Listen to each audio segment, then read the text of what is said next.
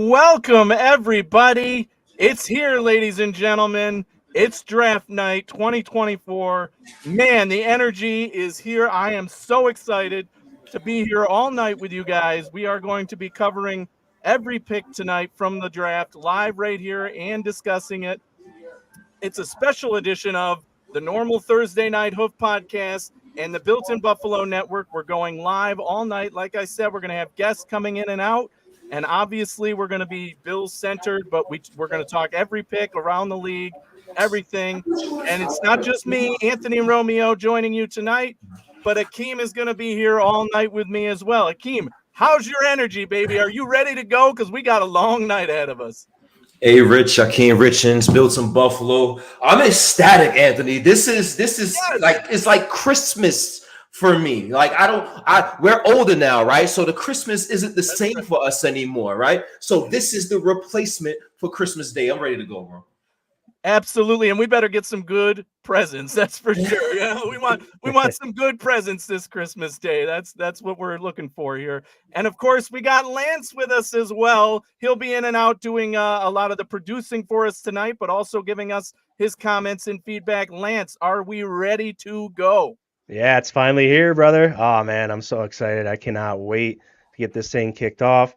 I'm very excited to get what's going to happen, get to what's going to happen here, because this is what we've talked about for months, and now it's finally going to go down. We're going to stop talking about what we think and start talking about what's real and what's in front of us and what's about to happen here.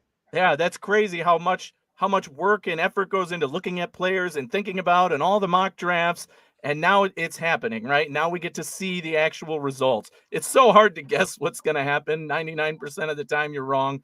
But, I mean, I think you can nail down a few of the picks today pretty easily, but we'll see. You never know. Draft is there's always some surprises sprinkled in there, and we never know when the Bills might trade up or another team might trade up to give us something interesting there. It's going to be a special show tonight. I'm so excited. In all seriousness, to be here with you guys, to be able to be live all night. I love doing this. I love interacting with the people in the chat. So thank you all for joining us and being here. Remember, all night long, if you want to have your comments added and discussed live on the show, you can super chat us on YouTube. If you're viewing on YouTube, you can add a super chat, and we will put it up on the screen and discuss your comment. If you think you can guess the pick, or you know what's coming, or you have certain feelings about a pick of a person, because we know everybody's got a different player going to the Bills, right? You never know. And there's going to be disappointment along the way until the Bills pick. So you can always tell us that too. Send us those super chats. We're going to be interacting all night as best we can, but we're going to be busy discussing everything as well. So the best way to get your voice heard is to go ahead and do those super chats. And in addition to that, tonight, we also have a sponsor for the first two nights of our draft coverage live here, and that is Acropolis Realty Group. Are you looking for a reliable real estate partner here in New York? Look no further. Acropolis Realty Group is your full-service independent brokerage specializing in both commercial and residential properties. Whether you're buying, selling, or leasing, our experienced team at Acropolis is here to guide you every step of the way. You can contact Vince Mangan at 315-876-2691 and let him help you find your dream property. Acropolis Realty Group, your trusted partner in real estate. And they're not only the sponsor tonight, but they're actually the company that helped my wife and I, and Vince helped my wife and I by our current home here in Syracuse, right? So they cover all of New York State. So Buffalo, Rochester, Syracuse, we know that's where the majority of you are tuning in from. You can call Acropolis Realty and they'll take good care of you. We're so happy to have them on board as a sponsor. And so that's why you'll see their logo here tonight, and definitely reach out to them. Tell them Built in Buffalo sent you. Tell them the Hoof sent you. They'll know for sure. So thank you to Acropolis. We're really happy about that partnership. Man, the clock is already ticking down, guys. You know, we've got a lot to discuss in a short time period here. So, yeah. Man. So, go ahead, Anthony. I was just going to start it by asking, you know, a couple simple questions. There's a lot of hype that comes into draft week, right? I mean, even in my friend group chats, they're texting me all these things. Oh, did you hear this or this rumor and that rumor? And this team's going after that guy. And I always tell them the same thing, like, believe nothing during draft week. Don't read any of it, believe it. It's all smoke. Stick to your guns, right? Again, we talked about this last week. Yep. You've got to just, it ends up being closer to that first mock draft you did than listening and changing it all toward the end. Is there anything that's come up this week, maybe Bills related or otherwise, I guess, that you think could be real and could be something that sticks? At least, you know, the rumors that have been flying around. You know, once you get closer and closer, more rumors start to arise, right? But one rumor that I think I'm willing to believe is teams wanting to move up for a wide receiver. I've heard the Colts wanting to move up. I've heard several teams wanting to move up for a wide receiver. And as we all know, one of our biggest, if not the biggest positions of need for the Bills is wide receiver. So if a move up for that position does happen, how will Brandon Beane and that Bills staff attack the draft then, when if there is a runoff on receivers or there is a plethora of teams that's moving up to draft their receiver that they want? How much pressure does that put on Brandon Beane? How does he respond? Does he respond by going up and getting the receiver of his liking? Or does he respond by noticing everybody else is too aggressive and he may want to pull back a little bit and may get that second wave, that Ricky Parcell, that Roman Wilson, that maybe a Xavier Legette if he's a second round hopeful, right? So how will Brandon Beane attack the draft if other teams start to attack that position of need at wide receiver? Yeah, that's a great point. That is something I know my friends have been messaging me about too, especially wide receiver, being that's pretty much the number one position the Bills are targeting. And other teams all of a sudden, like you said, Indy in this conversation for trading up. You know, I've seen, you know, Seattle taking a wide receiver. Like, what? Seattle. You know, so many other teams this week have suddenly been in the wide receiver conversation. We knew this is a deep draft, and all the teams should be looking at wide receiver because there's so many guys who are, you know, high ranked and rated overall in this draft.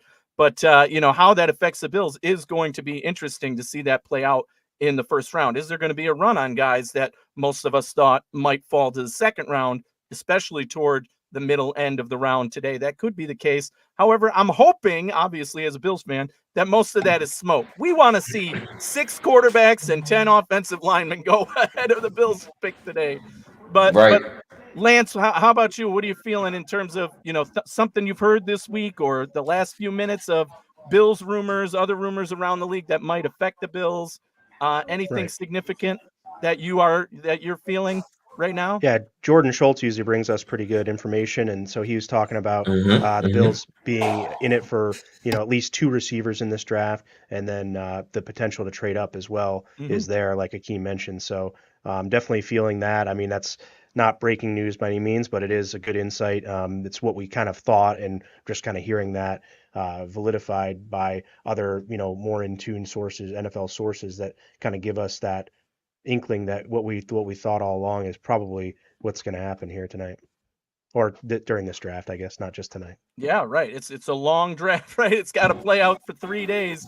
Yep. But you know, this is the first step, and those things that happen today are going to dictate what happens really tomorrow, and then obviously on day 3. and even after the draft, right? That's still Mm-hmm. exciting after the draft, talking about guys who didn't get drafted and free agents there and getting to choose which team they go to at that point. Still some drama to go down, even post-draft. The other big question that I wanted to start out with you guys, and I know I have my answer, right? Two-part question, I guess, right? Best and worst case scenario for the Bills in your mind. And I can answer first since I'm asking the question, give you some time to compose an answer. But my best case scenario, I've been thinking about it all day. I did, I know I said in the group chat, and I did do this. I reviewed some wide receiver tape again today to say, what is it about? Why was I sold on this guy? Why didn't I like this guy? And I can tell you that my best case is Brian Thomas Jr. falls to the Bills at 28. If that happens, I'm sprinting to the podium, and if they don't take him, I'm going to be very angry. If he's still there at 28, we don't take him. But everything I saw on tape showed me that my favorite player in this draft for Josh Allen, and the one that I think will pair with Josh Allen the absolute best, is Brian Thomas Jr. His ability to get open down the field. If a play is broken, he can find a way open. He's got the speed, and he's got a high ceiling, right? He can develop and become even more than what he is now. He'll have that instant impact and impact down the way, right? So that's why I like Brian Thomas Jr. Worst case scenario, we kind of played this out last week in our mock draft. The Bills get to 28. They try and trade down, but there's nobody who wants to trade back up with them. They have to stick and pick. And most of the guys they want are there. They end up going with, let's say, Xavier Legette. I'd be happy with that pick. But worst case scenario is Xavier Worthy falling to the Kansas City Chiefs, or the Kansas City Chiefs trading up to get Xavier Worthy would definitely be, for me, a worst case scenario. He's the one guy I'm like, that speed, that dynamic ability is going to benefit whatever team he goes to. I don't want it to be the Chiefs, that's for sure. So that's my best and worst case scenario. I've been thinking about that a lot today. What do you think? I like it. I mean, one of the things is that you don't have to give up anything in your best case scenario either, right? So that's really right. Nice. He falls to 28. I will say I've been in the camp of, if we're going to get Brian Thomas Jr., it's probably going to have to be similar to what we did with Kincaid in years past, where they trade up 3, 4, 5 spots, not spending next year's first. Maybe that second, if it's a few more, maybe can work with the picks that we got now. But it's I'm not opposed to. I think it's realistic to think that it could be a trade up of a few to get him. Good point there, though. I like it. Best case and worst case scenario. My best case scenario, again, is and everybody's going to have their feelings towards how the Buffalo Bills should attack the draft. We all have different theories to come up with the hopeful same conclusion, and that's to win a Lombardi trophy, right? But in terms of best case scenario for me, staying put at 28, and my guy is Xavier Legette. Xavier Legette has grown into my favorite receiver in the draft. Now, it's because he, in my opinion, he has all the tools to be a perennial Pro Bowler for the foreseeable future. He has the size, he has the speed, he has the physicality, he has the run after catch ability, he has he can take a slant to the house, he can catch contested balls well. The only thing he lacks is the experience, and that's why I do want him to get drafted in the first round, so we have him for that 5th year and that 5th year option, just in case he does need to develop some, right? He can develop his game while he can be an immediate impact at the same time. So I will want Xavier Legette in the first round because of that 5th year option. And worst case scenario for me is watching all the receivers fall and we don't get the receiver we want, and we settle for a guy like Keon Coleman. If we was to draft Keon Coleman, I don't know what might happen to this TV here tonight. Hopefully he'll prove me wrong if we do draft him, but that's the last thing I want.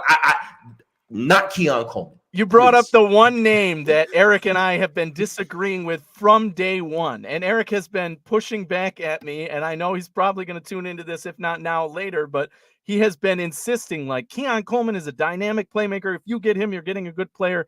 And my answer has been, but it's the inconsistencies I'm worried about. The fact that can he really get open, or is it because he can't get open that he's had so many contested catches?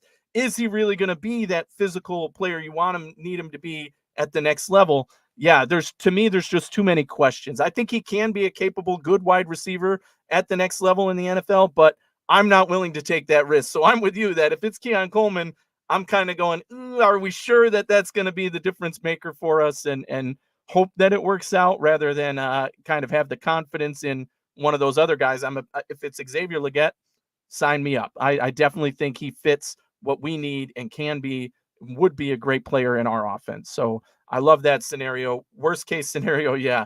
Hopefully we don't have to relive or live through that one. So there'll be some guys, like I said, 6 quarterbacks, 10 offensive linemen. Give me all those picks ahead of the Bills. Right. What you got, Lance? Yeah, my best case scenario is going to be Odunze. I think his fit is just too good to pass up on. If the Bills can go up and get him without completely selling the farm. Look, the best case is what is your definition of that? What is your definition of that? Right. Without selling the farm, what would you give up? Sorry. Best case is if he can move, or if he can drop to 12 or 13 potentially, then we're giving up this year's 1, maybe next year's 2, and another pick, but not both first rounders if possible. That would be a win. If it takes both first rounders, but not next year's 2, so we have a high 2 and our 2 next year, then so be it. I wouldn't be mad at that either. But if you have to give first and second this year, first and second next year, that's what it would take probably to get up to where you could select, 8, maybe 9, 8, 7, 6 in those areas. You're going to have to give up all that. So if you can get into the teens with maybe just this year's 1, with next year's 2 and some other supplements, maybe they throw a player in there. Can they throw in Kaiir Elam? Does somebody want him enough to where he bolsters that deal enough to not give up draft capital later on? We'll see. So if they don't give up both, first round picks this year and next year, and both second round picks this year and next year, I think that's a win. And keep it to 3, maybe 4 picks at most to get up there and do it.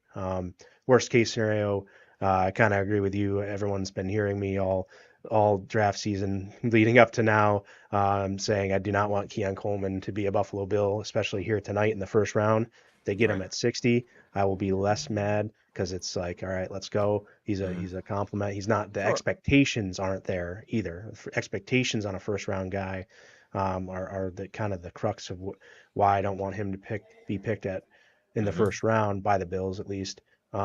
So yeah, worst case scenario, we get there, or we trade back, and then the guy like Legette or someone just doesn't fall to us in the second round, or if we wherever we traded back to, that would be obviously worst case. But I just if they end up having to take a guy, say they come out of the draft with like a Brendan Rice in the third round, and they have to go reach out and try the veteran wide receiver market, or try to make a trade for an established receiver, and what they come away with is Brendan Rice. I don't think that's necessarily the worst thing in the world. You still have that young, cost-controlled player, and then if you really need to add that veteran, and from what I'm hearing, one of our guys, Kevin Masari, and I talk a little bit too, he's saying that there are rumblings that, the Bills are heavy in the vet wide receiver market as well. So there could be, a free agent signing or a trade coming, that Buffalo could land a veteran wide receiver through one of those avenues. And then, maybe that first round pick isn't necessarily so crucial to be a highly touted or highly ranked wide receiver, let's say. Yeah, right. To your point, right? Before the Diggs trade went down, most of us thought that wide receiver was a need, right? So most of us wanted wide receiver in round 1 to be that guy next to Stephon Diggs. With him gone, yes, that accentuates it, but I agree with you that there are multiple ways to fill that hole, right? Just drafting a guy at 1 in the first round at 28 is not going to get it done, right? Getting 2 guys in this draft, another report that's come out, right? The Bills definitely are looking to get 2 wide receivers in this draft, if not more. We'll see. And then I still say sign one of the veterans on the market as kind of a protection plan, right? It doesn't mean they're going to make the team or, whatever. You bring them in, let them be a mentor or do whatever. DJ Chark's been a guy that I've been saying, from the beginning, I think would be a good fit for that. But there was rumors he was going to sign with the Chargers, I believe it was. So we'll see. Everything's going to go down after that. Stuff's all going to go down after the draft. But Brandon Beane's been thinking about this since before free agency, right? He puts it in motion then. He talks to those guys saying, look, we are interested in you, but we don't have the money right now. We're not going to get it till after the draft. Then we can start talking about, bringing you in and for the amount. And if you get an offer before then at this level, then, take it and run. So I do think that that's a possibility, not just at wide receiver, but also at a position like safety where, if they end up only getting one guy and bringing in that body, you're going to have to bring in another guy, right? Yeah, for sure. Yeah. Looks like some breaking news here, Dave. I was just about to report it. I was just about to report it. I was going to say, speaking of receivers, A.J. Brown just agreed to a 3-year, $96 million extension, $84 million guarantee. Stay out my head, DM3. But the Philadelphia Eagles now they have two receivers they paid basically $100 million. A couple of weeks ago, it was Devontae Smith, and now it's AJ Brown. So we see how seriously the Philadelphia Eagles take the wide receiver position, and who knows what they might do tonight. So I thought that was a pretty interesting deal, to say the least. So AJ Brown, 3-year contract extension. Yeah, that's a big money deal for a big player, right? I mean, AJ Brown, the years he was with Tennessee, he was appreciated as a good player in this league. But when he went to the Eagles, you could see that he was that dude, right? Mm-hmm. And now he's getting paid. I mean, that's a huge deal for a wide receiver, right? Especially with so much of it guaranteed, right? That's a huge percentage of guaranteed money. That's the Eagles saying, you're our guy, and we're not wavering on that, right? This is not going to be a Stephon Diggs situation for them with that much guaranteed money, right? So they are committing to him. And when you have a tall, big-bodied receiver, I remember when we played the Eagles this year, I was looking at him on the sideline and like, man, I did not appreciate how big of a dude AJ Brown is. Right. So it's amazing. He's had an impact on that offense, on the growth of that quarterback, right? And now, he's getting paid for it. And that's what this league is all about. It's ultimately, it comes down to, if you've proven on the field, you need to get paid, and somebody's going to put up that money to pay you. And in this case, it's the Eagles saying, we're building our offense around you. We're willing to give you what it takes to keep you here for the next 3, 4, 5 years. Exactly. Once again, NFL Draft Live Special, built in Buffalo, myself, Anthony Romeo, Lance Nelson, the BIB team. Let's transition back over to the draft, right? There's a lot of interesting storylines leading up to the draft. So let's get in one. Let's get to a couple of them. I got a question for the both of y'all. With a particular player, a highly touted player in this draft, Marvin Harrison Jr., the son of Marvin Harrison. He's handling the draft his own way. He's not doing pro days. He didn't sign his leasing agreement to get his name in video games like Madden or some sorts. How do y'all feel about how Marvin Harrison Jr., highly touted, he knows he's possibly the best receiver in the draft. He knows he's an impact player from day one. How do you feel he's conducted himself in his draft process? Whoever want to take it first. Yeah, I mean, I'd say my simple answer is this, right? It all comes down to personal preference. Good on him for doing it his way, right? He knows his own value. He's saying, this is who I am. This is what I'm doing. And I think that likens a lot to NIL in college, right? They're bouncing. You see players bouncing all over. It's all about, what can you do for me? And I know what my value is, and this is what I bring. And if you're taking me, this is what you have to offer me, right? So I liken it to that. It's all about personality and the person themselves and the people behind them. His dad being who he is and having that league history, and him being probably the best player in this draft and feeling that way. He's done it his way. All of that said, I respect that. That's fine. I would rather have a Rome Odunze. That's who I'm looking for. If Anthony Romeo is the GM, I'm taking Rome Odunze, because I want a dude who says, I'm going to stay on this field on my own time until I get the number that I want, until I prove it to myself. I don't have to prove it to any of you. I know I'm that good, and I'm going to prove it to myself and show you all. Right? So that attitude of like, and just hearing him speak, Odunze, I mean, the motivation inside of him, and again, not saying that Marvin Harrison Jr. does not have that, but he is showing it. He is walking the walk and talking the talk. And you could say the same thing about Nabers. Really, he hasn't done as much. He did his combine workout, I think, but he didn't do the combine workout. He did the team workout right at the facility. So there's still a lot behind that, but I like the go-getters, the proven, and really I would say that the Bills do in general, right? McDermott and Bean are looking for the process type guys. And to me, what Marvin Harrison Jr. is doing is kind of anti-process and more me, and this is who I am. And look, he's entitled to it. I'm not going to fault the guy for that again, but to me, I would rather have a Rome Odunze on my Same. team. I'm 100% on board with you. This guy just seems to be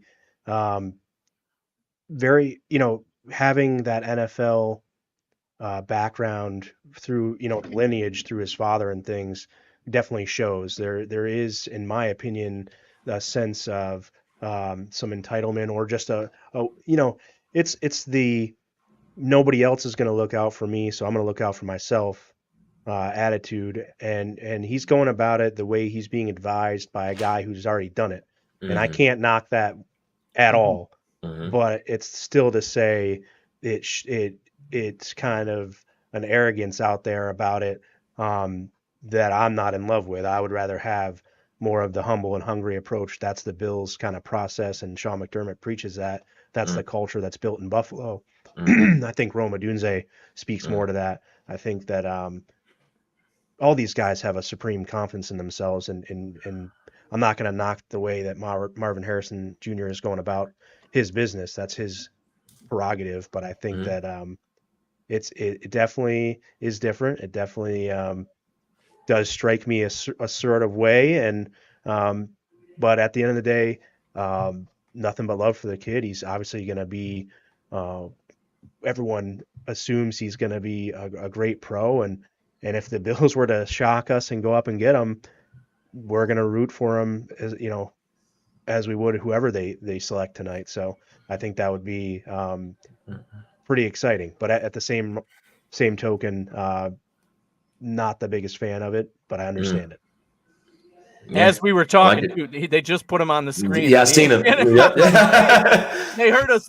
They're showing him on the screen there. So that was good timing by ESPN and us. But yeah, I think he's going to be a great player in this league. At least it would be a shock if he isn't, for sure. But you never know for sure, 100%. But man, he's probably the highest ranked player in this draft for a reason. Yes, sir. 1 minute and 16 seconds, 15, 14 seconds until the Chicago Bears are on the clock. It's about to kick off, man. It's about to kick off. And exciting time.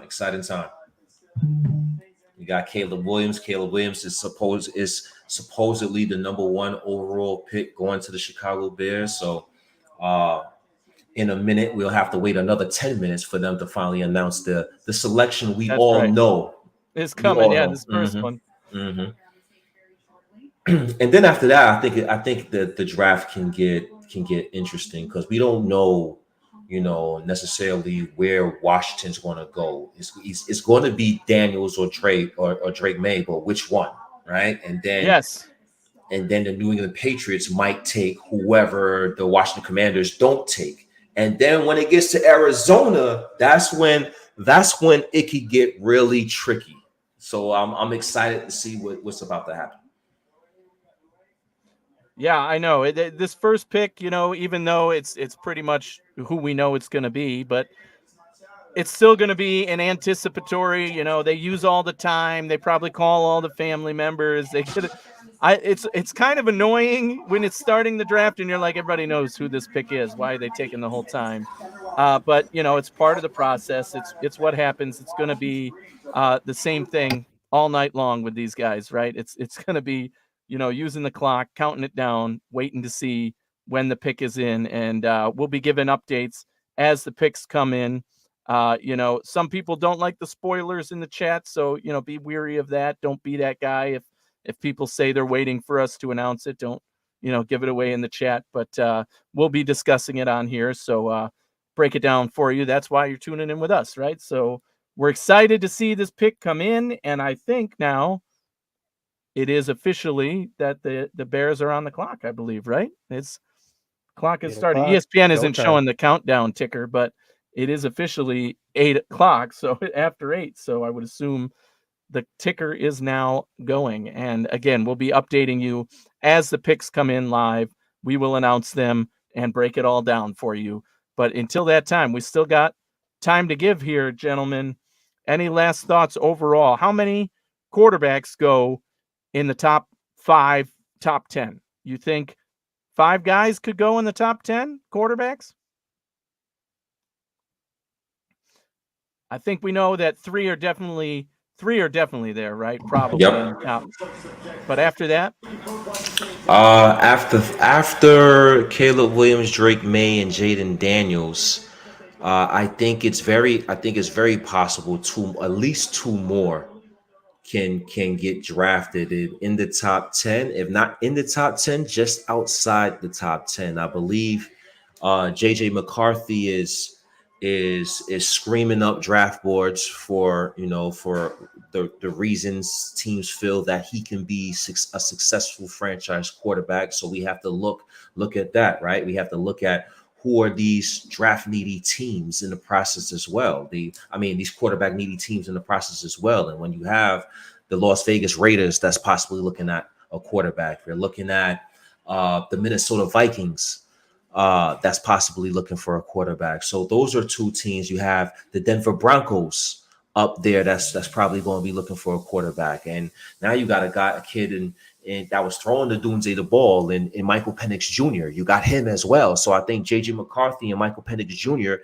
can both be slotted into that top 10 or at worst top 15. And 5 quarterbacks going in the top 15, it can lead other teams to go ahead and push that envelope. Now we're thinking about, okay, these guys are gone. Now we're thinking about, when does Bo Nix get drafted? When does Spencer Rattler get drafted? So those are the next wave of quarterbacks. So depending on how these first picks go after the obvious 2, I say that 4 to 8 range. After we see that, then we can get a better idea of the other quarterbacks that can be drafted or selected in the first round.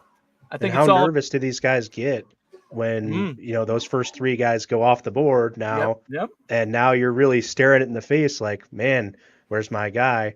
We'll see. Yeah. So it's an interesting year because most people would say those first 3 guys are first round quarterbacks in a normal year, but the rest are iffy or maybe not. And it's because all 3 teams at the top need a quarterback and are likely to take quarterback that it's, what team is going to say, well, we need to go up and get that 4th guy before the other guys do, right? Before the other ones who need quarterback. How patient do they get? Yep. Exactly. And then when that guy goes, okay, now we're at that point with, okay, who takes the next one? And in my mind, I was watching, I didn't watch as much tape on quarterback for obvious reasons. Bills don't need one, and it's not a super position of need for us, but it's an interesting one this year. And one of the things that I look at the tape and see, I'm like, okay, I could get the hype around May, and obviously, it's Jayden Daniels with his season that he had and Heisman, but JJ McCarthy going up draft boards, I don't see it when I watch the tape. To me, that's a guy who I see him, and the plays in his highlight reel are when things are so wide open, that he never even has a guy charging at him, no pressure ever around him. I think it's because that team ran the ball. Michigan ran the ball so much, he never had to, they never had to deal with pressure coming at him.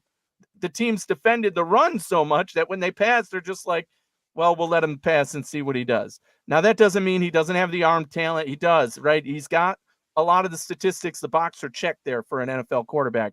But to me on tape, I like a Bo Nix. I like a Penix over at JJ McCarthy, at least when I see what is going to translate to me to the NFL game. And, I don't know how you guys feel about that, but if there's a guy who's going to end up in New England, I hope it's JJ McCarthy at this point. Right. Even though them sitting at 3, they might be fortunate enough to get a guy like Jayden McDaniels, and that would be a good selection for the New England Patriots, and that's something that we have to think about, right? Because now we're bringing this guy, JJ McDaniels into the division, and now he's a mobile quarterback. He has a nice touch. He could throw the ball. Of course, he has to work on his pocket presence and getting accustomed to the speed of the NFL game. But he has the ability to run the ball and produce with his legs as well. And that's where we're coming to in 2024 in this modern NFL. You want to have a quarterback that's able to have some pocket awareness and to have some mobility back there to escape if need be. So we'll definitely see what happens if the New England Patriots draft Jayden McDaniels. And I want to bring on, before I let you take over, Anthony, I want to bring on our first guest. He's backstage. He's ready to go. A part of the Built in Buffalo family. Buffalo against the world every Monday night, 7 p.m. My brother, Emmanuel Kulu. Bro, how you doing, Kulu? Man, it's good. It's draft day, bro. It's draft day, man. We here. We here. That's right. We're ready. We be rating, man. Y'all know what we talking about. We know what we getting today. The other fun thing about draft night, by the way, is it brings us all together, right? We all do our shows on our nights and we interact in the chat and all that. But, this is our first time being on together. So good to be on with you, brother. And, man, happy draft day. This is so exciting. We are ready, man. The countdown is on. I've got the screen going with ESPN saying, here comes the commissioner. Yeah, it's awesome. Yeah, man. Beautiful time to be a Bills fan. So Kulu, since you now coming on, let's get right to it. What are you looking forward to see tonight in this draft? What are you expecting to see, or what are you hoping to see tonight from the Buffalo Bills in their draft selection? Bro, I've been saying it on the show for a while, for the past since we started back. I want to see a receiver. I want to see a big physical receiver. I'm talking Brian Thomas Jr. I'm talking about Adonai Mitchell. I'm talking about Xavier Legette. I want a big physical receiver. And on top of that, Josh Allen has even mentioned that he likes Xavier Legette. This is a guy that I've been talking about. So my eye is on those receivers, 3 receivers. If all else fails, we got to go defensive end. If all else fails. That means if all of those guys are gone, we got to go. Okay, so basically, if the guys that you mentioned are gone, you would go another route altogether in terms of acquiring a player, and you would go the defensive end route. Yes, I'm going edge. Going edge. A lot of people got us projected as getting Chop Robinson at 28. I'm not mad at that. I'm not mad at a real superstar edge rusher, somebody that Von Miller can kind of groom into that position as he kind of, eventually will fade away soon. That's just the reality of the NFL. Sometimes you're going to be training your replacement. That's the reality. But that's if all else fails. I want to see a receiver. I think most of Bills Mafia wants to see a receiver. Hopefully a guy like Xavier Legette will still be there, which I'm sure he will be. But we can't let him pass the first round because I think Kansas City is sneaking right in our back door. Yeah, right. We talked about that. No matter whoever the Bills don't pick is going to be left there for Kansas City to pick, and that's a dangerous place to be. And I talked at the beginning of the show about if Worthy, with his speed, ends up going to, Kansas City, that's going to be the one that is like, oh no, I don't like that at all. That's going to leave a pit in my stomach, even if we get our guy, So we'll see how it all shakes out there. But you brought up the edge position. I think rightfully so, right? This is one that the fans can't sleep on right now, because there are 3 or 4 guys in this round, where if things work out and that guy is still on the board, Brandon Beane might sprint up the podium to say, you know what, there's other wide receivers in 2 and 3 that we can get. I'm getting this guy right now because he's the future of our edge position, and we'll see if it works out that way. Is there a guy in your mind that you had in mind, like if he's still on the board and Legette's still there, I'm going to take the edge over the wide receiver?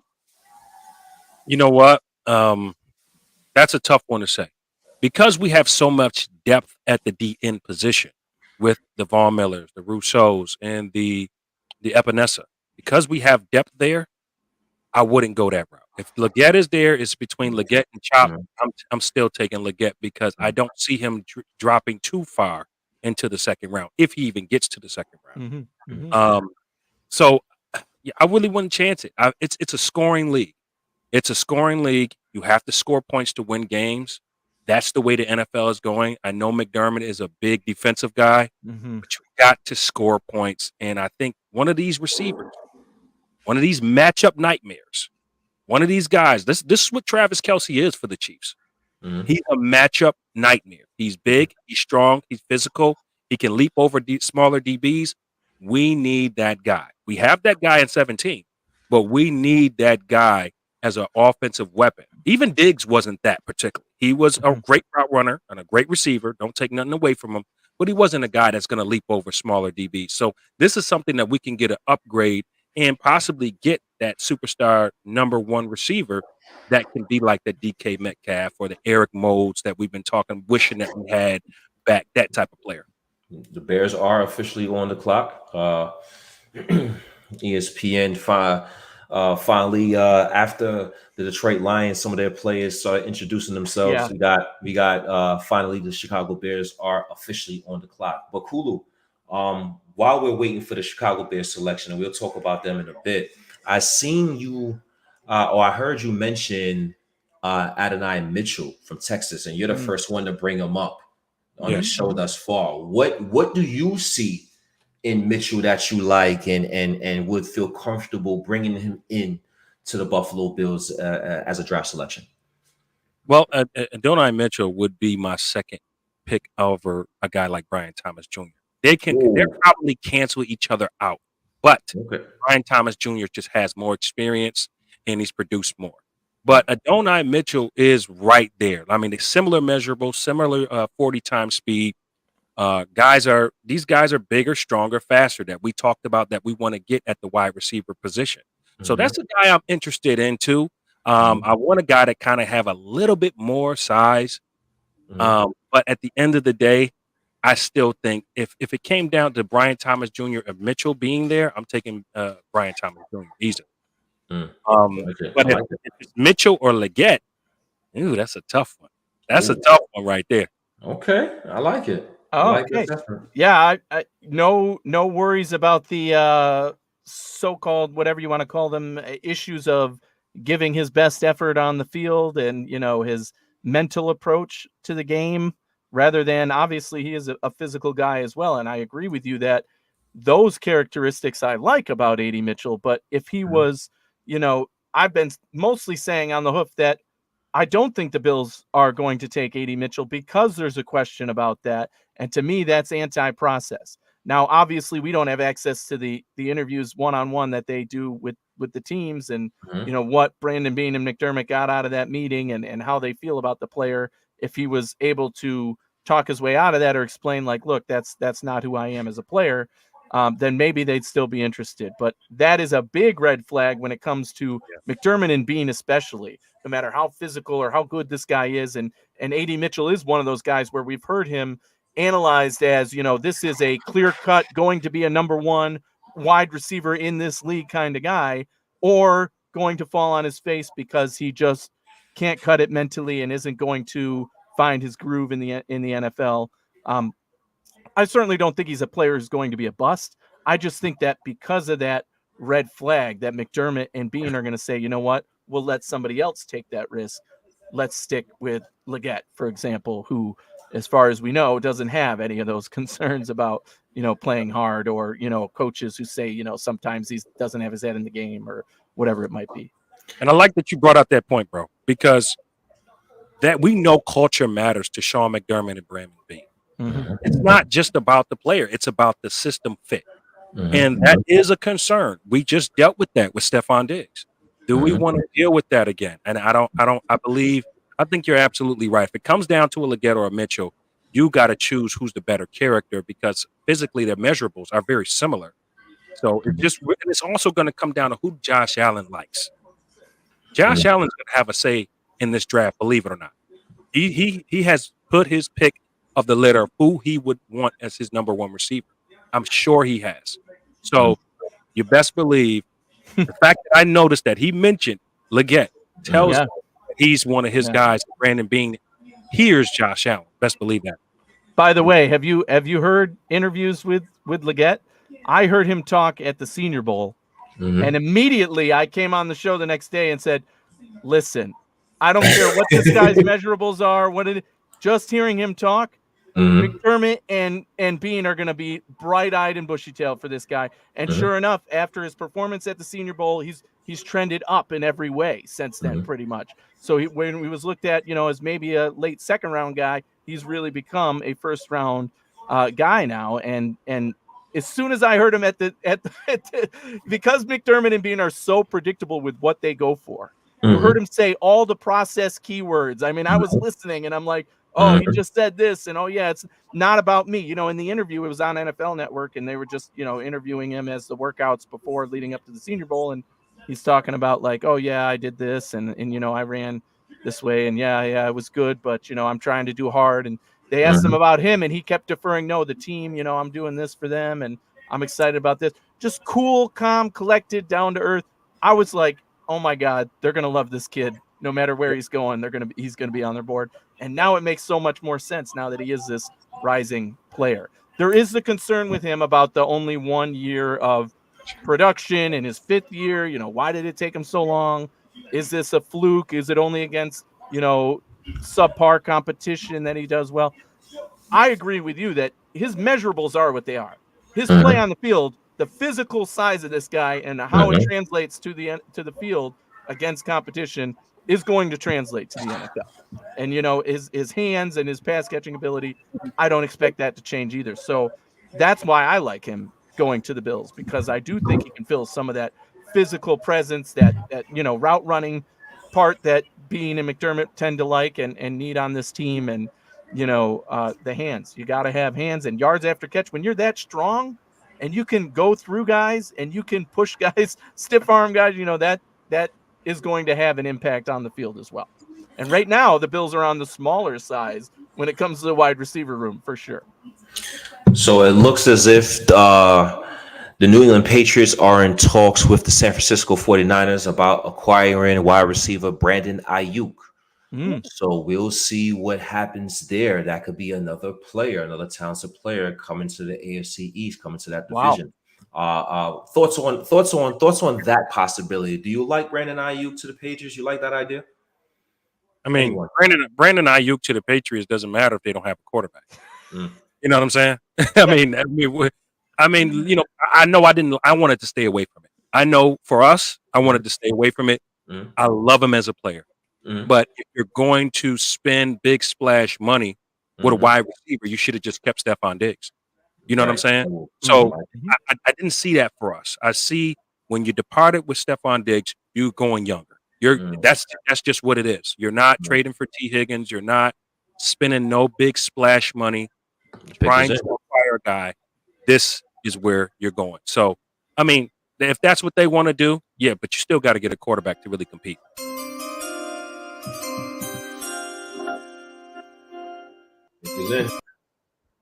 There it is, ladies and gentlemen. The pick is in, and as expected, this one, no surprise, it is Caleb Williams, the quarterback, going to Chicago. My God, we talked about this a little bit last week, but I cannot remember a case where a rookie quarterback this highly touted, this highly, number one prospect in terms of his position, the biggest position in the NFL, quarterback, going to a team that has already added so much and brought itself up to a level that they're ready to compete now, right? This is a team that has weapons on the offense, that has signed guys on the defense over the past 2 years. They are ready to go right here, right now. And Caleb Williams is walking into an amazing situation for a rookie quarterback, especially one who's basically ready to start on day one, expected to start on day one. And to me, that, there's going to be high expectation there. There's going to be pressure there because they haven't been winning the division, the NFC North, and that puts pressure on when you add all these pieces and you get a highly touted prospect like Caleb Williams. So what are your thoughts on Caleb Williams going to the Chicago Bears, and do you think he'll be able to produce as expected in year one? I think so. I think he's a very good player. He's got the measurables. He's got the strong arm. It's going to come down to how the NFL speed, how he works with the NFL speed. Amazing college player, but the reality is, can you adapt to the NFL in this season? I don't know. We've seen CJ Stroud do it, right? We've seen CJ Stroud do it. We know it's a possibility. Mm-hmm. We're starting to see college teams are starting to adjust their offenses very similar to the NFL, and the NFL doing the very same thing. So I think it's very possible. Again, it's going to come down to coaching. It's going to come down to how soon he can get the systems, but physically he has the measurables to do so. Absolutely. And you mentioned CJ Stroud. That was a guy who I was saying to people last year that I thought coming into this league, he would have an immediate impact more so than the other quarterbacks drafted because of the situation he was going to. I trusted those weapons he had in the Texans. Now, I didn't expect him to be the star that he was with them, but the fact that he went in and had success does set the table and maybe raise the expectations for a Caleb Williams now, saying, hey, look, this guy just got it done. Now you have to get it done. They acquired the Chicago Bears, taking a look at what they've done this offseason. They got offensive line help. They acquired Keenan Allen to go along with DJ Moore. They acquired DeAndre Swift in that backfield. So they have enough pieces in the NFC to compete if Caleb Williams is the guy that everybody thinks he is, right? But again, like Olu said, like it's not just about the players on the field. It's about the coaching staff as well. It's about the X's and O's. So can Shane Waldron, the newly acquired offensive coordinator for the Bears, can he put everything together? Does his schematics work well with what Caleb Williams does well as a quarterback? So all these things is like a big pot of gumbo right now, right? And now they're putting their seasoning in, and then they're tasting the pot, and they're trying to get the right amount of flavor in that pot. And I think that's where the Chicago Bears are right now. And if they can get everything to come together with the players they acquired, with the talent they have on offense, and if they can run a cohesive unit with the coaching staff, then the Chicago Bears will be a playoff team or a playoff contender this season. Absolutely agree with that. And you really take the time to look at the type of player that Keenan Allen is. I mean, this guy has had 1,000 yards in every season, pretty much. I mean, this guy is that good. But here's the thing that you got to be concerned with. A guy with that type of skill and that type of production in the NFL, he's going to demand the ball. And this is a rookie quarterback. That's a lot of pressure. That's a little different from the CJ Stroud situation. So look for Chicago to also look for a wide receiver as well in this draft, because you want to groom a new quarterback with a new receiver as well. So look for that as well. Yeah, I talked a lot about the good position that the Bears are in. Well, not only do they have the first overall pick, they get their quarterback. Not only have they added all these pieces, but they have 2 picks in the top 10. They come back up at number 9. And as you said, I expect that they're still targeting a wide receiver. Now, it might not be at number 9. They could still get one later in the draft. As we said, this is a deep wide receiver class. But man, the fact that you have 2 top 10 picks, you've added all this talent. The Chicago Bears were in the best situation coming into this offseason, and they knew it. Justin Fields played very well down the stretch for them, and they could afford to move on from him and still upgrade, which is a rare thing to do if you're getting rid of your quarterback who was playing pretty decent at the time, right? There were some fans who clamored to keep him, right? But I think that front office did end up making the right choice to move on, get a Caleb Williams, and start building this team in that direction toward a Caleb Williams, probably a more vaunted, more respected passer. No disrespect to Fields, but he was more known as a all-around running, passing quarterback. This guy, Caleb Williams, is a total difference maker for your franchise.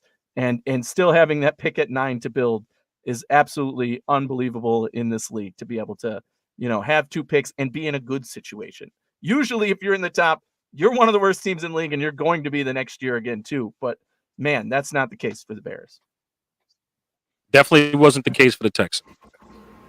Right, Texans, right. And they got one guy, and look what their franchise. Look where their franchise. And Saint, look what happened. Look what happened with Buffalo. You know, with Josh Allen when he got him. And granted, he didn't make the playoffs his first year, but when we traded up to get him, I mean, who really knew he was going to be the player that he was? I mean, there was a lot of Bills fans that was kind of disappointed. So yeah, I think this is the right move for Chicago. Again, they're going with that prototypical quarterback that can pretty much do everything Fields can do plus some more. So I think this is good for them. And don't be surprised if they grab a Nabers or a Marvin Harrison Jr. if he's there. I wouldn't be surprised at all. I wouldn't be surprised at all if they do that. But I'm glad you spoke about Houston and these other teams in terms of comparisons, right? But one thing I do think they have is a solid head coach. They have a guy in D'Amico Ryans that he's pre-proved that, okay, I'm a leader of men and I know how to galvanize my troops on game day. They have an offensive coordinator that probably could have became a head coach this season, but he elected to come back, and Bobby Slowick, right? So they have very good pieces at the coaching staff positions. And I don't know if Matt Eberflus is that guy. I don't know if Shane Waldron is that guy. We still have to see. The pick is in. They went Jayden Daniels. Washington went Jayden Daniels. I don't know if you saw my eyes. I don't know if you saw my eyes get big, but I was like, oh, that leaves Drake May still on the board, obviously. So there you have it. Number 2 pick in this draft is the quarterback, Jayden Daniels. A little bit of a shocker here, but not really. We knew this could be a case. You know, they were going to pick Washington, building their franchise. Really had to think about which one of these quarterbacks still on this board really fit what we're trying to do in terms of our culture, in terms of our, moving forward, the players we're thinking about bringing in, because it's a total, complete rebuild for this Washington franchise. They're going to change the name of the team. They changed the owners of the team. They need a new stadium. I mean, this quarterback that they're bringing in was expected to be the cornerstone that they build the rest of this around. And I think that, they decided Jayden Daniels. That doesn't surprise me. Coming off the career year he had, obviously the Heisman campaign, it's not as surprising. And I did like, his tape a little bit more than May, in my opinion. Of course, he had the season he had, so obviously on tape there's a lot of highlights there. But happy about this pick for this team. Certainly a completely different situation than what we just talked about with the Bears. Total rebuild. He's going to have time to learn. The expectations aren't going to be there, which maybe loosens things up a little to win now at least. But, they're going to start building in the right direction. What do you think about this pick for this franchise and moving forward for them? This is an upgrade from Sam Howell. This is definitely an upgrade, and you can tell by his performance last season. I mean, Daniels is another the NFC is going to be scary. They haven't really been scary in so long, really. It's been the AFC. But now that they're starting to get these younger quarterbacks who are dual threat quarterbacks who can kind of do it all, the NFC is going to change the shape of the NFC. So I like it. I really do like it for Washington. I believe it's like I said, it's an upgrade from Sam Howell. I mean, this guy, Sam Howell, threw 21 touchdowns, 21 interceptions, 78 completion, 78 passer rating. Not good enough. Not good enough. And again, he's not going to come in and just demand to be the starter right away. He's going to have to compete, but I think more than likely he will be the starter eventually. Now, I like the selection. First of all, I like the selection because hopefully it won't come back to bite me later. I'd rather deal with Drake May because he has less mobility in the pocket as an AFC East foe than Jayden McDaniels. So I like the pick for in that retrospect. I have him go to Washington, have him go over there and see if he could build up that franchise. So I like the individual pick. I wonder if Dan Quinn is the guy to turn this guy into a franchise quarterback. That is my question I have with the Washington Commanders. Dan Quinn, kind of a retreat coach, used to coach the Atlanta Falcons. He took them to the Super Bowl the second year. So he showed that, he does have some promise. He does have an idea of how to be successful. But after that, he the fire went out, right? So Did Dan Quinn learn from his mistakes he had in Atlanta, and can he do the same thing and have the early success he had in Atlanta with the Washington Commanders? And then if he gets that success, can he sustain that success? So all the questions, in my opinion, surround the head coach Dan Quinn. Yeah, it puts the pressure on him a little bit to say, we've got our franchise quarterback now. What are you going to do to build this in the right direction and make this work with the guy we've got on board? Yes, sir. And now our second special guest, another Built in Buffalo representative, my brother James Stokes. James, how you doing, bro? Hello, doing well. I'm excited for draft night. Yeah, it's definitely an exciting time. We got myself, we got brother Kulu, we got my bro Anthony Romeo over here. If you haven't met them before, it's good that we all get to come together on Christmas Day. I know it's draft night. I call it Christmas Day. It's good to come together and see what type of presents we get to ungift this evening. So Stokes, first of all, how you doing, and what you think? Any surprises thus far in the NFL draft? You had Caleb Williams go 1 and Jayden Daniels go 2. I'm doing well, but I mean, 2 picks in, those are the 2 picks I expected. I would have chosen Jayden Daniels over Drake May, and of course, Caleb Williams was definitely the no-brainer number 1 pick. So, I'm here to right time those surprises. Right. So, what are your thoughts on how the Buffalo Bills should attack this draft? Who is your favorite receiver? If you want to go receiver, do you have other positions that might be in play for round 1 in your opinion? Just give me your thoughts. I mean, outside of the top 3, of course. So, Brian Thomas Jr. would be my number 1 wide receiver if we're not choosing from Odunze, Nabers, and Harrison. So, outside of those guys, that would be the guy I would choose. But I'm a big fan of what's gonna happen tonight, because we don't know what the Bills are gonna do. It's entirely possible they can trade up anywhere from 9 to whatever. So I think that'll make tonight fun for us, because we have no idea what's going to happen. It's very likely that Bean is going to trade up for someone, whether it's wide receiver, whether it's whatever. Well, I hope it's wide receiver, but we just don't know, and that's what's going to make tonight fun, because we're going to be on pins and needles as soon as wide receivers keep falling. Like, well, is this the time where Bean's going to jump up? Is this the time? Is this the time? Mm-hmm. And it's going to make tonight very interesting for us.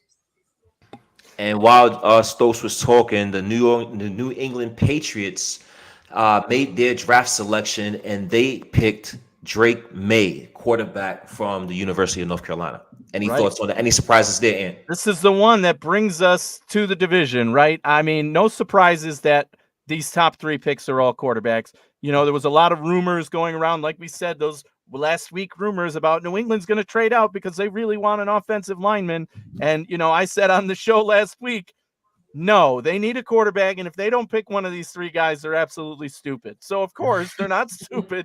They know that they need a quarterback desperately. They get their guy, well, presumably their guy. Maybe they wanted Daniels, but, he went a pick ahead of them. So they settle for, or they get Drake May. Now this is a guy the Bills are going to have to face in the division, right? And presumably we know he's likely to be the starter on day 1, if not soon after, right? Because that team is not going to be led by the guys they brought in right now. As long as he is ready to go, they're going to put him in there. You're talking about a guy who is mobile, who has the arm. He's got all of the measurables you could want in an NFL quarterback in today's game. The question for me is New England the right situation? Are they going to be able to capitalize on that? Are they going to be able to keep him protected and teach him to learn and grow? And we've seen that New England over the years, at least, even though Bill Belichick is out, that regime is pretty much the same. Are they going to be able to develop this guy and turn him into an NFL starting caliber quarterback? That is yet to be seen. But, I will say, in my opinion, this is a great pick for New England, but it doesn't scare me. It doesn't scare me at all for the New England Patriots, given the status of that roster as it stands right now. I think. Yeah, go ahead, bro. Go ahead. No, I was going to say, any fear now? They got their quarterback. Any fear with Brandon Ayuk, possible pairing? No fear.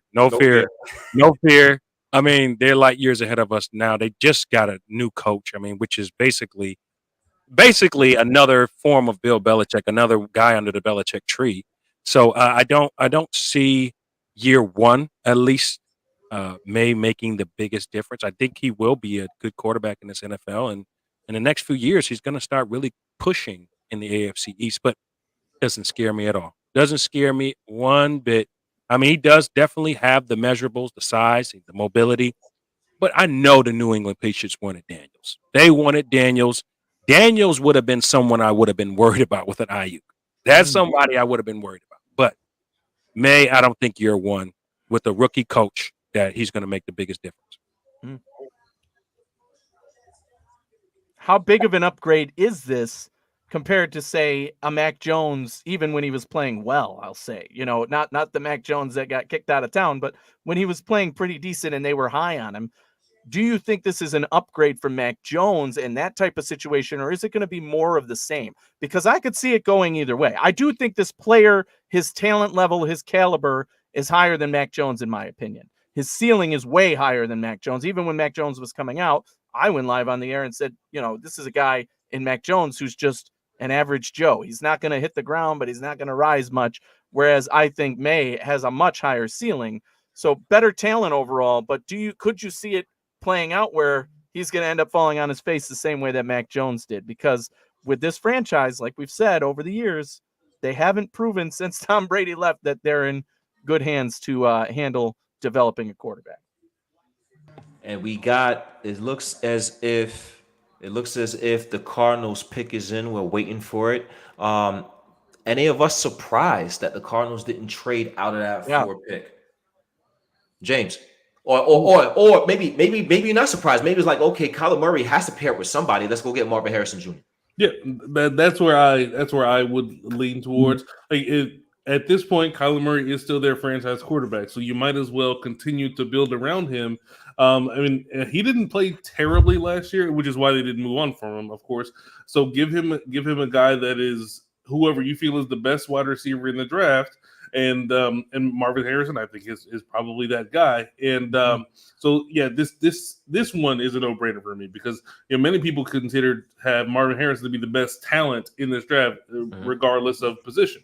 So when you can get that guy at pick number 4, you should run to the podium with that pick. Yeah, and I think they did. The pick is in.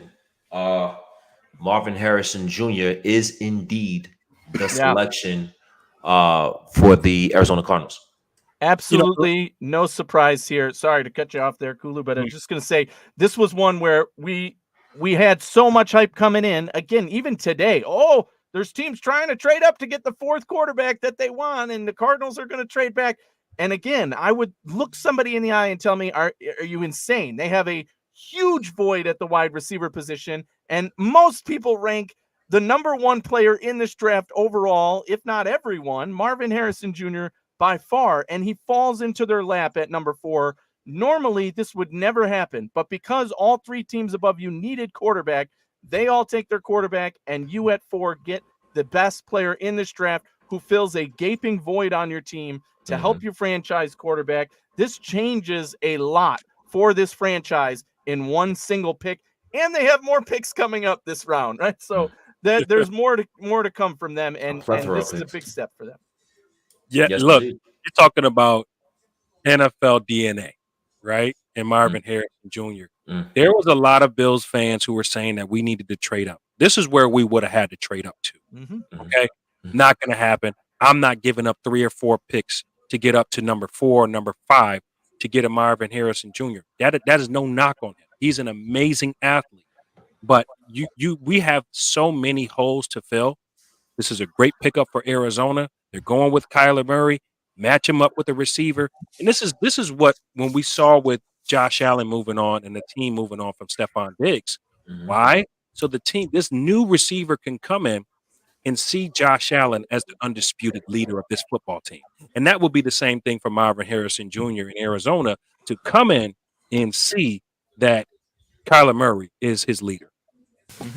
Now, here is where it gets interesting with the Chargers, because they can go so many different directions, getting rid of Keenan Allen and You know, they have a new head coach in Harbaugh, and knowing Harbaugh, the first thing he did was implement Greg Roman because he wants that smash mouth football. So my mind says, hey, Malik Nabers is sitting right there. You got rid of Keenan Allen. Malik Nabers, he's sitting right there. Go get him. But then my heart tells me this is Harbaugh. They're going after the tackle Joe Alt. Stokes, what you think? This is definitely where it's getting a little bit hairy. I probably would lean towards going for the tackle because, as you said, they're trying to build a smash mouth football team, and I feel like Jim Harbaugh, he's a slave to his sort of mentality, and I don't think he's going to try all of a sudden to become a throw it all over the field type of coach. But he's got the quarterback that you can do it with. So that's where you get a little bit of the disconnect between do we want to be smash mouth and take away from what Justin Herbert can do, or do we want to get him a player? Since we got rid of Mike Williams, we got rid of Keenan Allen, now all of a sudden he doesn't have a true go-to guy. And if Malik Nabers can be that dude, like I think I would choose that over a tackle. But then again, you got a franchise left tackle that's gonna probably serve you more long term. Just knowing that, okay, for the rest of Justin Herbert's career, his blind side is protected, and we're good over there.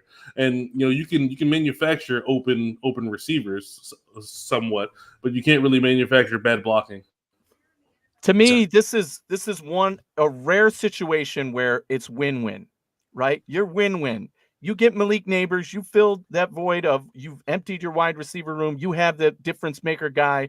Again, you already have a franchise quarterback. We're saying the same thing about the Cardinals, right?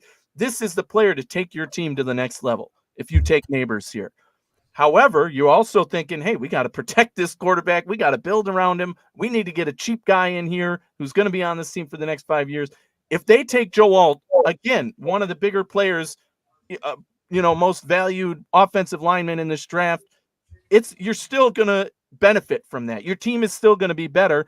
And the Chargers could be looking at it, like we've said for a lot of the teams here, hey, the wide receiver class is deep. We'll get one in the next round or after that. There's guys we like here who we think can come in and be starters on day one and be the type of guy we want. So getting that difference maker offensive tackle, which we know there will be a run at some point in this first round on offensive tackle, they could be the ones to start it out here and get their guy. If I'm in the Chargers GM chair, it's Malik Nabers for me because I want that kind of difference maker to go with my quarterback. He is used to, unlike some of the players we're talking about, their quarterback is used to playing with that caliber level of player. Keenan Allen and Mike Williams, those are difference maker players. You're not going to fill that void in the third round with a guy like that. You do it now with a Nabers or an Odunze, bam, that's your guy, and your quarterback doesn't have to miss a beat. Without that guy, we could see a decline in the quarterback play from the Chargers, and that's, not something they want to see after 2 disappointing seasons. See, I agree. I agree with that. I would draft Malik Nabers if I was the Chargers. If it was me sitting in that boardroom, I would draft him. But when I'm looking at them on the TV screen, I know Greg Roman somewhere in there. And how frustrated would Malik Nabers be with Greg Roman? How long would it take before he gets frustrated? Because I'm not sure if Greg Roman struggles with those wide receiver route concepts, right? So from that aspect, I'm going to stick to my guns, and I'm going to say John Harbaugh is going to continue to smash mouth football and draft the tackle Joe Alt. Yep, I agree. I think I'm agree with Ann on this. I think that Nabers is the guy to go with. I don't believe Harbaugh is going to do it though. I think he's going with his mentality. That's the Roman mentality too. It's smash mouth football. He's got to match his offensive coordinator and what he wants. I mean, if you get Nabers, that is the better player to get right now. And you see what this franchise did, what we did. And if they're watching what we did, they started with these 2 guys, Josh Allen, Stephon Diggs, and they built around them. And who's to say if a left tackle is going to come in the league right now and just be that dominant, even though the tackle is very dominant. But Malik Nabers is just a game changer, and I think you start there. Just my opinion. And in my mind, this is another thing. The Chargers, the tackle position in this draft is also deep, especially in this first round. If they wanted to, they could trade back in to this first round, get a guy that they're saying, you know what, this tackle is the one we had our eyes on. Yeah, we like Joe Alt, but Nabers was the difference maker there. We're taking Nabers and then coming back at the tail end of the first round where there's still 2-3 start day one offensive tackles that we can take and bring in here. So we'll see which direction they go. I would take Nabers, but yeah, I think we all have said it, beat it to death that, you know, they're minded, they're ground and pound, protect the quarterback minded. We'll see what it is here shortly. Pick is in on ESPN, but they have not announced it officially. Yep. We're going to see. We're going to see what happens with what direction will the Chargers go. And nobody's traded up thus far. You know, nobody that those top five is too rich for a lot of teams' blood. It's a real rich, luxurious pick. So the pick is in for the Chargers, and we'll see. We'll see which direction they go. But you know, again, I think Anthony stole the show with his assessment. This is a move that we would make, right? Because we understand that, okay, you need a game changer. You need a difference maker, especially in this NFL today. It's not like 10 years ago. The receiver have more free range than ever, right? And a player like him, he can be successful immediately. An instant impact player is what the Chargers need. And I think Nabers could be that guy to do so. But again, we'll see. They'll be gifting the Giants Nabers if they pass on them. Oh, absolutely. And I'm glad you said that, because that was going to be one of my next points that I have been pounding the table loudly for. All this nonsense about the Giants are going to take a quarterback. The Giants are going to take a quarterback. It's like, why would that team, in the situation they're in with their players, say all of a sudden, we're going to, you know, mortgage everything to pick a young quarterback to come in here and do what our guy is already talented enough to do with nobody around him? Bring in the wide receiver and let him do it. So, yeah, I think they're going wide receiver either way. I think they would go Nabers or Odunze with the next pick, depending on who's on the board. But the pick is in. And it is officially the offensive tackle, Joe Alt. First reaction is, oh, my God, everybody who had him going to Tennessee at 7 is freaking out, because I think literally every mock draft I saw until yesterday had Joe Alt going to the Tennessee Titans. Every single one, no matter the network, no matter where it was from, had Joe Alt to the Tennessee. And I think if he was there, he definitely would have gone to Tennessee. But maybe the Chargers knew that, and that's why they jump in and take him here. Ooh, we have a super chat, by the way. Yeah, let's put that super chat up. Remember, super chats get discussed automatically when you put them in, so we will mention this. They also lost Eckler. That is very true. Got to help J.K. Dobbins and the running back they take later.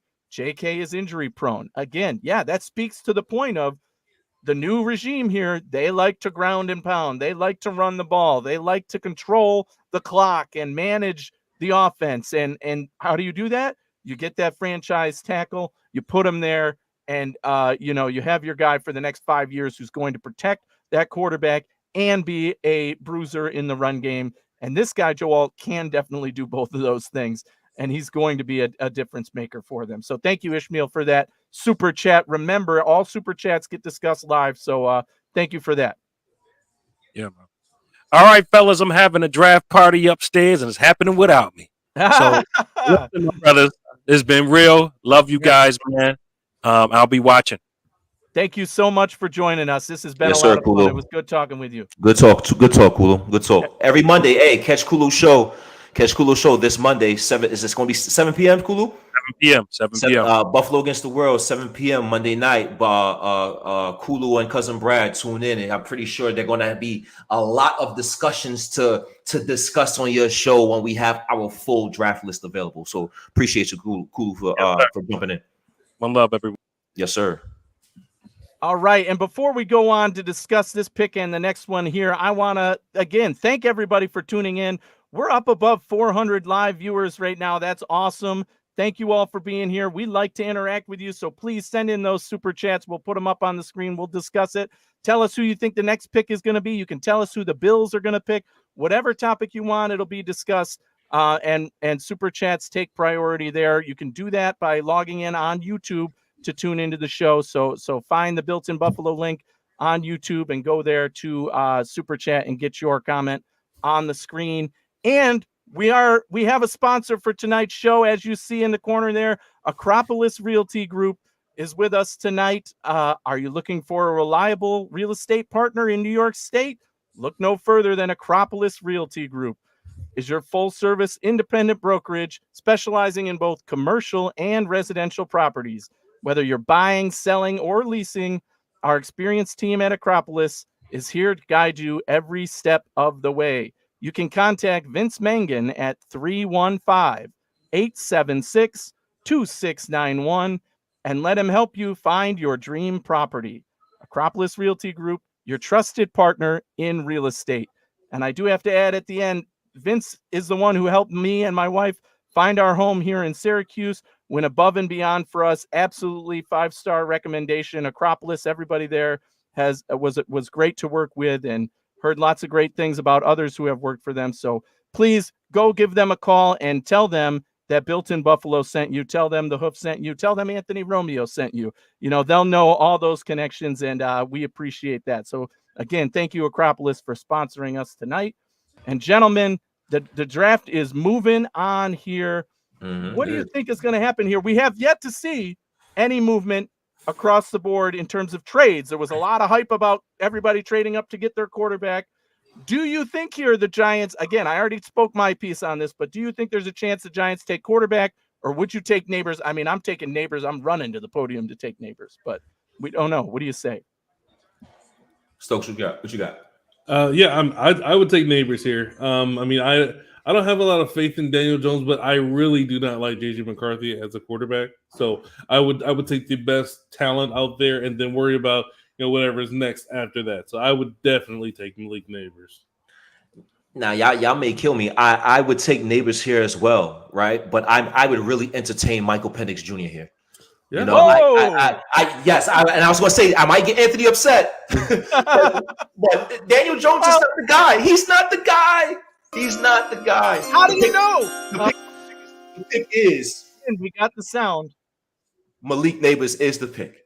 Malik Nabers, and there you have it, folks. How do you know Daniel Jones is not the guy if you've never had a star wide receiver next to him, right? They brought in guys. Who was supposed to be the answer? Darren Waller last year. That didn't work out at all, right? Now you bring in a guy like Nabers, and this is a team that has what it takes to get it done. You're paying him big money for one more year. If he can't get it done with Nabers, now it's time to move on and get your guy. And likely if he can't get it done with Nabers, that whole coaching staff might change down there. And we know we have some Bills connections there, both in the coaching staff and the front office, right? So we hope they do well. And I am one who says you look at Daniel Jones's play on the field when he's out there with guys who can protect him and get the plays, make plays. He's done pretty well, right? I don't think he's going to be a top 5 quarterback in the NFL, but you get a guy like Nabers, and all of a sudden you're going to see a talent shine, because there are a lot of quarterbacks who could be subpar and shine with a guy like Nabers, who some would argue was the more talented in terms of route running and crispness, NFL readiness in the draft. But what are your thoughts on this pick? Stokes, we'll go to you since Akeem said he thought they were going to go quarterback here. We'll give you your thoughts. Yeah, I mean, there were many who felt like Malik Nabers was a better wide receiver than Marvin Harrison. So getting him at this pick at 6 is not a bad haul for the Giants. And you make good points. Like, Daniel Jones hasn't had a guy that is this talented at wide receiver. So it's entirely possible that Daniel Jones could unlock a new level. I mean, I don't expect it, but it's entirely possible, I suppose. And then you get the talent, and if it fails next year, then you look at quarterback next year, and then you have another quarterback who is cost control, and you have the number 1 wide receiver with cost control. So then you're good there. So I think it's a logical decision to take Malik Nabers and couple him with Daniel Jones, and you're not locked into anything with Daniel Jones after this year. So it's to prove it season for him, and then you'll see what happens after that. But I love Malik Nabers as a wide receiver. He is His talent pops. Like you just watch him. Like, okay, well, that is a pro wide receiver. He is really, really good. He's also got that diva attitude for New York. You know, you need a little bit of that in New York media market, right? So I think he's going to fit in well there. From that sense, they need somebody to take that spotlight, to be that guy. Because as much as I have, you know, defending Daniel Jones, I don't think he's that guy to be facing the media and, you know, do all the stuff that is expected in New York. Whereas Nabers, we've already seen his antics leading up to the draft, not in a bad way, but, you know, he goes live. He likes to be flashy. He likes to be the center of attention. And in New York, that's exactly what you're going to be, good or bad. They're going to come down on you. So hopefully you can handle it. What's that? Odell Beckham Jr. reincarnate? I wouldn't go that far to me. I think they need a little bit of that, but we know OBJ was a character all his own in the NFL in a lot of ways. So I want to ask you guys a question.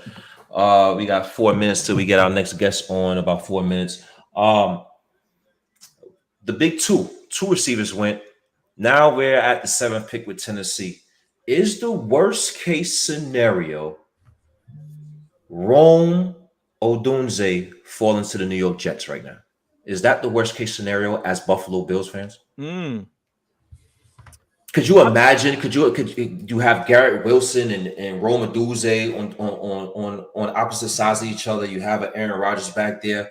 Could that be a worst case scenario? Is that something that you ponder? Or do you think maybe the Titans or the Falcons or even the Bears can pick up a Rome Odunze before he gets to 10?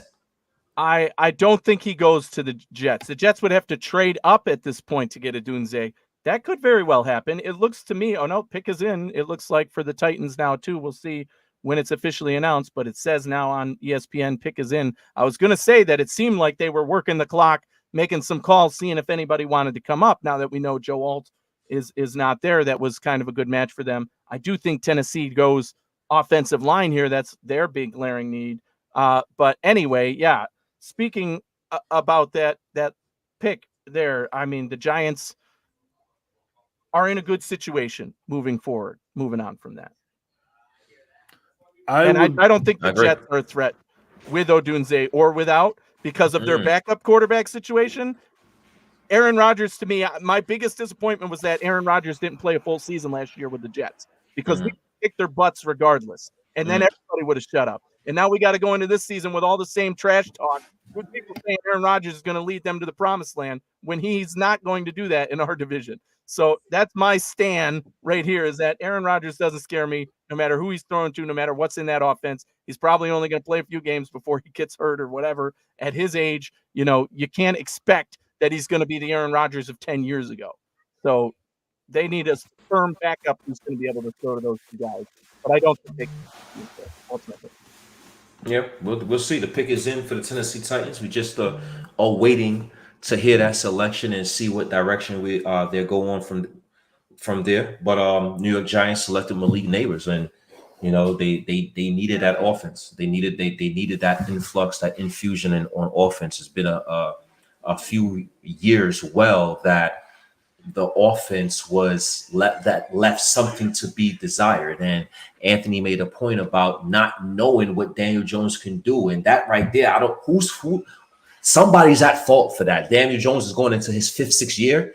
You paid him a second contract of $100 million and you still don't know. We just throwing money at guys, right? So this year with a Malik Nabers, with a talent like that Daniel Jones has to throw the ball to. He's never had a talent like that in his professional career to throw the ball to. So we'll see what type of quarterback or what type of uptick in skill and progression Daniel Jones have with now a number one receiver in Malik Nabers.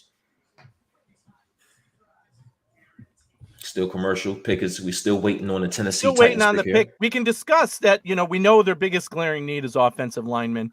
Do you have a favorite number 2? This was always a gray area for me where I'm like, look, it's going to be team specific. I think that the 5 guys past Joe Alt, it wouldn't surprise me if anybody picked any of those who needs a tackle, right? It's going to be whoever it was that impressed them the most. So do you have one that you think would be the best fit for this scenario, minus the Joe Alt, obviously? The tackle from Penn State, Fashanu, I believe. Oh. I like it. For the Tennessee Titans, you want to book in tackle for the next decade, I think that's the guy that you want to plug and play. Will Levis, he has some talent now on the outside with DeAndre Hopkins and Calvin Ridley. I think they did a good job in the offseason exercising those options. And now you got to get Will Levis some protection. And I think Fashanu is a guy that you can plug in your offensive line immediately at the tackle position. And now he could be that booking guy for the foreseeable future for the Tennessee Titans. So when you're a rebuilding team, you have to build the correct way. And as much as it's tempting to go sexy when you're a rebuilding team, the correct way to build a team is inside out. Mm-hmm. So I think that the Tennessee Titans got to start building that foundation right here with this selection. Absolutely. Yeah. You start building in the trenches. Here we go. It is in. And it's going to be selection, the offensive tackle, J.C. Latham, going to the Tennessee Titans. So we knew it had to be a tackle, right? That was their biggest need. I wonder if they were working the phones for a little while there. It seemed like it, but they get their guy. Maybe not their number one, because we know Joe Alt was expected to be on the board for them by a lot of people, but goes ahead. Man, J.C. Latham, in my mind, no consolation prize here, right? You're still getting a guy who's walking in the door day one, going to be your tackle, going to be a difference maker on that offensive line, hopefully a leader on that offensive line for this Tennessee team. One thing we haven't talked about is how this Tennessee team has improved and is starting to say, okay, we got our quarterback last year, Levis, who showed flashes of being that guy.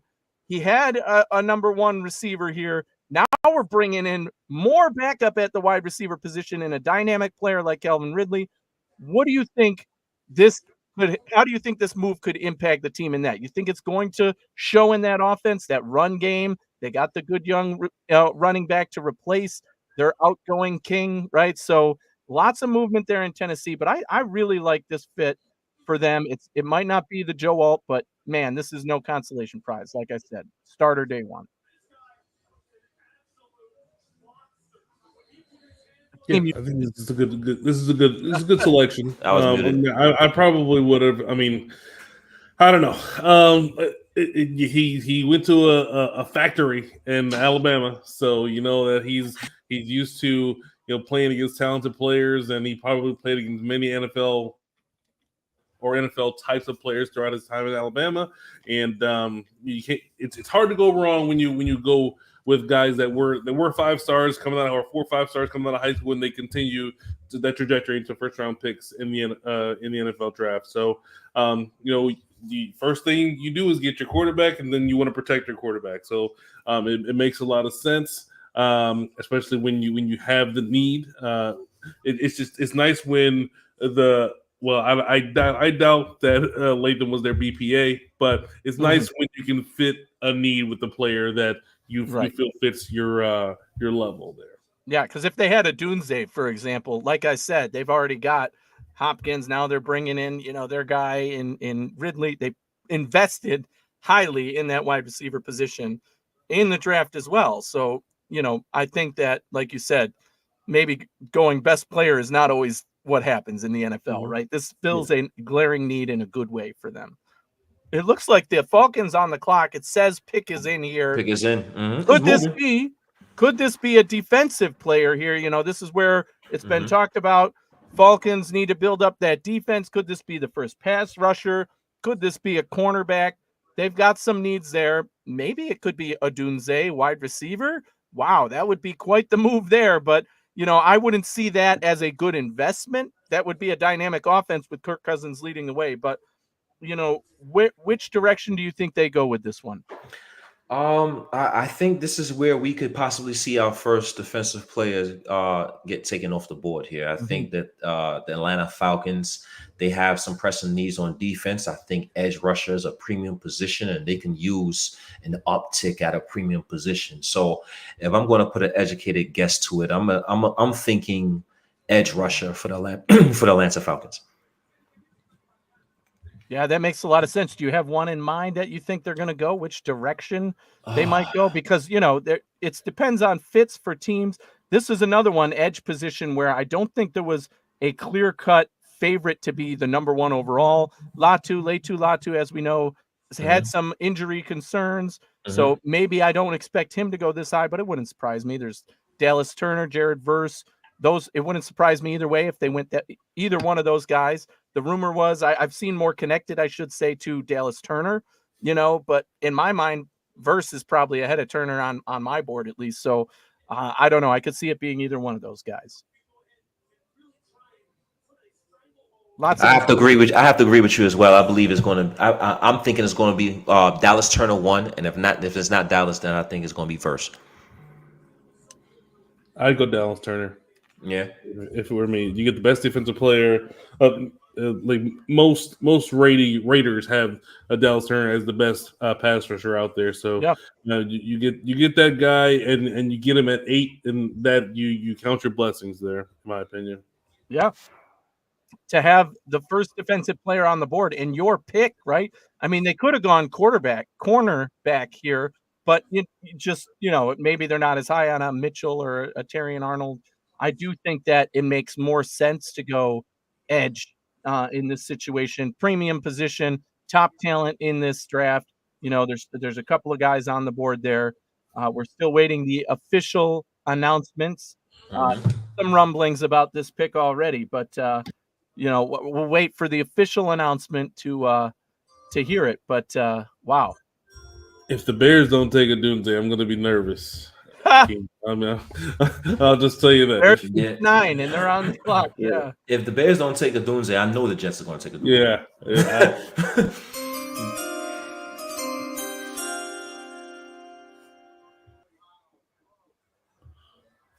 The pick is in, folks, and this one is a bit of a mind stump here. The Atlanta Falcons select quarterback. Yes, you heard me correct. Quarterback Michael Penix Jr.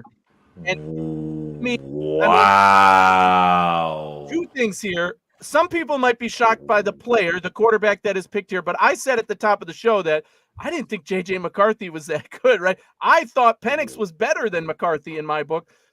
But the fact that the Falcons are the team to pick a quarterback, the Falcons, they just paid Cousins $180 million guaranteed for 5 years. I mean, what? You paid a franchise quarterback, and now you're drafting a guy in the top 10? He was looking like, yo, don't they got Kirk Cousins? What the hell's going on here? Is they serious? Is me? Okay, it is me. Quarterback, an older quarterback at that. Like he's one of the older quarterbacks in the class. This isn't a 20-year-old guy. Yeah, exactly. What is going on here? You feel that badly about your backup quarterback position that you're wasting a number 1 overall pick, first draft? Or your first pick in the draft. I mean, this is a top 10 player. You just took Penix in the top 10 and he's going to sit his ass on the bench for 4 years? What in the hell? Unless there's something going on behind closed doors where they're like, you know what? We want to trade for so-and-so on your team, wide receiver or whatever, and a pass rusher, and you need a quarterback, so we're taking this guy to trade to you in some ass-backwards scenario here. This is the most shocking pick of the draft for me because it makes 0 sense. I don't know what you're doing investing in a player like that coming to this situation. Listen, the Bears just put in the pick, and if this isn't Odunze, I'll eat my hat because this is absolutely nuts. Odunze, one of the top talented wide receivers in the draft, one of the top players in the draft. Absolutely. We already talked about it with the quarterback pick. You have to pair him. Holy effing crap, right? You're talking about the Bears getting Caleb Williams and Rome Odunze and inserting them into their lineup on day 1, plus with everything else they added. I think that makes too much sense for him not to be the pick here unless it already says pick is in, so they're not going to be trading back. This was another position where you heard a lot of people say there was chatter of, will they trade back? Now the Bears make their pick. It hasn't been announced yet, but I'd be shocked if that wasn't Odunze. But the Penix, what just happened? I moved on because I have no idea what else to say about that move.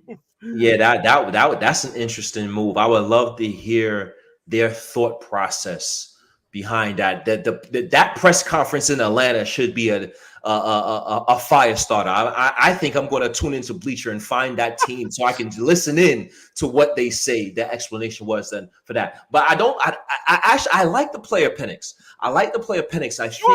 I think that him having a bad game in the bowl game really, getting selected 8th, I can't say hurt him, but I think the thought process about him changed a little bit because he struggled in the championship game. But to see him get selected here, I'm not surprised per se, but the team is definitely surprising. But I want to say right quick, the Bears. Imagine getting Odunze and you have Keenan Allen and DJ Moore and Swift. It's like, it can be a long day on Sunday. Yes, playing the Bears in a hurry if they make the selection in Odunze and hopefully they do. I would hate to see the Jets get Romo or Odunze, even though I've been seeing all the mocks having Brock Bowers and he would be an excellent selection for them as well. But Brock, that actually, would be interesting because they do have a tight end there already, right? In Cole Kmet, who's pretty good, right? So, that offense, if that's the pick, and it looks like the pick is being announced officially right now. Here comes the commish.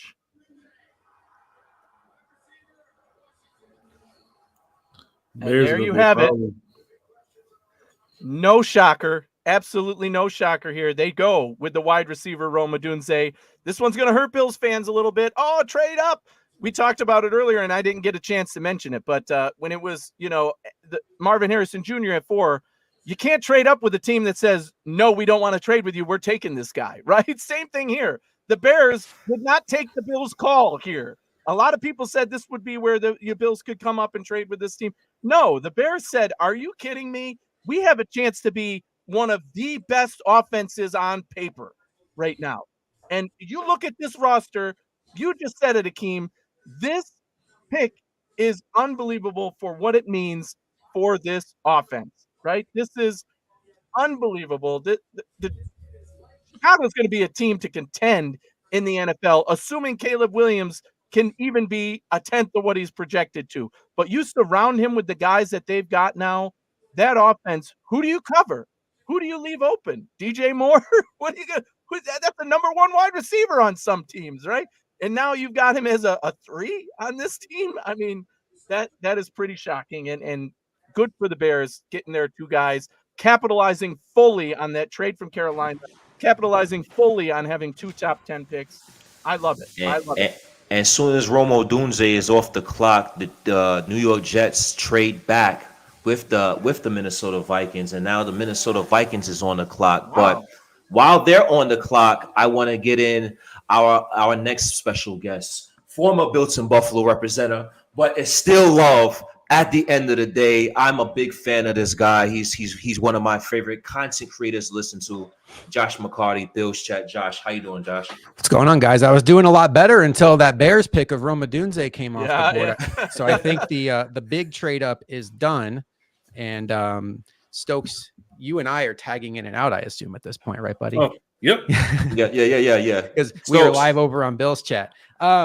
Luca's hanging by himself. So that was a heartbreaker.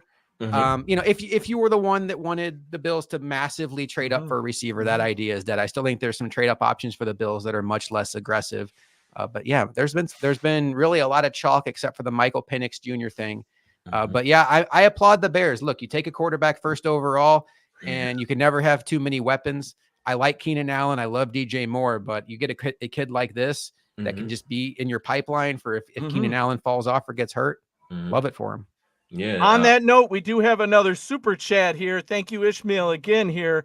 Atlanta, he says Atlanta has an out on Cousins after 2025. They could save $32 million. Yes, that's true, but he did get $100 million guaranteed in that contract, so they're going to be paying him, but maybe not against the cap here. That could influence that pick there, but still a bit puzzling to take your guy and go this high with Penix, although Minnesota coming on the clock here, you have to assume it's 4 quarterback. Yeah. However, I'm a little surprised they go with this Jets pick. The Jets must have called them and said, look, we got offers from other people wanting to come up and take their quarterback, so you need to take this spot. And they swap here to get Minnesota at 10 and the Jets now at 11. And it says pick is in. I have to believe it's quarterback. A lot of rumors about them liking JJ McCarthy all off season here, right? Since we know they need a quarterback. Do you think that's the pick, or could you see it? I don't know. Where else could they go here if it's not quarterback? I believe JJ McCarthy is the pick for the Minnesota Vikings. I believe that.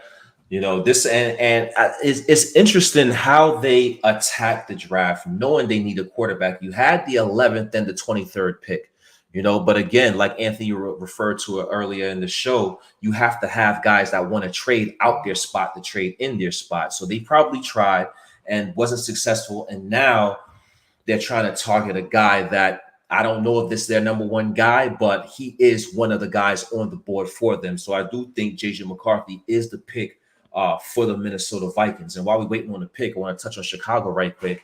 I just think they're on paper, they are a playoff football team, right? We have to think about Matt Eberflus. Can he put it all together? Can Shane Waldron, the offensive coordinator, come in and have his offensive schematics mesh with Caleb Williams and what he's trying to do as a quarterback? And Keenan Allen is only 1 year in his contract. He only has 1 year left on his deal. So this is going to be a frightening offense to see this year.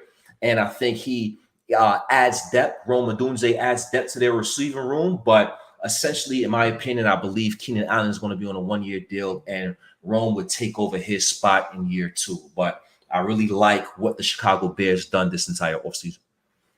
Yeah, I'm with you. And I think that there's been some teams that have kind of given the blueprint on how to screw up a rookie quarterback, most notably the Patriots, where they draft Mac Jones and they make the playoffs, and then they fire their offensive coordinator and or he gets a new job. They don't hire a new offensive coordinator. They get rid of all their good receivers. I think what the Bears are doing, good for them, because they didn't do this with Justin Fields, was they're building the infrastructure around the quarterback. Yes. It's not just about giving them Rome Odunze, but Keenan Allen is such an ideal weapon for a young quarterback, that fail-safe option where he's always going to be open and super reliable. I'm a huge Caleb Williams guy. I would love to see the Bears hit on this because they haven't had a good quarterback really since Jay Cutler, and that is just using the word good kind of loosely. So I think this has a chance to be the most exciting pick in Bears history as far as the quarterback position goes. So, Josh, what are your thoughts now for the Buffalo Bills now that we're about to get the 10th pick and one could assume it's going to be quarterback? Does your philosophy on how the Buffalo Bills should attack this draft change based on the selections, or are you pretty comfortable at 28 right now? What's your thought process right now? I'm comfortable at 28. I don't know that the Bills are going to be comfortable at 28. My prediction right now is that the Bills are going to trade up into the early 20s, maybe even late teens for Xavier Worthy. It seems like there's a lot of steam around him right now being the guy they're targeting. I like Brian Thomas Jr. There seems to be a lot of people uncomfortable with his shoulder situation. A.D. Mitchell is a guy that I really like. I'm not sure that the Bills are going to be as high on. I don't have any intel on this. I'm just doing what everybody else is doing, trying to put the pieces of the puzzle together. Correct. But Xavier Worthy is a guy that's gotten a lot of steam recently. We know from Brandon Beane's history with what he did with Kyer Elam, what he did with Dalton Kincaid, what he's done even in the second round with guys like Cody Ford. If he wants somebody, he's going to go up a few spots and make sure he can get them. So I think whoever that receiver is, in my opinion, it's Xavier Worthy. If he starts to fall within the range of the Bills, Brandon Beane's not going to just hope it happens. I think he's going to be aggressive because there's teams behind the Bills, like the Niners and the Chiefs and the Panthers at 33 that also need receivers. So I think Brandon Beane's going to be as aggressive as he needs to get his guy. I like it. We're still waiting on the Minnesota Vikings. The pick is in. It's not announced yet. Hopefully we could get Roger Goodell up here in a minute. I believe the consensus is quarterback, right? We're thinking JJ McCarthy here. Is it anybody that could surprise? Could Bo Nix be a guy here, or is this like, you know what? It's got to be JJ, right? I sure would hope not, Bo Nix. Right. One would think. I mean, we just saw Penix go, and Bo Nix again. I just looking at the quarterbacks highlight. Anthony like him. I like Bo Nix better than JJ McCarthy. Really? Okay. Unless you have an intense offensive line. Not that McCarthy, again, doesn't check the boxes of he can start in the NFL. But looking at the highlight reel of a run-first team, and, man, he was wide open on a lot of his throws in college. That's not going to be the case in the NFL. Will that translate as much? Bo Nix, at least to me, has a little more of that. Can play on the free release, can run the ball, can make a play with his arm. Not that JJ can't again, but I would pick Bo Nix, but I do think that the Vikings will end up going McCarthy here. Here comes the commissioner with a team coming out to make this pick for the Vikings. I think the fact that they traded up is maybe a clue it's not Nix, just because I don't know that you would need to trade up for Nix. Agreed. But I didn't think that I didn't think Facts, that Penix would facts. go in the top 10. So who knows what. Yes. And the Jets probably still getting their guy, likely still getting their guy. They didn't need a quarterback here at 11. Do we maybe Lance can help us with this?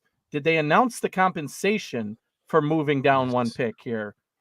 I'm sure it was, it's still 10 for going from 10 to 11. Again, what likely was the scenario was the Jets called the Vikings and said, look, this team's offering us this to move up. If you want to get your guy, this is what it's Yeah. So the Jets didn't have a second round pick, so definitely the Jets are getting 11, 129, and 157 from the Vikings. Vikings get 10 and 203.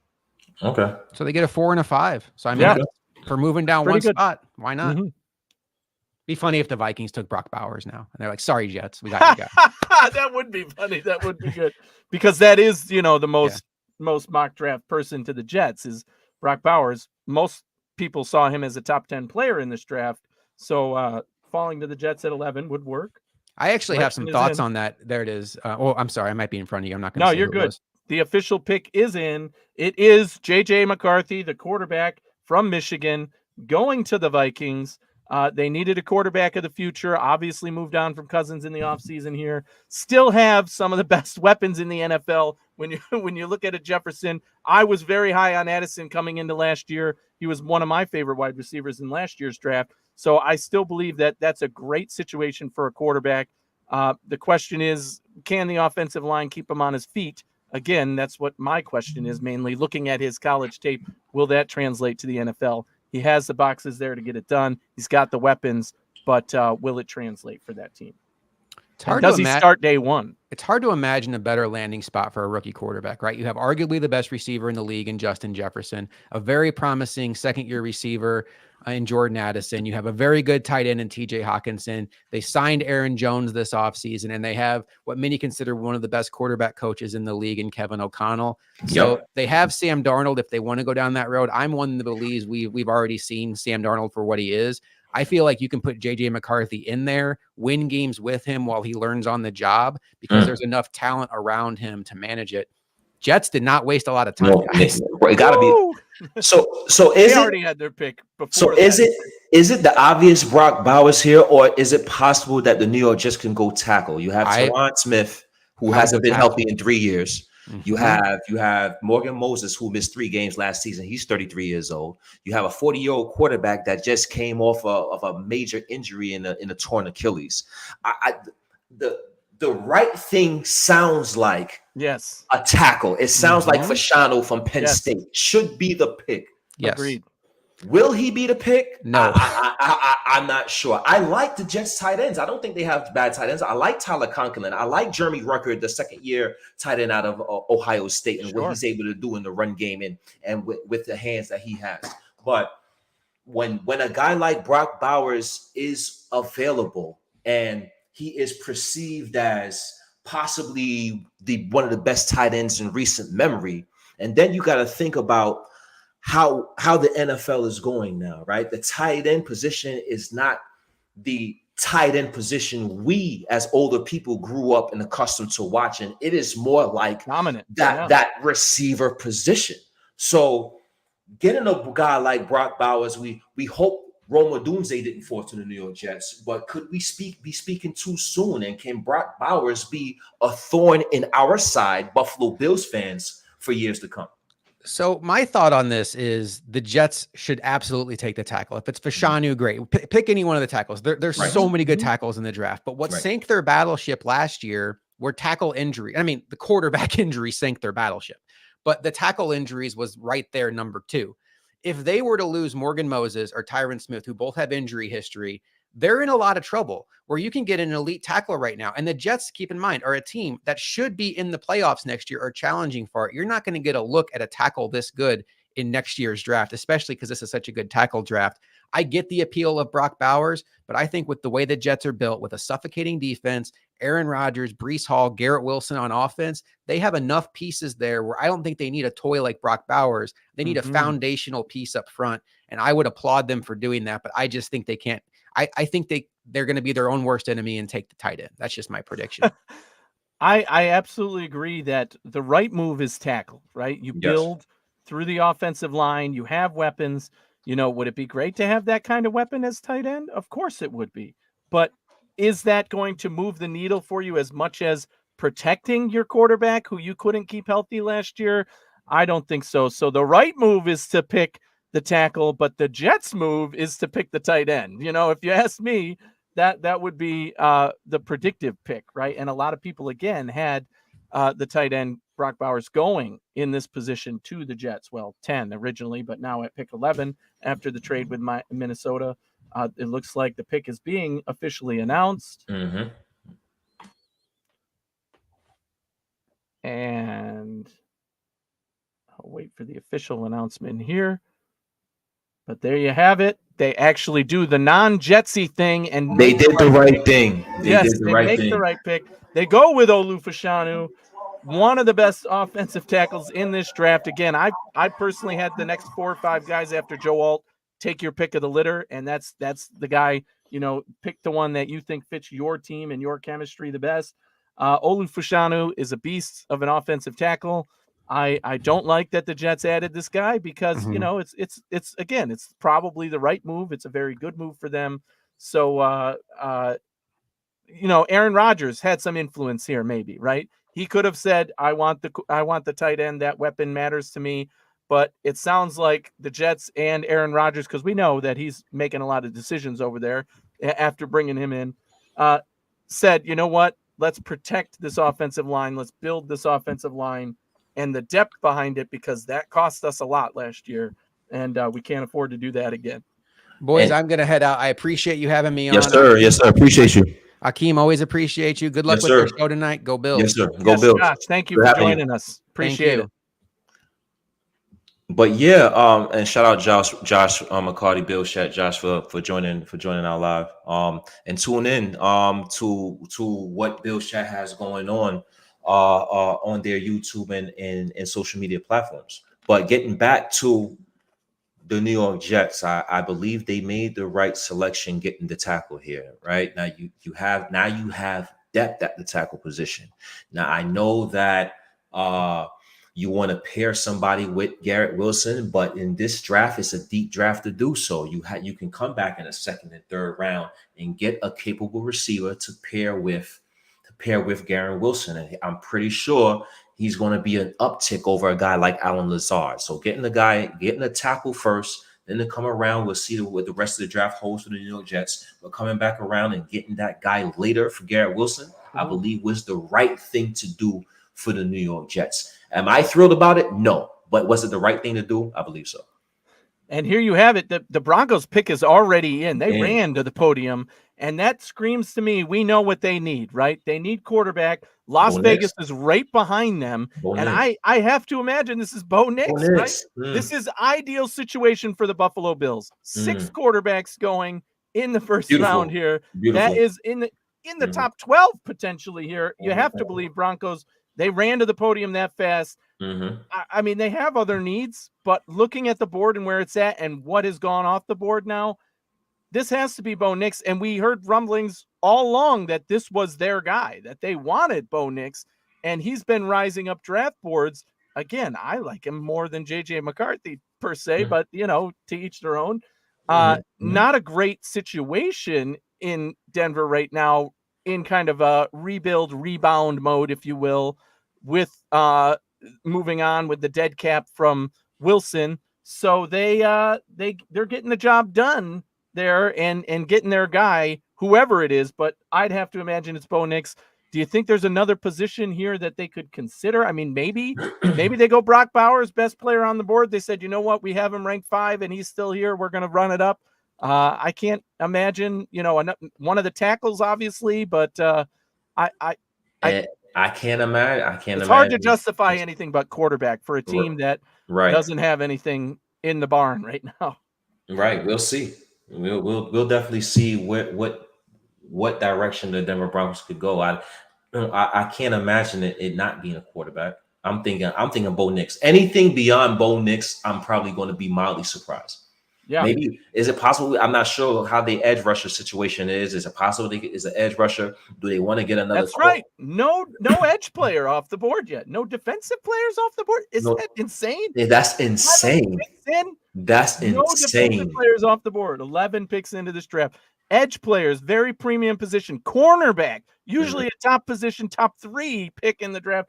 There's no cornerback off the board. There's no edge player off the board. There's still a lot of talent to be had there. And from a Bills perspective, that's kind of making you worry, because if those guys are still on the board at 28 and the wide receivers are, then guess what? The Bills could very well be going defensive player in this first round just by the nature of what falls to them. So while we're waiting for this Broncos pick to come in here, we are above 500 live viewers.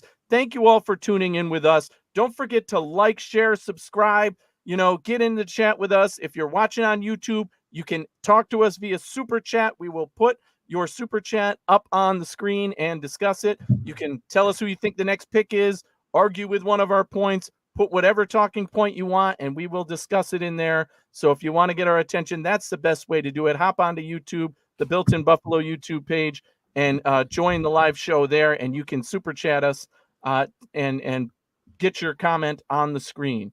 So we're waiting here for the pick. Likely a quarterback. Las Vegas behind them has to be disappointed in this move, right? But that tells me that maybe their pick is going to shift to one of these tackles now. Again, the top of this draft falling very well for the Bills in a sense that, the top wide receivers who we knew would be gone are now gone. And a lot of quarterbacks are, and there's still some top offensive linemen, no defensive player yet. The Bills are sitting pretty as it sits right now, but that run can start at any moment here. And while we're waiting on the official selection for the Denver Broncos, let's get our next guest. Our next guest is the co-host of the Going Deep podcast on the Bills and Buffalo Network each and every Wednesday.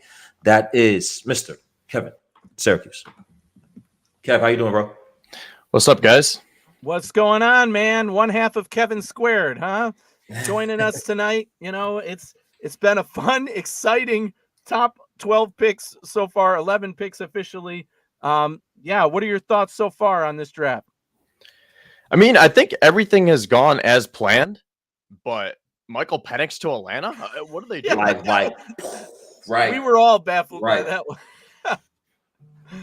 Yeah, and who knows, right? The first thing I'm thinking about, okay, how is that injury? How severe is that injury to a Kirk Cousins? And if you think that injury is severe, why are you going to give him $180 million?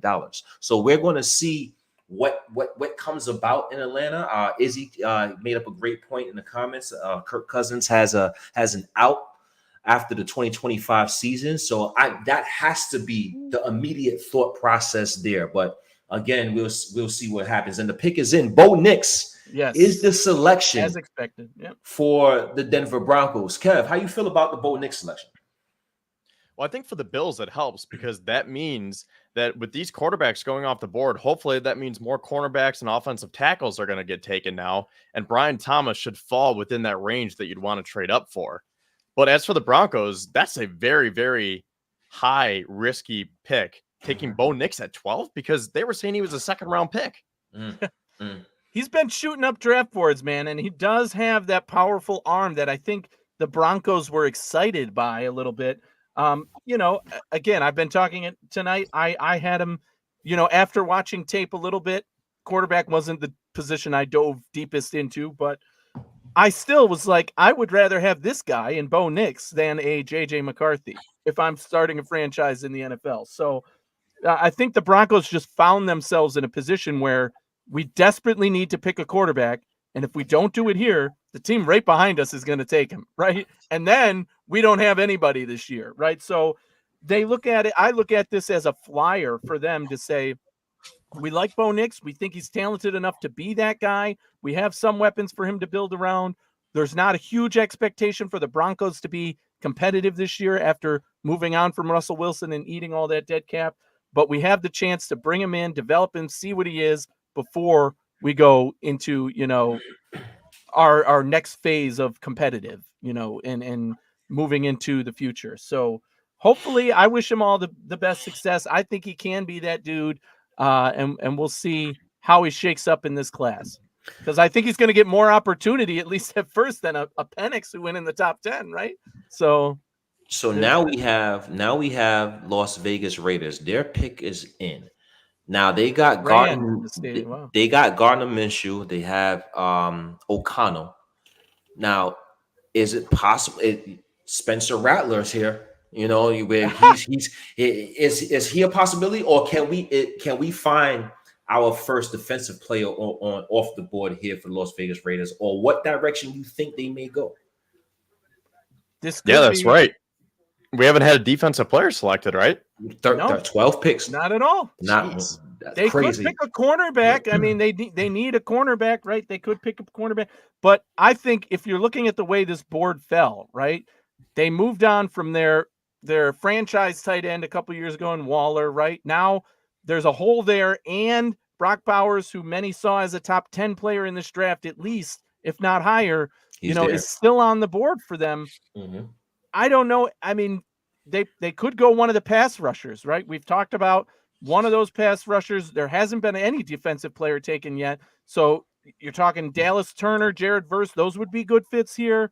I don't know. I might be best player on the board, which would have to be Bowers. Yeah. By most standard people's, not even the Vegas board, but just overall board, top 10 player that's still there is Bowers.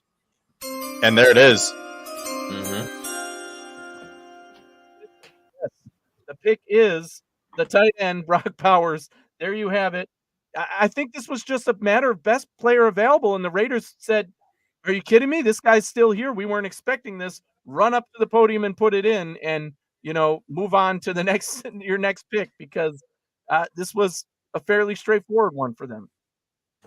Might not have been what they wanted. They probably wanted a quarterback to fall, but man, sitting here, you have to be happy." So I want to ask you guys a question, right? We're now in the top 13 picks has been selected. Brock Bowers, the tight end from Georgia, is going to Las Vegas Raiders. We knew the top 3 receivers, and we knew the order as well, that they would be selected 1, 2, 3 in terms of who would go first, second, third, and receiver. Mm-hmm. Who do you think is the 4th receiver taken? It's got to be Brian Thomas, right? That's been my thought all along. Yeah, is BTJ is the next shoulder receiver on my board. That shoulder is not going to slide on. You don't think? The only thing that I think could happen, very well could happen. Any team in the NFL could fall in love with Xavier Worthy, right? Because of his speed, any team could say that guy's going to be a difference maker for us with our quarterback. Any quarterback, because he is that much of a difference maker when it comes to the level of speed and what that does for a team. That would not surprise me if somebody jumped up and said Worthy's our guy over BTJ. But just in terms of where I rank them, it's Brian Thomas is the next one off the board. Could he go here to New Orleans now? They need a receiver, right? Are we ever going to see a defensive player drafted in round 1 here? This is absolutely shocking at this point. But, I think that the Saints being on the board here could very well go wide receiver. It wouldn't surprise me. But with all the defensive players on the board here, pass rusher, maybe? What do you guys think? According to Ian Rappaport, they are listening to trade offers. Yeah, really? You see the clock ticking, so you have to believe there's something in play here. Okay. So let me throw it back to you guys and ask you this. Mm-hmm. How do you feel about a trade up for Brian Thomas now? Because as nice as it would have been to get Rome Odunze in a Buffalo Bills uniform, I was like, you know what? That's fine. Because I really didn't scout the top 3 because I didn't think it was a realistic option. So I've been heavy on Brian Thomas or Xavier Legette. Legette would be definitely further down the road. Yeah. But Brian Thomas is the next one on my board, and I'm pretty sure just about everyone else's boards. So Kevin and I talked about this last night, that the hit rate between 12 and 21 isn't the best. So the time to trade up would probably be 22 and beyond. But is that too much to wait? So would you guys want to trade up into the teens for Brian Thomas, or are we talking more of a smaller trade? My counterpoint to that is 6 quarterbacks have gone off the board already. That is not normal. I mean, maybe in a normal year, you get a couple, 3, 6 in the first round total, 6 in the top 12. So much talent is falling. So much talent is falling down just because of the nature of that. We knew that right away, that we all knew that the top 3 were going to be quarterbacks and 4 was probably going to be Marvin Harrison Jr. So that alone, your best player going 4th in this draft, all that talent is just been falling even further here. So I would argue that there is talent to be had. And even if the Bills like Brian Thomas Jr., this is not the time to trade up because you're still saying, are you kidding me? Jared Verse? Hell yeah, I'm running to the podium if that guy's still on the board. So, I think there's some wiggle room here where the Bills might have discussed where it is they're willing to trade up for Brian Thomas Jr. And for me, that was within 5 picks of their own picks. So somewhere in the 20s, mid-20s, I could see it happening. But this early, I think it's going to cost too much still for you to move up this far to invest that in any player really at this point in the draft, rather than, maybe if guys start to fall. And because there's still 5-6 names that I think McDermott and Bean eyes are lighting up for here, they're not willing to pull that trigger quite yet. Yeah, and that kind of, sorry to cut you off, Rich, but no, go ahead. I was going to say that kind of ties into what I was saying when I first came on tonight, that the talent is dropping, which works in our favor. Right. So I really wasn't in favor of trading into the teens for Brian Thomas. Now I'm really not, because if anything, we might be looking at one of those trades from the last 2 years. You give them a 4th round pick to move 2 or 3 spots. So I think if anything, maybe we see Bean trade up to 23, 24, 25. But past that, I don't know. I mean, my mock, I had the Bills sending a 2nd round pick, the one that they got from the Diggs trade, to Philadelphia. But based on how the board's falling, that might be too rich now, where, like you were saying, Anthony, you could just kind of wait back and let the board fall to you. Is it possible that the Buffalo Bills could be looking like there hasn't been one defensive player selected? There might be a really good defensive player out there at 28 by the time the Buffalo Bills select. Is it possible that because there's no defensive players selected yet and those good defensive players are sliding down, is it possible that Brandon Bean could be looking at a defensive player that probably was thinking a week ago that wouldn't be on the board? Anyone? I mean, he could, but I don't want him to, because the train is rolling for the wide receiver. I mean, it is heavy now. I tweeted an analogy, and right before the draft got underway, I was like, what I think of when I think of the wide receiver train is, you guys see the Polar Express, right? Mm-hmm. Yeah. Remember how it's coming down that mountaintop and it's crashing and they can't stop it, and then all of a sudden it hits a lake and it cracks the ice and it's swerving and the passengers don't know which way it's going? Like, that is a Bills wide receiver train right now. It is full speed I ahead. love that comparison. That is a great analogy. There is no stopping it. So if you draft Cooper DeJean or one of those edge rushers, right? I mean, are you going to get to the other side of the lake? That is what that's what I'm saying right now. I like that. Real scenario right now, live in this draft, is the Bills could be sitting at 28 and say, you know what? There's 5 players we like, but this guy's our favorite. We're going to trade up 5 spots, and still there is Xavier Worthy, Brian Thomas Jr., name the offensive weapons, but they end up taking Jared Verse or one of these guys that's still there who shouldn't be at defense. Right. I think that's going to cause Bills Mafia to riot a little bit because of the hype around the wide receiver, but the need at wide receiver. But come on, I mean, when a guy you have ranked that high starts to fall that much, you have to make a move like that, and you can't blame him. However, that's going to put immense pressure on both the player and Brandon Bean, because that guy's better come in and be a difference maker on day one. There's no grace period for that. None. No grace period whatsoever. Not from me, not from Bills Mafia, not from the team. You're trading up to get one of those defensive players. They better come in and be a difference maker on day one. And that's the expectation if that were to happen. And it's a realistic thing now. It's kind of a worst case scenario for Bills Mafia. I say that in quotes because whatever player that is going to be a dynamic, dominant player that is expected to go much higher in this draft. But right now, it wouldn't surprise me if that ends up being the scenario. And we're still waiting on the New Orleans Saints. pick. pick is in. They did try to make a trade there. They must have, because they used as much time as they could. They used all the time. And they got the pick in. We'll see who it is here. I mean, offensive line, they're desperate, right? They need offensive line help, the Saints. So I could see it being offensive lineman, wide receiver, defense. One of those edge players, anybody want an edge player? Like what is happening in this draft? Cornerback. I mean, if 2 years ago you would have said in 2 years, we're going to go 14 picks in without a cornerback or an edge player, nobody in the NFL, no analyst, nobody would believe you.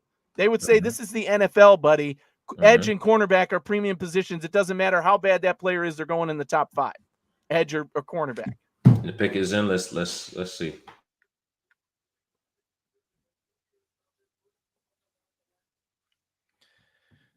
It's an offensive-driven league.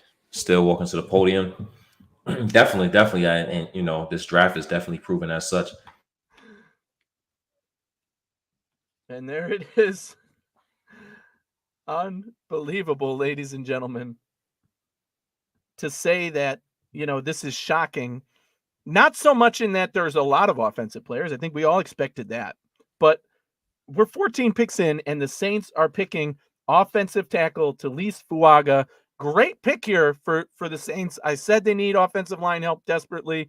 It was no surprise. A lot of people had a tackle mocked here, but still not a single defensive player taken off the board. We're at pick 14, now 15. The Indianapolis Colts are on the clock. This is a team in the Colts that was rumored to be trading up for a wide receiver. So we know they have offense on the mind too. Maybe that the way this board fell, they're the ones who say, you know what, this is ridiculous. The best defensive player we had ranked in this draft is still here. That's without a doubt, because no defensive player is taken. So your top defensive player is still on the board. How do you weigh that against, whatever need position, say wide receiver here, might happen? So is this where we finally see a defensive player taken? I don't think so. I think, I'm looking at the Indianapolis Colts team. You have Anthony Richardson's coming into his second year, hopefully healthy. They re-signed Michael Pittman Jr. on the outside. They got Josh Downs that's going to be inserted in the slot. They need another receiver on that outside.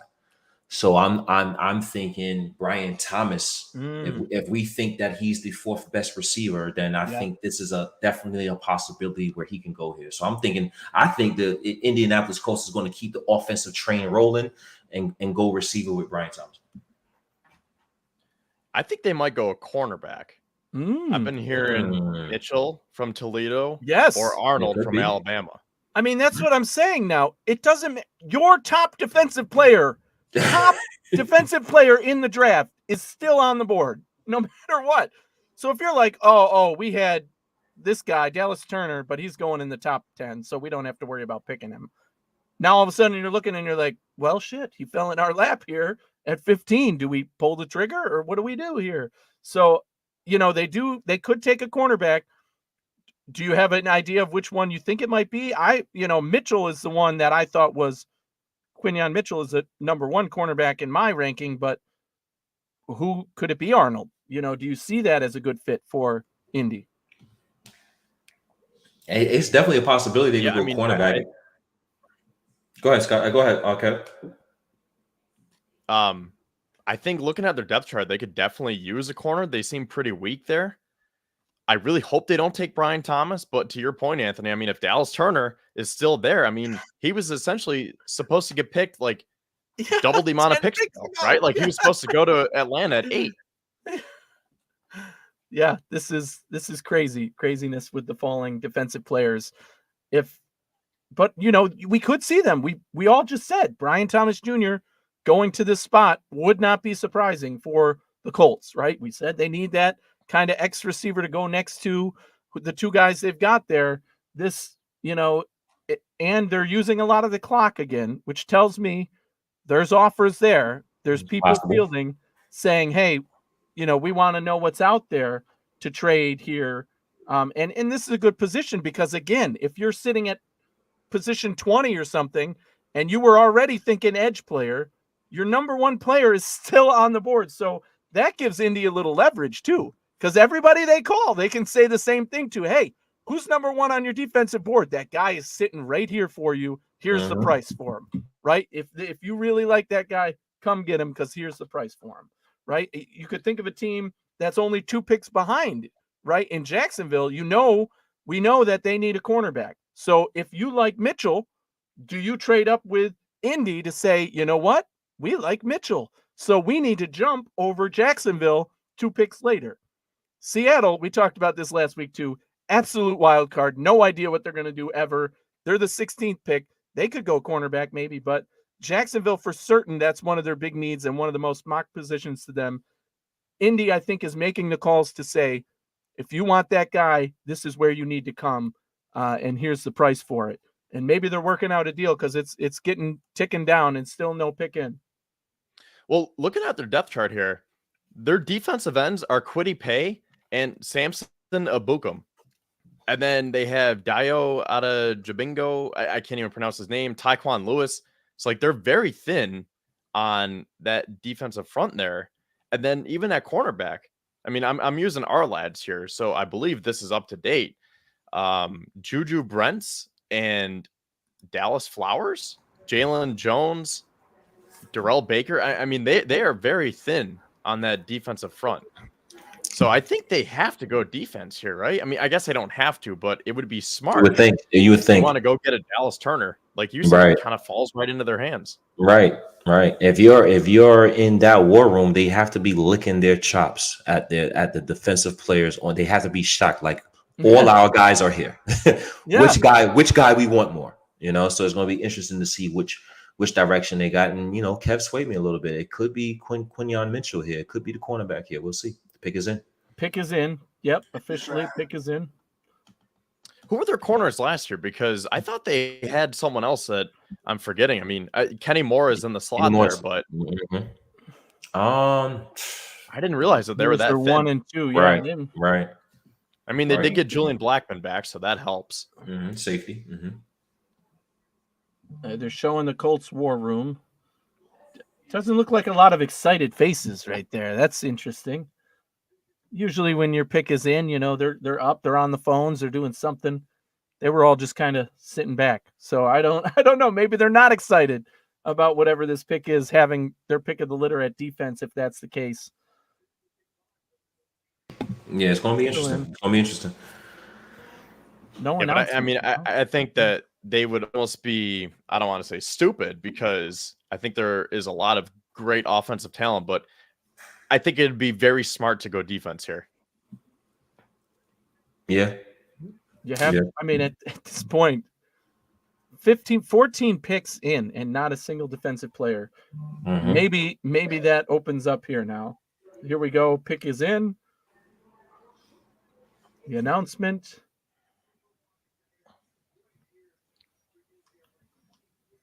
Okay, wow, there you have it. Latu, the edge from UCLA, does get drafted here at 15. The first defensive player taken off the board. Certainly had the talent level to be that top player in this draft defensively, especially at the edge position. We talked about cornerback. Certainly at edge, a lot of people had him ranked high in terms of his talent.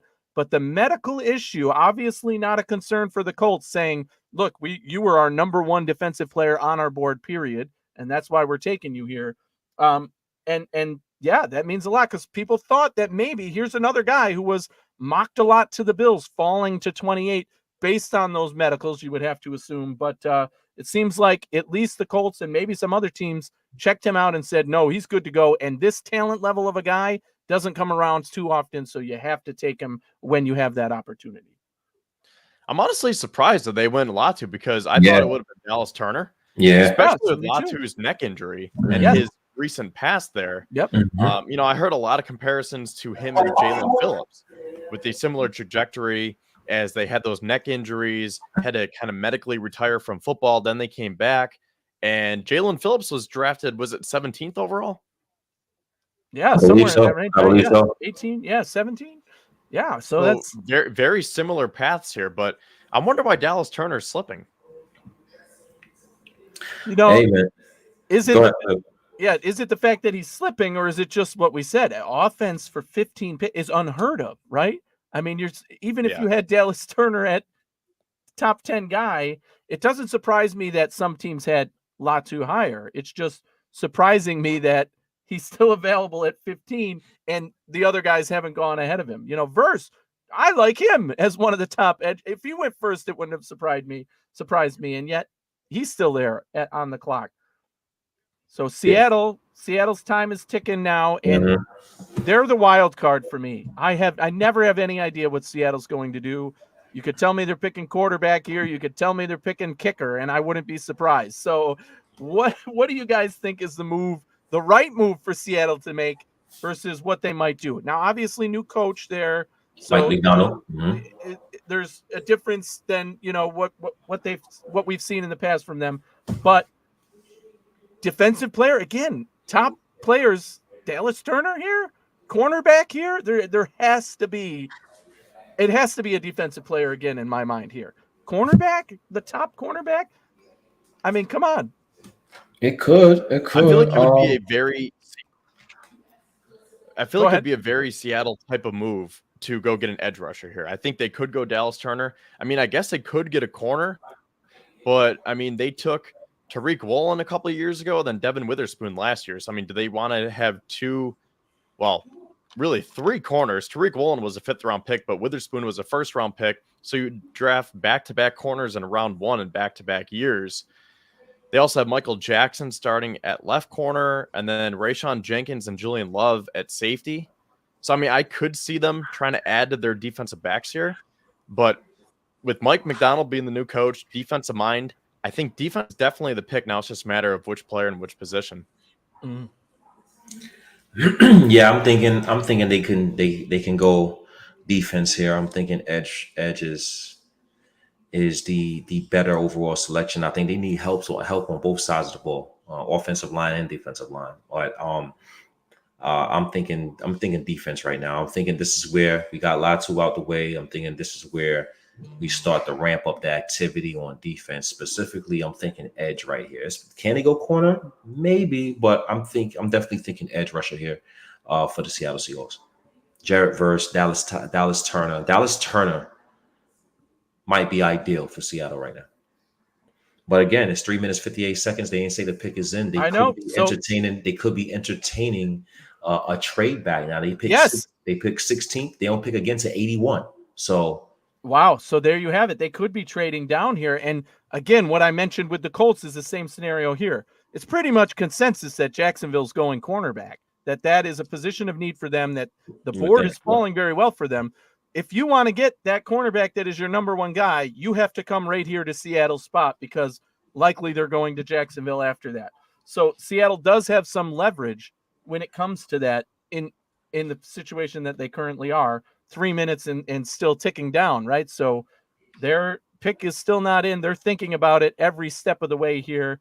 And while we're still waiting for that pick, we are over 600 live viewers. Thank you all for joining us live here. You guys make this as fun as it is for all of us. We've had some great guests on. We're giving you all the picks all night long through this first round, not just from a Bills lens, analyzing every pick from the NFL. You know, of course, we always think about our Bills first, but every pick matters here. And it's great to be live and get the guys together and have this analysis every step of the way.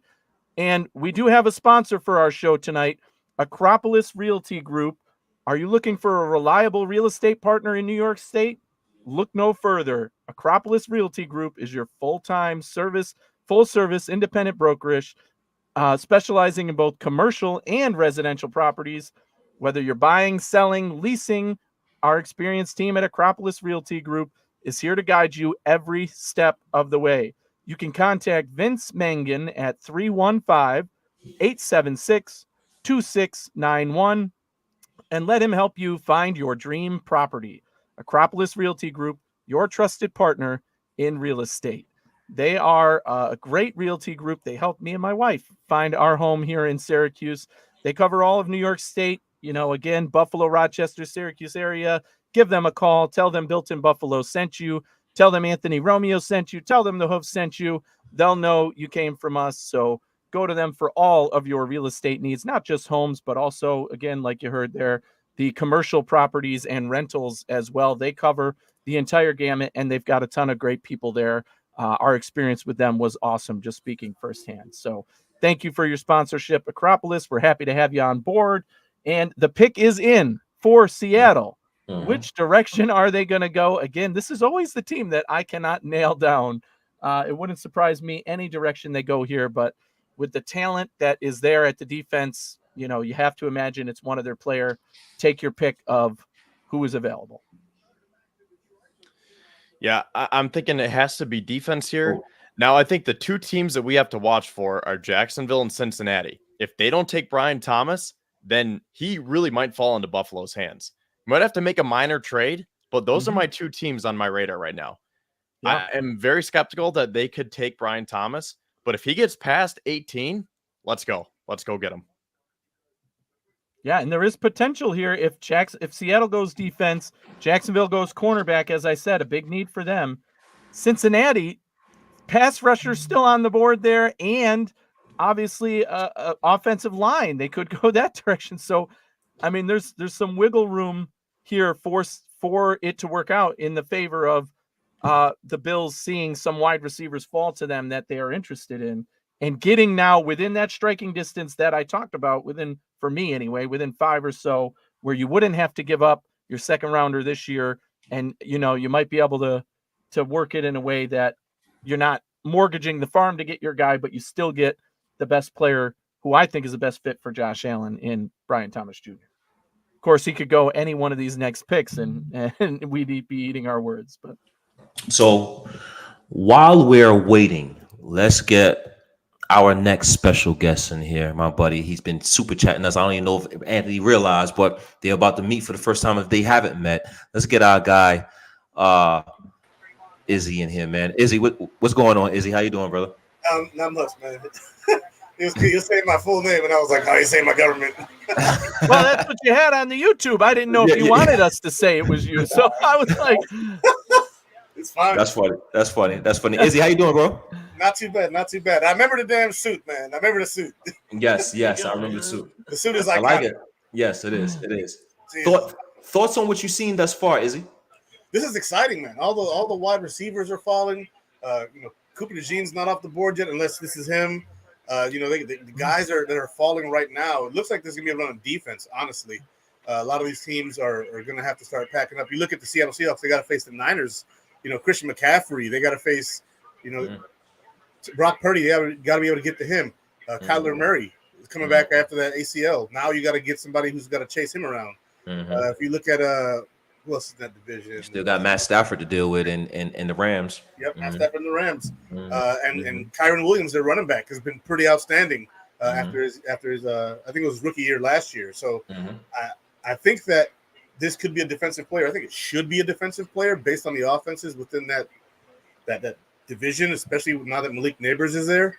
That's going to be a tough spot to defend. So defense is going to be key there. Whereas in our division, we're looking for offense, right? The defenses are getting better, so offense is going to be key for us. I think this is falling beautifully for us. If the receivers do go, then you got your guys as of right now still on the board: Cooper DeJean, Dallas Turner, and I'm pumped. I'm just waiting. Yeah, the pick I'm is glad in. the pick is in. Here it is. Right on time, baby. Let's go. Can you guys hear my TV?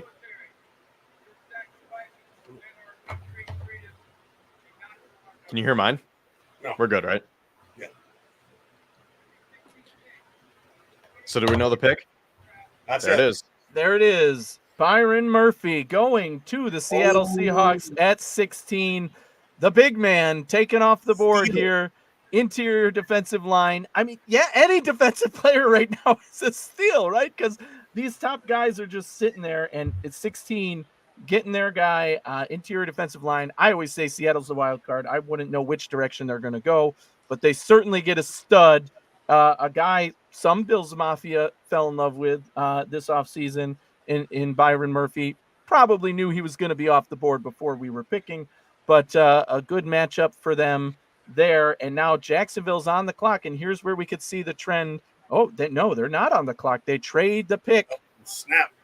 To the Vikings, who remember had 2 picks in the first round, traded their 5th and 6th to move up one with the Jets.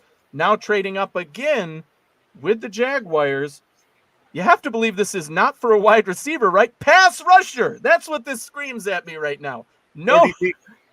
Dallas Turner's still on the board. Jared Verse still on the board. They lost their pass rush king there in the Vikings. You got to think it's one of those two guys, right? Any other player they're trading up for here that's not Johnny Dallas Newton. Turner or Verse? Could be Johnny Newton. Could be Newton. Big man up the middle. You just Byron Murphy just went off the board. You're like, hey, we don't pick till 20. The next guy. That's right. You know, 23 is far, especially with a lot of these teams. And so if you got to get your guy, you got to go get your guy. In this draft, picking one interior defensive lineman is a run on interior defensive linemen. So, so you're right that the next guy up could be him. We'll see. That would be crazy. Well, not crazy. It would be smart, but I think that pick would make a lot of sense for them. They drafted Mario Addison last year. They got Justin Jefferson coming off of injury. Yeah, that could be it. Could be not running back because they just picked up Josh Jacobs, right? Yes. Yep. Right to them. Green Bay got him. Green Bay showing to Josh Jacobs. They got so Green who Bay they get? Adams. Yeah, that's right. Swap there. So Kev, let me ask you, Kev. As we wait on, I apologize, Anthony. As we wait on the Minnesota Vikings pick selection, and I think it's almost safe to assume that they're not going wide receiver, right? How do you feel about Cincinnati taking a wide receiver here? T. Higgins, he's requested a trade, or maybe he has or hasn't, who knows? But do you feel that this can be a spot for Brian Thomas at 18? And if the Cincinnati Bengals pass on him, are you now looking for the Buffalo Bills like, hey, he's out here? What's your thoughts on that? Well, the Vikings just took. Should I announce it? Yeah, go ahead. There we go. Dallas Turner. Yep. Dallas Turner. Nice. So nice. yeah, one domino is gone because Jacksonville did not take Brian Thomas. Mm-hmm. Now they are at 23 now, correct? Yeah. They still pick before us. They still pick before us. Mm-hmm. I think. Yeah, so I think now it's just a matter of when you make the move up, because I think you kind of have to make this move. I guess you don't have to, because to answer your question, Akeem, Cincinnati with that Trey Hendrickson news, they could go defense too. And maybe they like Jared Verse. Maybe they like Johnny Newton.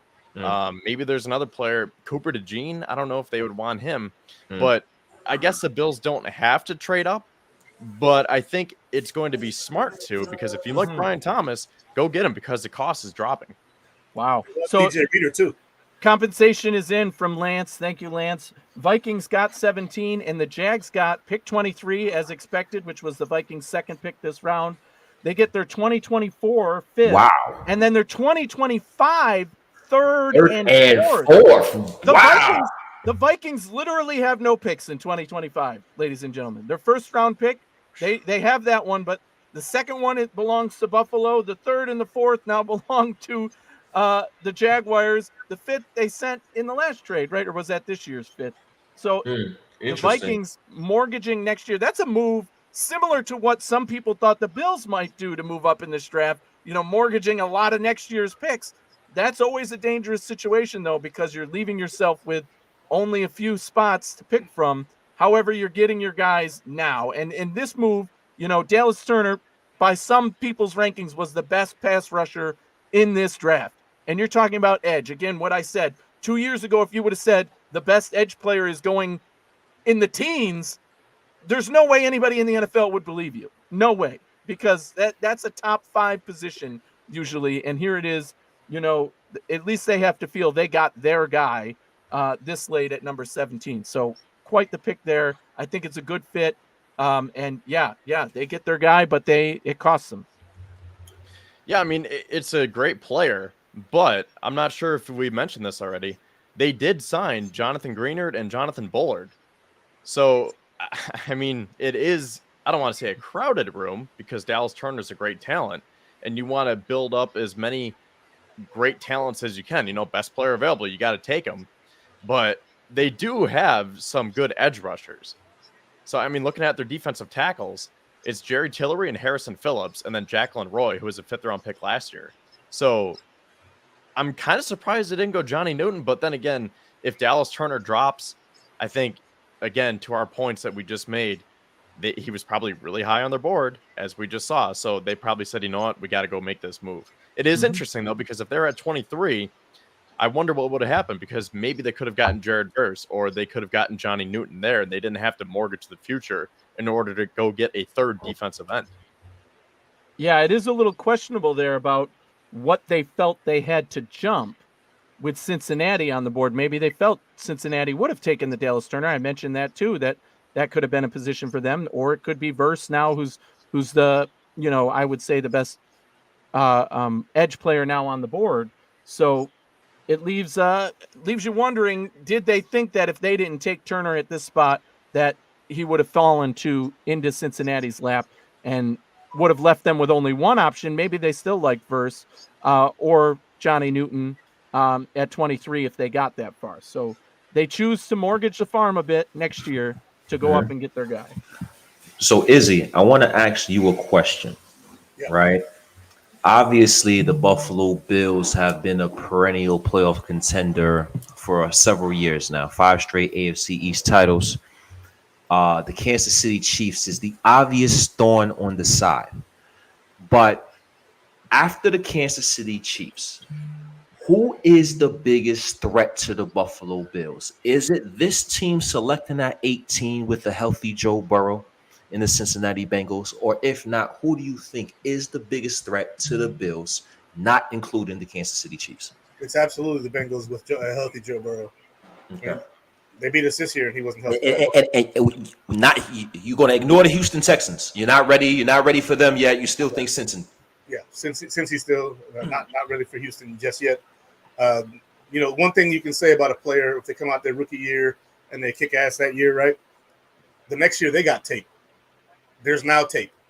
And so projecting what you could be doing next year and the commonality of that offense that they run there coming from the Kyle Shanahan, tree, which is vast now. Mike McDaniel, Bobby Slowick, Johnson up in Detroit. Like it's everywhere. So now that you have all this stuff going on, you can go and see what the tape says about Houston. So we'll see what happens this year with Houston. I know Joe Burrow can make it deep into the playoffs. He's been to 2 AFC Championship games and a Super Bowl if he's healthy. If he gets hurt again, which is possible, because if he gets hurt one more time, you put that injury-prone tag on him, check, and now you're paying $260 million for a quarterback who gets hurt every other year. So if you follow logic, he should be healthy this year and then not next year.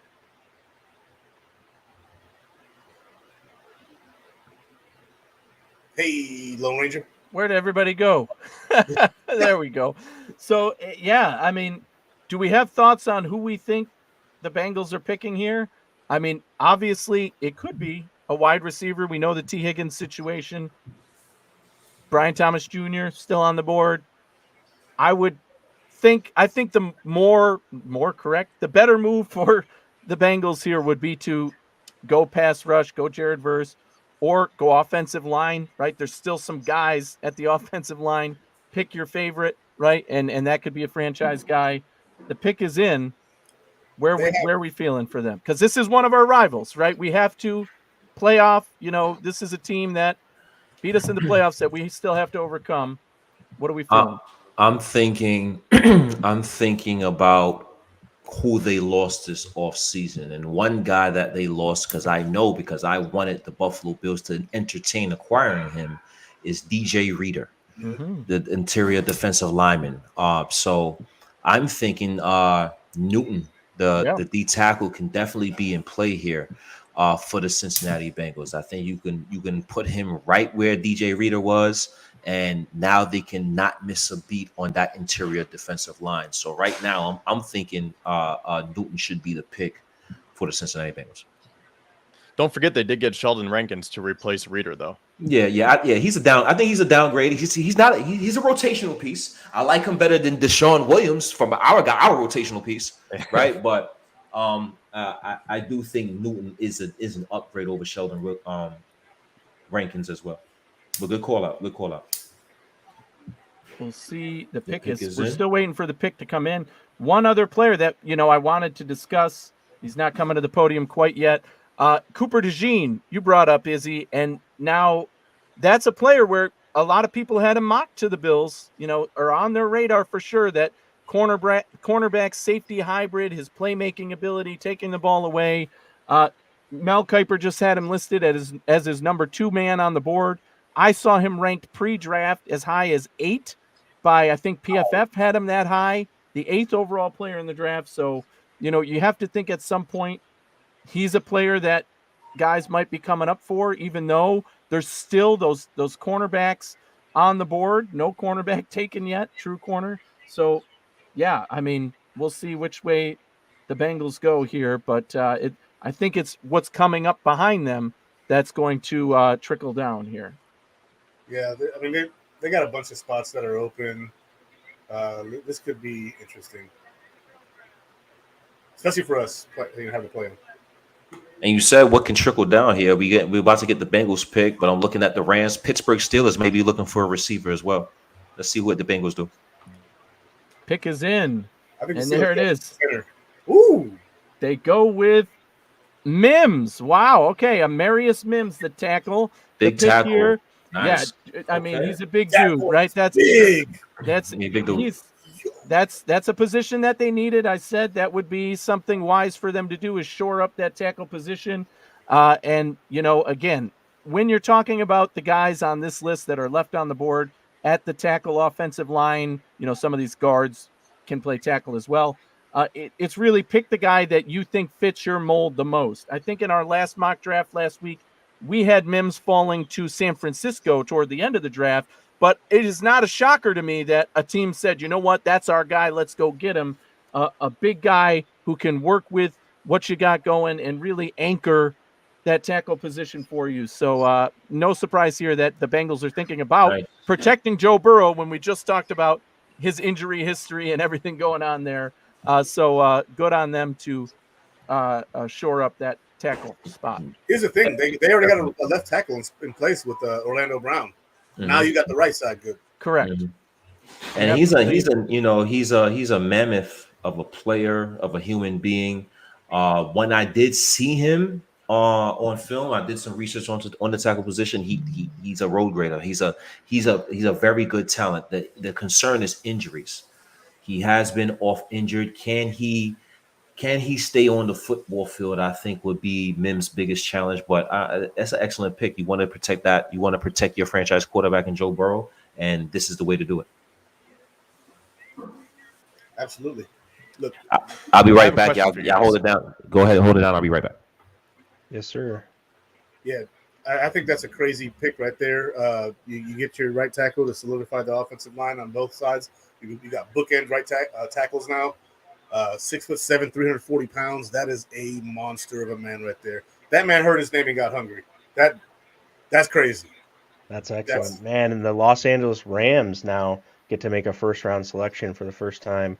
They did a great job posting on their social media. It's been 84 years. So this is what I was kind of questioning before the draft, to see if the Bills would go the Rams route or kind of stay back and stay put and just take who they can get, or maybe at this point they're just going to be making a modest move if they do make a move. So not going to cost very much other than maybe 1 or 2 additional picks to get up to where they want to be at this point. So Kevin, you got to be happy here. You got to be thinking like this is going pretty well for the Brian Thomas Jr. train to roll into Buffalo.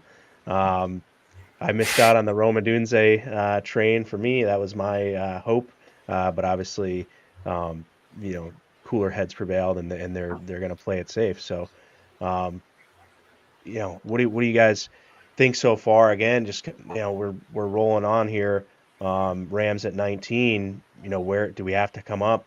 Is Miami going to take a guy like Worthy and add speed to that already largely speed demon roster? What are you thinking here?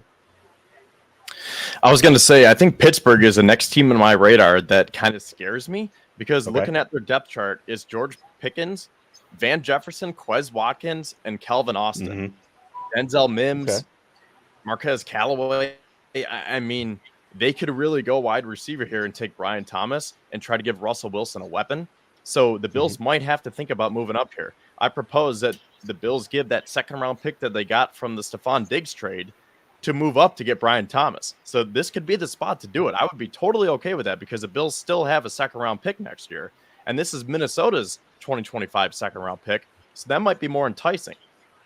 But I'm wondering if the Steelers would want to go offensive line here, maybe try to get a better left tackle in place of Dan Moore. Who's on the board right now for left tackles? Do we have an update on that? I think Fuaga is still on the board, isn't he? I think so. No, he got taken. Did he? Oh, yeah. Fuaga went to New Orleans. Yep. Yeah, he got taken. Oh, okay. Yeah. Damn. I think that could be Jackson Powers Johnson. Yeah, could be. Yeah, I mean, Graham really Barton's the next one on Daniel Jeremiah's board, but he's an interior, not a tackle necessarily. No, I think they could go center though. A lot of my Steelers fan friends, like you know how we are about Brian Thomas, they're that way about JPJ. Let me get the best available here up for you. So yeah, I think the Steelers could be looking at him. I mean, that's fan rumors, but you know.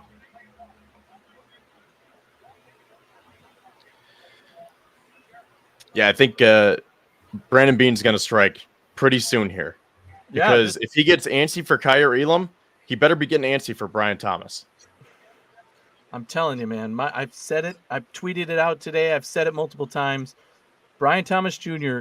is the best fit to play with Josh Allen. Just the way he could track the ball down the field, his playmaking ability.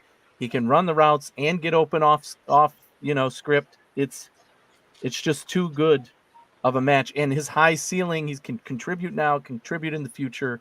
It's exactly what the Bills need right now. And I think you pair that with a veteran guy, to match up, but still pick is in now. The top six tackles are off the board, by the way, too. So Tyler Guyton and Jordan Morgan are Blake Fisher are the next tackles. Depends. So there's some not first rounders. Depends on who you have guard tackles, right? Those guys, there's a couple of those, but yeah. See what it is. All right, there it is. Jared Verse, the edge from Florida State. One of my top edge players in this draft class falls to the Rams here. There was rumors of them wanting to trade up for an edge, maybe Latu, obviously, LA connection there, that there was a lot of people mocking him to go to the Rams, but they end up with Jared Verse, which again, to me, is no consolation prize. That is a heck of a dude who's going to contribute on day one in my mind. One of the guys that I mentioned, if he was there when the Bills were still picking, they would have sprinted up to the podium. But he comes off here, which might ease the minds of some Bills fans, meaning that, that guy isn't there, so you don't have to worry about him, being on the board and the Bills possibly thinking about taking him as they show him Syracuse sacking showcase Syracuse. there. I just saw that. Come on, man. Got to show him sacking the Syracuse players. Go Orange. Yeah. Yes, sir. At least we made it into round one. The Orange made it into round one, ladies and gentlemen. Hey, man, with that program they're putting together, they may have a few more next year. So yes, man. There's some excitement around the Orange football this year. Oh yeah. I'm working on getting some season tickets because it's going to be worth it this season. There hasn't been this much hype since Donovan McNabb. Anyway, college. Here we go now. Pittsburgh on the clock. What are we feeling here for Pittsburgh? I mean, they're a team we know, defensive minded, always, they always think. I wouldn't be surprised if they pick cornerback here, but could they go in a direction? They've been in a lot of talks about trading for wide receivers. Could they be a team that takes Brian Thomas Jr.? Which direction do you think the Steelers are most likely to go? While you're in the bathroom, Kevin and Izzy and I were just talking about that Pittsburgh is the next concerning team for Kevin. And so here's now where people have to make some decisions on whether or not they can get Pittsburgh to release the hold of that pick or try to let them go. And there's going to be a lot of calls being made at this point. I'm starting to get nervous. Yeah, we'll see. Pittsburgh really scares me because I feel like the Steelers, I know the Bills have had their number, but they're always a thorn in our side. And Bean better just trust his board here, because if they do take Brian Thomas here, I'm going to be very upset. Yeah. I mean, the Steelers probably weren't going to, they're not going to trade with you if they want that guy, right? So you would have had to do it with the Rams, who obviously got their guy in a Jared Verse, in my mind anyway, the player that they wanted. And there you have it. The Steelers pick is in. So we'll see. We'll see. He's sweating. Kevin is sweating bullets over there. I'm getting nervous too, but you know what? It's not the end of the world here. They're a defensive team, right? They're thinking defense. They got to be thinking defense here. Terry Arnold? Terry Arnold would be a great fit for the Steelers. Like best corner on the board to pair with Joey Porter Jr. Are they going to draft back-to-back first-round corners though? Joey Porter was a second rounder, man. Oh, your second rounder? Oh, touche. There you go. So they, defense, man. It wouldn't surprise me if they just took best player on their board on defense. So you're talking. Could that be the corner? Could that be Cooper DeJean here? Right? There's another guy. Mark to the Bills. Could fit. It could be with freaking Minka Fitzpatrick. Oh wow! I can see it. That's terrifying. Two ball hawks back there. I love the way y'all trying to slither Pittsburgh away from that wide receiver position, boy. I love it. I hope it works. Them. Their head coach has never had a losing record because he picks defense. So let him keep picking defense. I hope it works. Hey man, look, whatever I got to do to cope, man. Let me cope. We're talking them into this pick. Somebody get on the phone with their draft room right now. Okay, well the pick is in, so they came to a decision. We'll see. For some reason, if they go receiver, it could be Brian Thomas. If they go receiver, I know how we feel about Brian Thomas. It could be Mitchell. Mitchell could be another guy. Mitchell seemed like he fits like the Pittsburgh Steelers and what and their attitude and what they're trying to do. So we'll see what happens. I'm concerned with the next selection. I'm concerned with Miami. I think Miami is in the way. They're the team that says we got Tyreek Hill, we got Jayden Waddle. So what? We need a slot. Cedric Wilson, they got him. Yeah, they desperately need that offensive line help though. So that tells me that there might be the direction that they go. Even in the interior, right? Because we haven't seen. There's still some top guys available in the interior, especially. So they don't scare me as much. But ESPN is really dragging this one out for us, not telling us who this pick is. The commissioner is not going up to the podium until they collect every dollar of that commercial money coming in here. But while we have a moment, we want to thank you all for joining us live. We're up over 650 live viewers, ladies and gentlemen. That's amazing. Don't forget to hit like, subscribe, and remember, if you're tuning in on YouTube, you can super chat us. Super chats get discussed.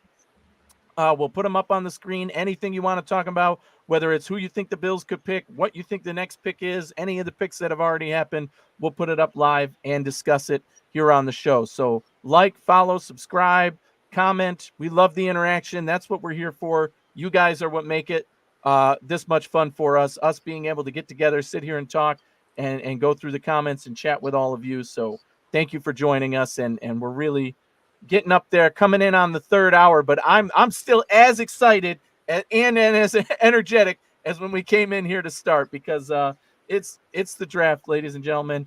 It's Christmas Day, and we're getting so much closer to that pick.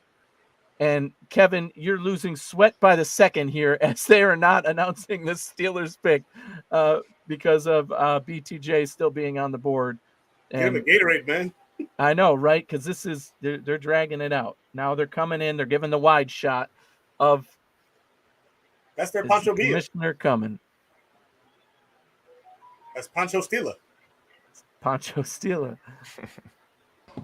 As we wait for the pick, give me a one word answer. No, 2-word answer. Who's the starting quarterback for the Pittsburgh Steelers? Russell Wilson. I can Wilson. Justin. Wilson. I think day one it's Wilson, but he's going to lose the job, and Fields is the better choice. But I think that day one they're going to say, well, we're going to give Russ a shot. And then 2 games in, they're going to be like, well, that was a mistake. Let's put Fields in there. Because I gave my props to Fields earlier, right? He is a legit, he started to show toward the end of the year last year that he could be the guy. So I think Justin, because they actually invested a pick in him, they traded for him. That's true. And so I think that he's going to have more leeway. Whereas while Russell Wilson has the tenure in the NFL, he came over on a really cheap deal because the Broncos are paying his contract really. No matter what the Steelers threw at him, the Broncos are paying it with that dead money. So I think that Fields may have a leg up financially in that because they could cut Russell Wilson. It wouldn't even be a problem. Or they could trade him. Well, here we go.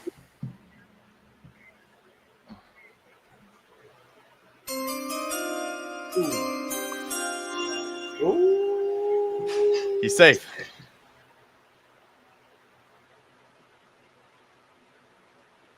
We'll look it up. But I can tell that you're not Brian Thomas. Your audio.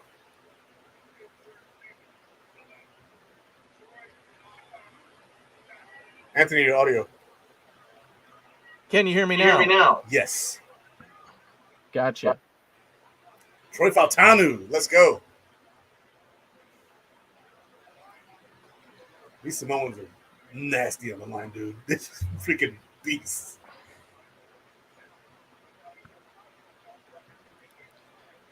Okay, so Card.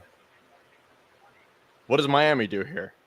I don't see them taking Brian Thomas, right? If you have Hill and Waddle, if anything, it's Xavier worthy. So I think Bean needs to try to trade with Philly because Jacksonville's sitting there. Yeah, but I still feel like Jacksonville could be thinking about cornerback. Yeah, you're right. So especially because they're just sitting there. Terry and Arnold's sitting there. You got to. I mean, it's How's the best corner on the board, man? Yeah, right. Can't hear you. Are the Jacksonville Jaguars going to depend on Gabe Davis to be consistently catching the football over there? Who are the wide receivers beyond Gabe Davis? Christian Kirk and Zay Jones. Zay Jones. Christian Kirk is a viable option. Yeah. Zay Jones. Zay Jones, he's been pretty good since he's been there. Yeah. He was hurt last. He was hurt last year. He was hurt last year a lot. It's going to be interesting. What does Miami do here? It's definitely going to be interesting. We would think it's offensive line. They get some offensive line help for Tua, but again, Mike McDaniel. I think he's just a wild card. You just never know what he's going to do. Tyreek Hill and Jalen Waddle. I think Brian Thomas would be an option because Jalen Waddle and Tyreek Hill are smaller guys. Do they want to repeat that same philosophy and having another smaller guy? Maybe the theme. Maybe they don't care about size. Maybe the theme is speed. So we're definitely going to see what happens with the Miami Dolphins in the next 2 minutes here. Philadelphia is at 22. I don't think they're going to go wide receiver. They got 200. They got 200 mil in tied up in wide receivers right now. You know what's crazy about this? Right? The point you just made, Akeem. Tyreek Hill and Jalen Waddle are both very small receivers, and McDaniel comes from San Francisco. They have Brandon Ayuk and who? Debo. And why wouldn't he want to go get a 6'2", 200-plus pound receiver who runs a 4.35? And that's what I'm saying. That's understandable. And keep him away from us. Mm-hmm. Try and keep us from kicking their ass twice a year. I'm concerned. I'm a little concerned with this pick. I'm not gonna lie. I'm a little concerned with this pick. I'm intrigued to see what Miami's going to do. If I'm them, I'm going Jackson Powers right here. I'm going to get my interior offensive line guy. That was the name I was going to bring up. I saw him mocked to them a lot. They need interior offensive linemen for sure. Or they could go edge, right? They have so much going on at edge, but injuries. So, we don't know. So but Chubb and offensive Jalen line Phillips. is what makes the most sense to me, given the situation they're in, the positions that are still on the board. There's still some deep guards, and they could take their pick basically and say, okay, interior offensive lineman X, insert, you're our starter day one, and we get you this late. Well, this part of the draft, that's pretty good. So they're going to be happy with that if they take an interior offensive lineman, I think. But maybe they're not as high on some of these guys. I don't know. Anthony lost Xavier Howard too.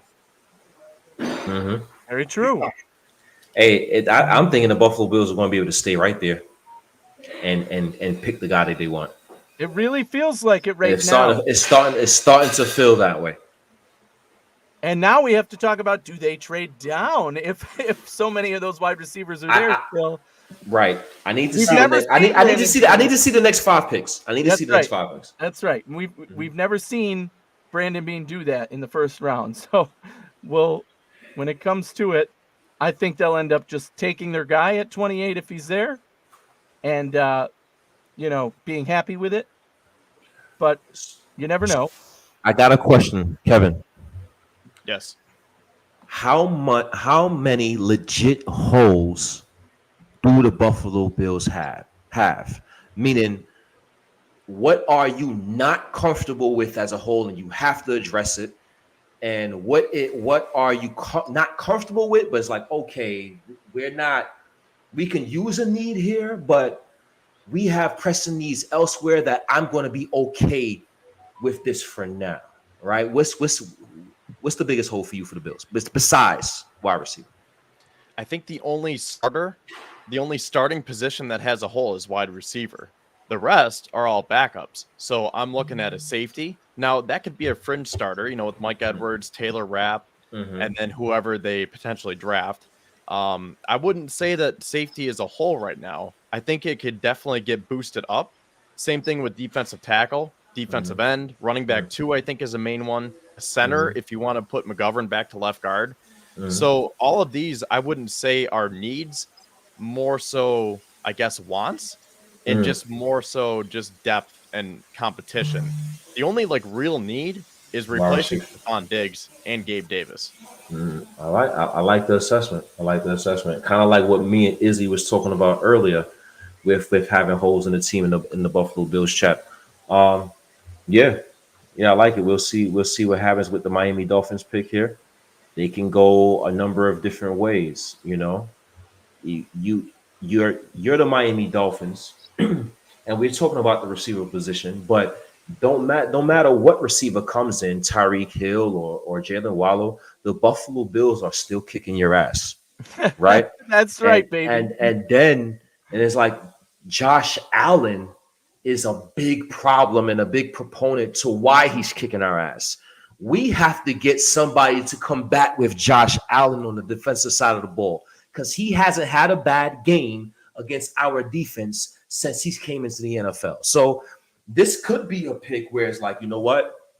We need we need a Josh Allen stopper. Let's go get our Josh Allen stopper.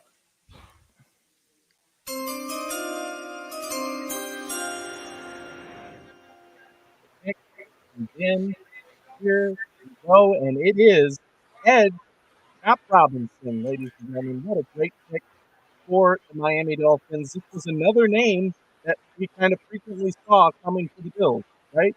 So, Bills, Chop Robinson connection, up going to our rival in Miami. What happens from here? That's a good pick from them, but it's not a receiver, and it's not, an offensive lineman. So they go the direction of finding that protection for their edge room at this point. And Robinson, a great player here at this point in the draft. What do you guys feel about that pick? Chop Rob, I think he went a little high at 21. I think he got, now don't get me wrong, if he can progress and reach his ceiling, he can be a stellar player. But as of right now, I'm thinking he's a little high, and I'm thinking he benefited from having a great combine, benefited from running a 4.4 40 at that size and the measurables, right? So they probably looked at it just like I was saying, we have to get somebody to combat with Josh Allen. We got to get somebody that has the speed and athleticism on the football field to get to Josh Allen when he's doing those Josh Allen-like things. So I think they thought about that heavily when they came to the decision of who they was going to draft. I think it's a little high, but the talent is there. The talent is definitely there.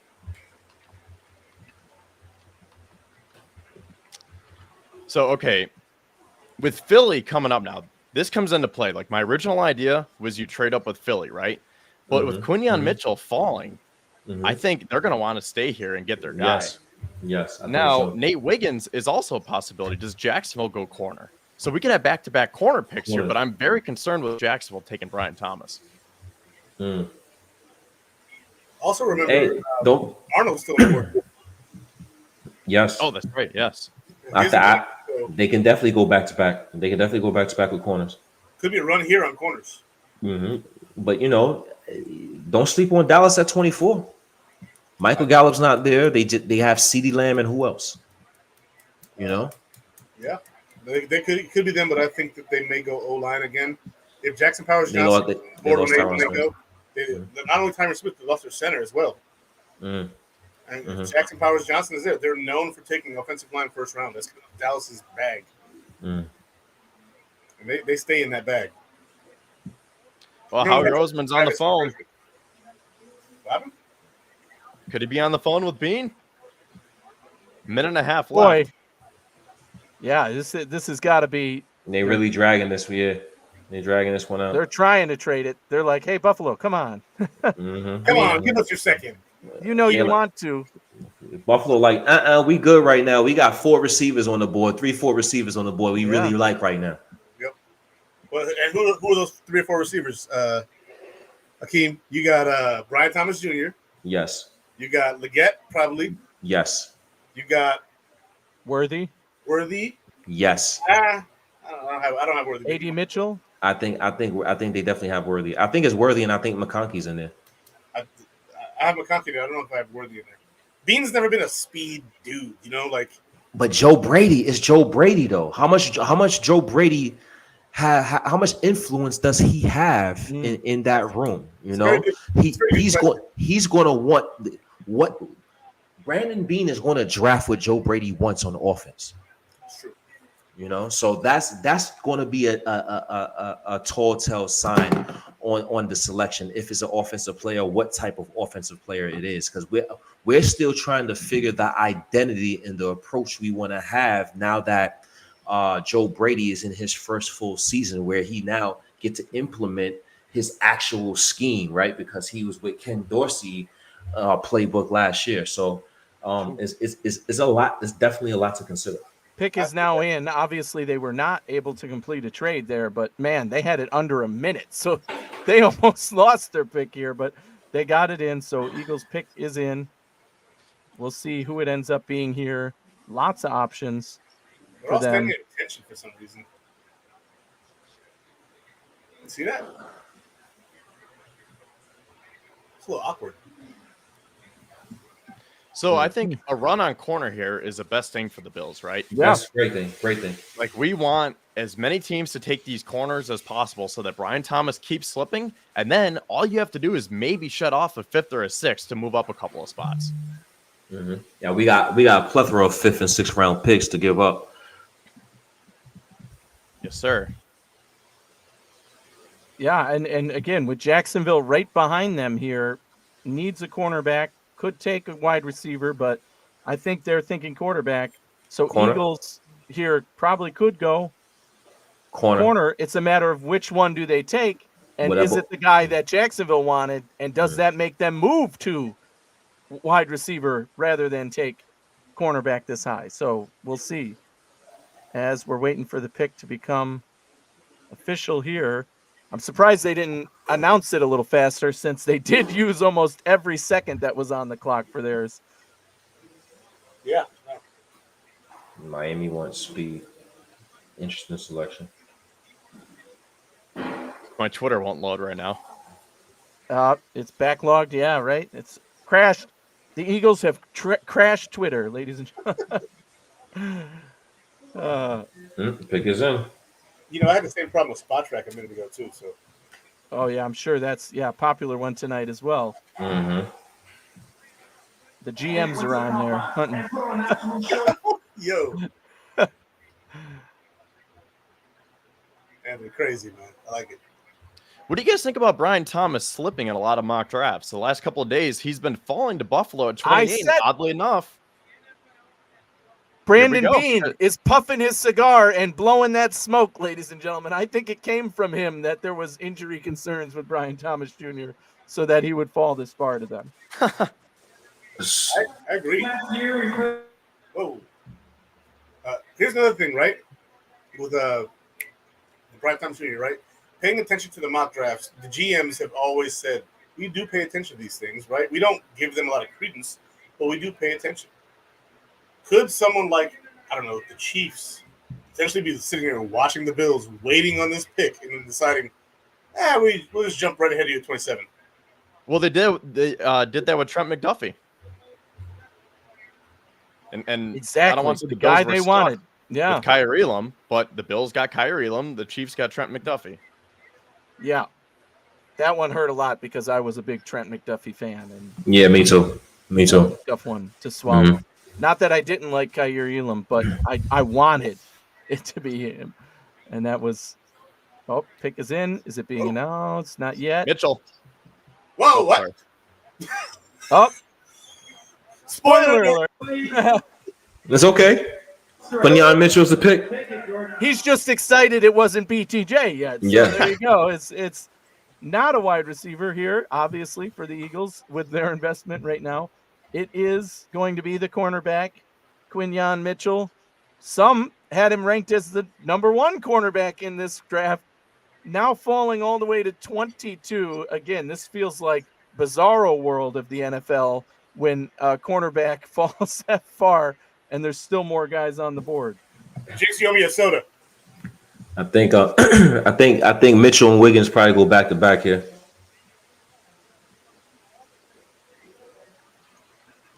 I mean, this board is falling tremendously for Buffalo. But now, if you do in fact like Brian Thomas, you have to make sure that you secure him here. Hey, he's my number 2. Brian Thomas is my 2. And my guy's Legette here. My guy, I'd go Legette here. You heard what Josh Allen said. You heard your franchise quarterback, didn't you? He didn't say Brian Thomas. He said Legette. Go get Legette. But again, any one of those I would be happy with. Brian Thomas or Xavier Legette, I'd be ecstatic with. So now we got to talk about, think let's say best case scenario, Jacksonville goes cornerback here. Dallas is up at 24. They're a mystery, right? Mm-hmm. A lot of people have had them trading up to get a wide receiver. So they're there at 24. They could go wide receiver, but let's say they don't. Which position do they go? Offensive line, right? They need offensive line help. So maybe they go offensive line. Then you have at 25 Green Bay. I think that is the match made in heaven for Cooper DeJean. I've been saying all along, I don't think he gets past 25. So maybe they go Cooper DeJean there, 25. So that takes away a potential Bills defensive target. And now you're talking about 2-3 picks away. Does somebody trade up to try and jump the Bills to get one of those guys? Is it either BTJ or Worthy or one of the other guys that they like, thinking that the Bills Legette maybe? I think that is now a position where the Bills have to either compete with a team trying to trade up to take a guy ahead of them, or, that 26 spot seems to be, 26, 27 could be the valuable spots where other teams are saying, we're going to jump Buffalo, we're going to pay a higher price than they can, and we're going to take our guy who might be their guy as well. That might have to be the move, because I think Tampa makes sense. If you want to move up 2 spots, again, you have 8 day 3 picks. It's not going to cost that second anymore. So you might want to shed one of those picks, not because Tampa's going to take Brian Thomas or whoever you like here, but because Kansas City could jump you like they did in 2022. Definitely. Definitely. Pick is in for the Jacksonville Jaguars. I'm interested. I'm very intrigued with these next two picks. Yeah. Yes. Right. We're sitting on the edge of our seats now as we get closer. Jacksonville and Dallas, but Xavier Worthy could be a target for Dallas. I wouldn't be surprised.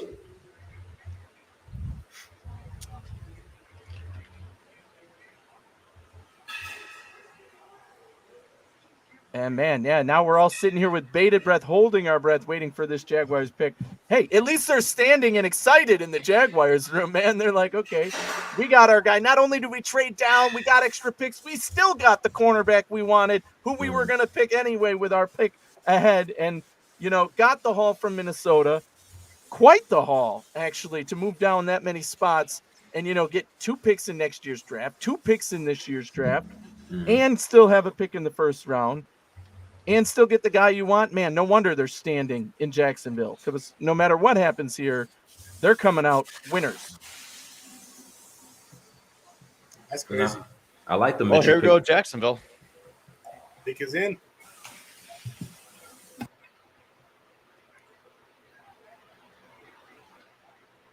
Uh-oh. Dave has the pick, but he's not spoiling it for us in the chat. Freaking Dave. No, I don't want to know, Dave. There's only one reason why he would hold it back. There's only one reason why. Is he at the draft? Come on. Something has leaked, I guess, here. It's an awkward silence, yeah. I know, right? Because we're all on bated breath here, waiting for... Don't pick our guy. Do not pick our guy. We still want BTJ to fall to 28. And let this be a cornerback. Let Dallas take offensive line. Let Green Bay have Cooper DeJean, a great player. And then we can start talking with Arizona and Tampa Bay to say, okay, do we need to get ahead here to make our pick before somebody else tries to trade up and take him? Because remember, those teams at the top of the second round are now thinking the same thing. Right, we had our eyes on this wide receiver. Do we need to get back up into the first round to say, jump the Bills and take our guy before we know they do? And that could be the case with a guy like Legette. We've heard Carolina's absolutely in love with them, although they can't really afford to give up too much after what they've lost in this draft. But you never know. There are other teams wide receiver hunting. You know, this is Uh-oh. There it is.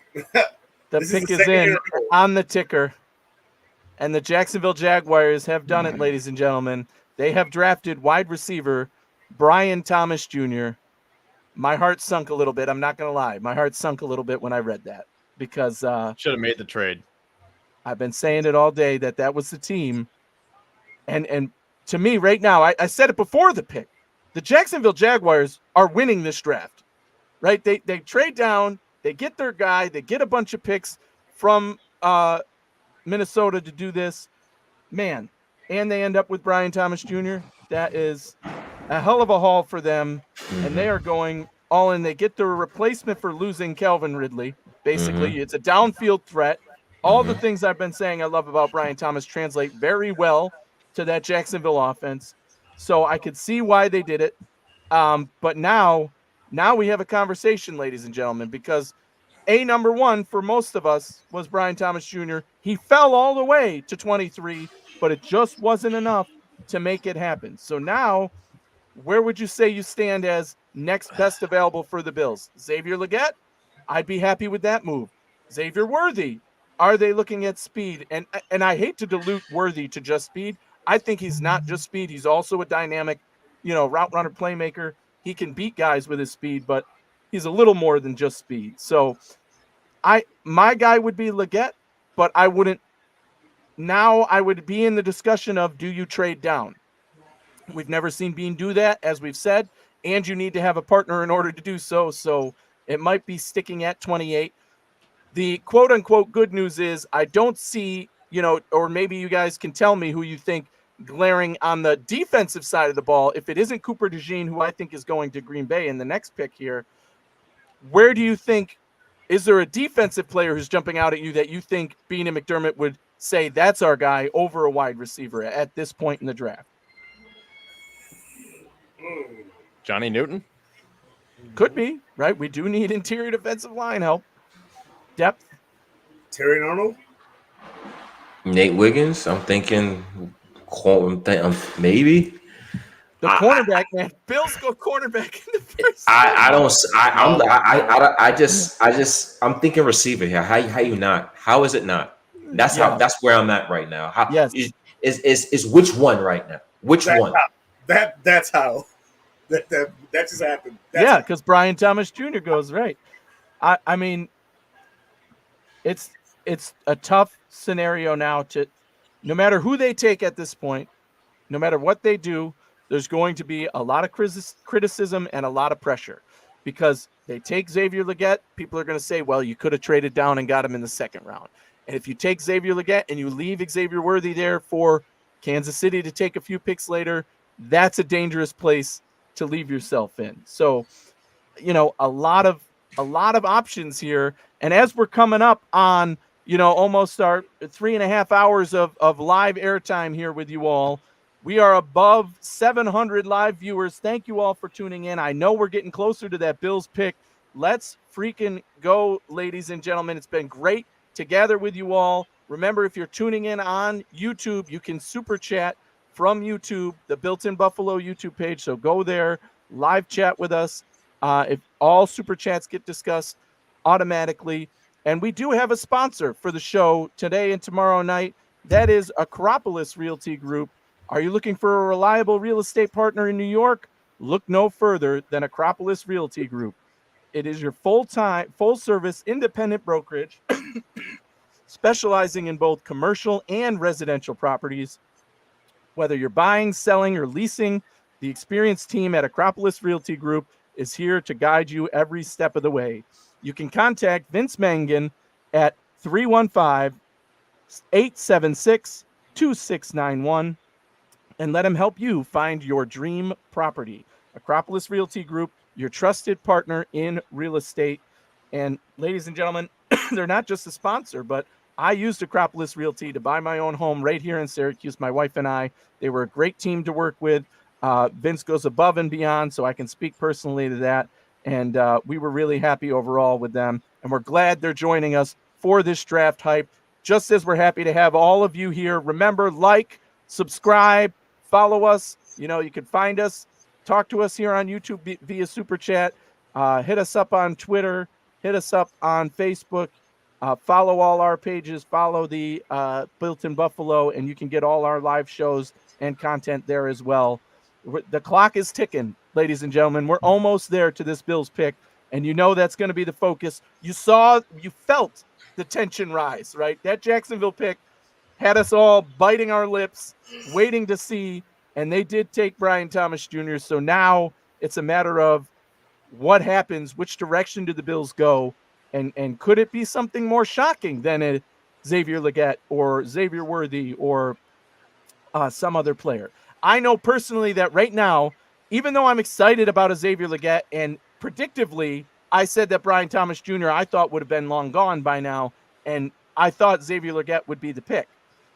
So I'm not disappointed if the pick ends up being Xavier Legette, but I am feeling a little sunken-hearted that BTJ fell so far and the Bills weren't able to get him. Where are you guys at right now? As Dallas has about a minute left before their pick, they must also be trying to trade out. Pick is in. Is it? Yep. I was going to say, after Dallas picks, I have like a minute synopsis of where I'm feeling right now. Yeah, I'm going to hit every player and position that I can in like 60 seconds. There you go. Lay it out for us. Oh, so they did trade the pick. There you go. So Dallas trades number 24 to the Lions, another team rumored to be interested in wide receiver. They could also, I don't know. They're jumping Green Bay here. Could they take Cooper DeJean? I mean, I don't know what the move is here unless they're thinking we had to come up from where we were, and this was the team that was willing to trade with us to make it happen.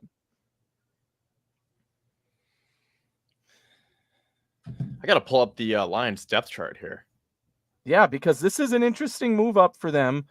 We know, unless they're thinking, I don't know here. Top on the board, interior offensive line. There's I'm thinking receiver or cornerback. Cornerback, yeah, that's Terry and Arnold is still there, right? Arnold, Wiggins, Kool-Aid McKinstry.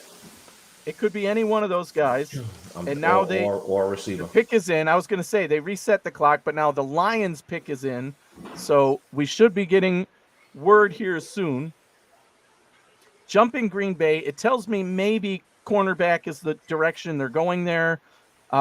It could be either of Wiggins or Arnold. It could be Cooper DeJean.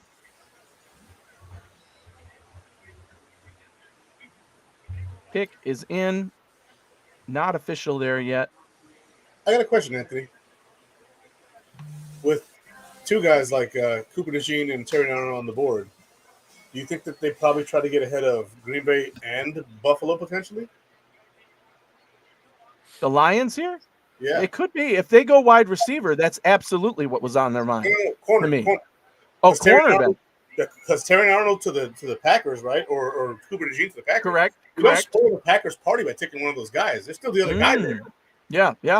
But then with Brian Thomas off the board and Buffalo, our guy's gone. Correct. I like your line of thought there, that they're thinking there's two guys we like, but there's two teams who could take those two guys ahead of us. Yes, so that's why they had to come up this far with Dallas to say, you know what, we needed to make this happen. And Lance just came in with the compensation for us. It was pick 29 and 73, given up for pick 24 and a 7th in 2025. So they got a 7th round back, but they gave up 29 and 73, 2 picks in the top 100 to move up 5 spots. So that's, again, if you're Dallas, you're thinking we just got extra talent in that 3rd round here to, boost us from, and still end up probably getting our guy moving back 5 or so spots. Absolutely. Who are the receivers for the Detroit Lions? Amon-Ra, Jamison Williams, and Khalif Raymond. And Donovan Peoples-Jones, too. I don't know. This could be a slot receiver here. This could be a receiver. Lad McConkey, you think? I don't know. I don't know who's a good fit for them receiver wise. The best fit, maybe Legette. That would be heartbreaking. It could be one of the Texas receivers. Could be. They like speed. They did take Jamison Williams based on his speed, even though he tore his ACL. And he's kind of right. We don't know which direction that's going. He had the year to heal and kind of come back, but do they believe he's their guy of the future? You have to believe they're going to give him another shot, though. Yeah, true that. We need a kneecap biter here. Who's the best kneecap biter on the board, ladies and gentlemen? I don't know, but the pick is in, and they felt good about this kneecap biter because they traded up to get him. So who's going to fit that culture in Detroit? By the way, guys, Detroit, one of the destinations that I have not been to yet, and we're playing in Detroit this year. I'm trying to go with a buddy of mine who's a Lions fan. So I'm hoping to make that trip this year, depending on when that game falls. I did go to Detroit That's a big last game. year, or 2 years ago now, when the Bills-Browns home game got moved there. Yeah. Is it weird that every Bills fan has a weird Lions fan friend? Yeah. Listen, man, it wasn't until I became friends with him that he told me, you think you got it bad? We've won 1 playoff game in our entire history until this year, right? So that was pretty bad for them. Sitting in our misery together, just. Yes, that's right. And now we're both good. That's why I want to go, because I'm like, look, we're both going to be favorited to win our division. Pick is in. This year. And that's why the tickets are expensive. Terry Arnold. Cornerback. They do indeed go cornerback, and it is Terry and Arnold. Again, Some people had this guy as CB1, right? That's crazy again to go to 24 here. And that tells you why the Lions were willing to trade up. If they also had him as CB1 or even CB2 and to say, look, we know we have to get ahead of these next few teams, i.e. Green Bay here, who now does look like they're sitting pretty to take a Cooper DeJean in my mind. They could go Nate Wiggins, I guess, or Kool-Aid, but I definitely think every time I thought about Cooper DeJean, I said Green Bay is the best match for him. I don't see him getting past 25. And now they find themselves on the clock with him on the board. Is there another player that could woo them off of cornerback or Cooper DeJean that's still on the board that fills a need for them? I don't know. Well, the one thing we can feel comfortable about is they're likely not taking wide receiver, right? So that is a distant pass for Green Bay. All right, ready for those quick hitters? One would think. Yes, That's let's right. hear it. Yeah, you had your minute spiel. We got to go for it. The floor is yours, Kevin. Tell us where you're at while we're waiting. So here's what I'm thinking. Now, we can discuss this more in depth. So on the surface, you might be like, huh, okay. But these are my quick current thoughts about where we're at with the Bills. So we're on pick 25 with Green Bay. My guy here is Xavier Legette, because I think if you have to reach potentially 5 to 10 spots, I don't care. Do it, because your guy might not be there. And I'll speak on the other guys real quick. Xavier Worthy, I think he's good, but personally, I think he's too small for what the Bills need if you're trying to replace Stephon Diggs and Gabe Davis. So I'm out on Worthy. I think Ladd McConkey is too redundant to Khalil Shakir. And again, if you're trying to replace two alphas in Diggs and Davis, McConkey is not going to be that wide receiver one. A.D. Mitchell, I have character issues with him. And then for defense, no thank you. I don't think the Bills are in a position to take defense here. I don't think that Cooper DeJean would even see the field because you have Rasul Douglas and Christian Benford. I think Kyer Elam is going to be their project this year with the new defensive backs coach. I think he still has a lot of great football ahead of him. Johnny Newton, I think that would be great, but you just signed Ed Oliver to that contract extension. You extended Daquan Jones, and you signed Austin Johnson. I think you can find value with those positions on day 3. My pick here is Xavier Legette. That was a convincing argument, Facts. Kevin. And we talked at the top of the show about exactly that, the physicality of a guy like Xavier Legette fitting into this Bills offense versus some of those other guys who kind of have overlap with what the Bills already do. You know, maybe you could argue Ladd McConkey could bring the route running crispness that, you know, the Bills like and the pass catching ability there, the good hands. But I do agree that what we need is a bruiser. We need a big bodied guy who's physical and capable of doing those things on the field that need to be done. And I do like Legette in that sense. And, you know, we also discussed the counter to that is a guy like A.D. Mitchell, right? You could argue he's a physical, big-bodied guy. Why not take him? And there's the question of his effort on the field, his mental capacity. Again, we're not in the meetings. I'm speculating based on what we've heard outside of that. You know, I'm not hating on the guy or anything. I don't know him. But that's the rumor, right? Does he have the mental capacity? Is he always going to give it his all on the field? Is he a coachable guy? And when those questions are there, I don't think he's a fit for the McDermott Bean mentality in Buffalo, right? He's not a process guy in that sense. So I mean, think about it, because I don't want to characterize him as a diva because he hasn't even played a down yet in the NFL. But you just got rid of a diva in Stephon Diggs. You don't want to replace a diva with another diva. Because if he's saying I only play when I want to and I take plays off, no thank you. You don't fit the culture here. Yeah, and remember at the top of the show, another thing I mentioned is Legette. I saw him at the Senior Bowl give an interview, and that was the first time I heard him talking. And I said, this guy's predicted to go in the second round, but at that time he's been a riser on draft boards.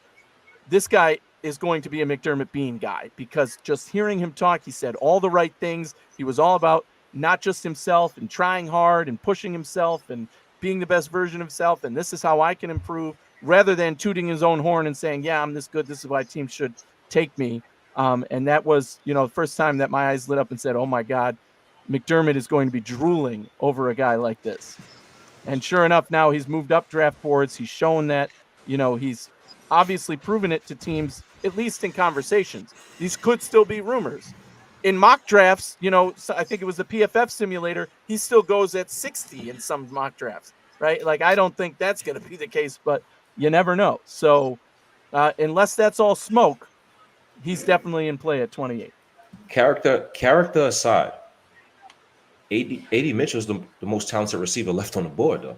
Yep. He's the most, as far as plus traits. Yes. But as far as traits now, when you McConkey, he could be a little redundant, like Kevin said. Troy Franklin, Roman Wilson, Parcel. There's nobody else with outstanding traits. They're good receivers, but not necessarily above average traits. And the only two left with those above average traits is a Legette and Mitchell. And Mitchell, I'm not necessarily a fan, but he played in big games against big time programs with a lot of first round talent, and he balled in those big games, in those big moments. So I don't think that should be ignored there. Again, we're going to see what happens. The pick is in with the Green Bay Packers. We'll see what direction they go. But as from a talent only standpoint, if we're talking about the most talented receiver left in the draft, it might be Adonai Mitchell. It is. Yeah, it is.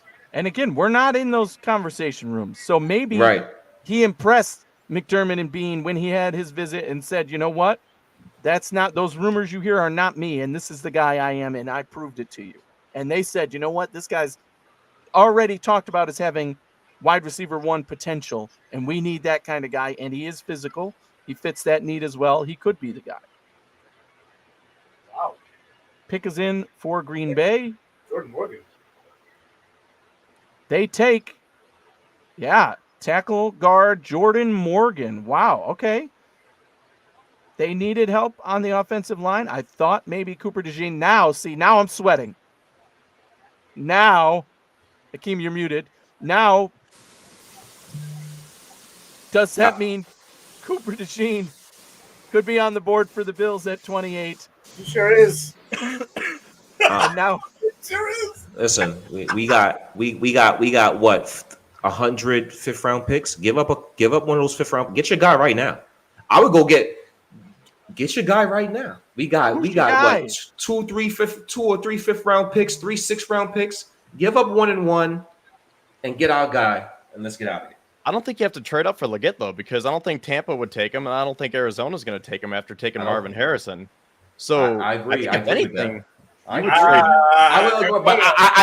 I wouldn't think Atlanta would take Michael Penix Jr. either. True. So that's the thing that scares me. But I agree. But you just never know. You never know. Don't count out Arizona because you have no idea because they have no receivers. Yeah, right. They needed to take another one. Right, they might take another one. They're like, they might. Is there any way that the Bucs take Cooper DeJean here just to ease my mind? 2 picks away from Buffalo. I don't think they go receiver here. They still got Curtis Godwin. They got Mike Evans. They re-signed. I don't think they go receiver. Cooper. He's talking about corner. My biggest concern is that Cooper DeJean is going to be there at 28 for the Buffalo Bills, and we snag him instead of. I say that concern because I do think they're going to be in love with that kind of guy. And I'm sorry, but a cornerback / safety isn't going to move the needle as much for me as a wide receiver that I don't think is the Bills desperately will do that. needed. You never know. I don't think they would do that, but you never know. I never gave my take on this wide receiver thing. Okay. Give it to us. We're here. Buccaneers pick is in, but it's not announced. It's not announced. I agree with 99% of what my man Kevin over here said. The one thing I didn't agree with was the redundancy of Latham McConkey. Because in my opinion, in this draft, Latham McConkey, and I've been saying this longer than my man Dan Mitchell. Sorry, Dan, I had to call you out in this one. But Latham McConkey is the closest player when it comes to traits and abilities to Stephon Diggs. I know he's going to say Diggs. He's that. I've been saying it for like a month and a half now. When it comes to the way he wins off the line. Before you even get hands on him, before you can even know what he's doing, he's going one way, you're going another, and he's open. He gets open. And that's the only thing he has in common with Chris Hogan, which I've had trolls in my comments, which was one of his comments too, because someone here said something in the comments earlier. I forgot what it was, but Latham McConkey wins the same way that Stephon Diggs does, and he's about the same size. just under 6 foot, 187 pounds, 190 pounds. Like he's that same type of receiver, but with 4.39 speed. So I like Lad. I like Lad, and that's a solid comparison because I've seen comparisons from Lad McConkey to a Garrett Wilson, and they compared Garrett Wilson to Stephon Diggs. So you know, I can definitely see it. The one thing about Latham McConkey, I want a player, and this is just me being biased. I want a player that makes the defense go, oh shit, like oh shit, this guy's fast as shit. Let me back up. Oh shit, this guy Legette is a big beast. Let me prepare. Latham McConkey doesn't. You know, these other guys don't possess that. We haven't, as Buffalo Bills fans, we haven't possessed a player like that in some time. So that's what I want, and I think you know Legette possessed those type of traits. I agree. The 100%. best way I put it with Kevin Messeri was, I said I think Lad McConkey is nice if you didn't trade Stephon Diggs. Mm-hmm. If you had more pieces around, McConkey is a great piece to the puzzle. But if you want him to be your wide receiver one, I like that. I don't know. I like the rebuttal. Okay. Before Diggs was gone, I was no McConkey. Because to me, they're the same guy. So if you have that guy, why do you go get that guy? I did say earlier that Lad this is good. This is good. Good stuff. I did say earlier that Lad McConkey is more the route running hands kind of guy that the Bills are known to have liked. But I agree with what Akeem said, that what I'd like to see in this offense is some physicality, because what you don't want to have is a very physical defense going up against an offense that totally counteracts your offense. You want to have that counter punch. And if we go up against a completely physical defense right now, could they get in the face of our wide receivers and maybe make them nervous, anxious, whatever? Yes, right? Maybe not our tight ends. Those guys can hold their own. But certainly the wide receivers, you know, you can be physical there, right? So I think a bigger guy like Legette, I'm not going to be mad at a Lad McConkey pick. I'm not going to be mad if the Bills end up with Lad McConkey. That was one of the guys I said, look, yeah, it makes sense. He's a route runner. He's a pass catcher. He fits the offense well. I like it. But I think Legette at least changes that up a bit with that physicality piece, and that's what I like about him. So I have a little bit of pushback. And here's my pushback, right? When we play a physical defense, that's when you use your Kincaids on the outside, right? You then put him out there. You want to bully us? Okay, fine. Deal with this big bastard who's going to come out here and hammer you. But here's another thing you said, like within this offense, and I'm not sure I know what this offense is going to be now. Because while he was under Dorsey as a QB coach, I don't know if he's going to run the same type of offense or if he's going to go back to kind of the Carolina or LSU type deal he ran. So I'm not sure if I'm fully sure. So he may not want the McConkey, who's the Stephon Diggs type.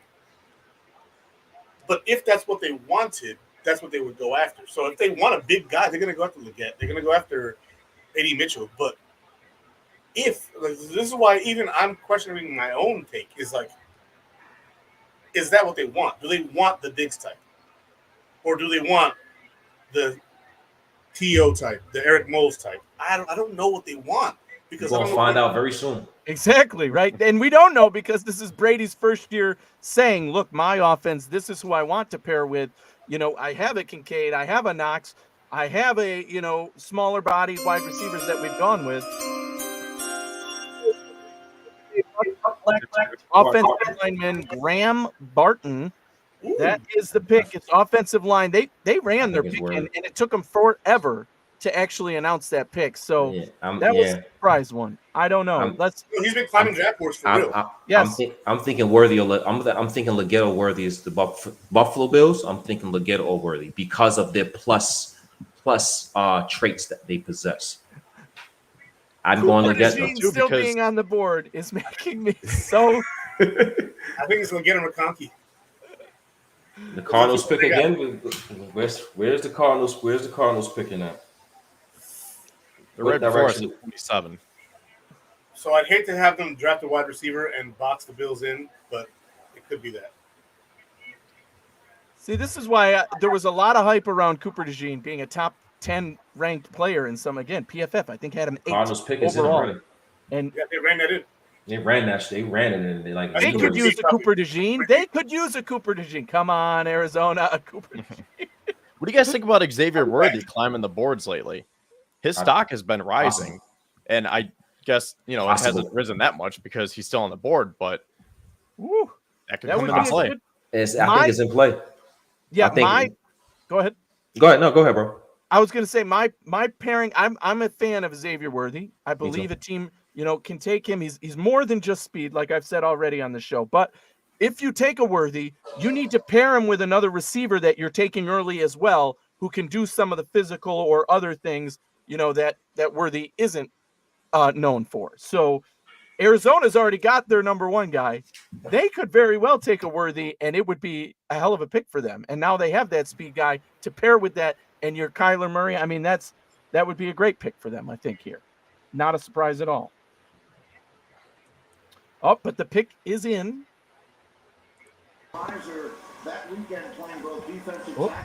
Darius Robinson. Somebody's sound is, I hear somebody's TV. Yeah, that was mine. Darius Robinson, edge rusher from Missouri. Wow, that's a reach a little bit. Yeah, I think so. I don't care. We up now. Go get the guy. Go get the guy.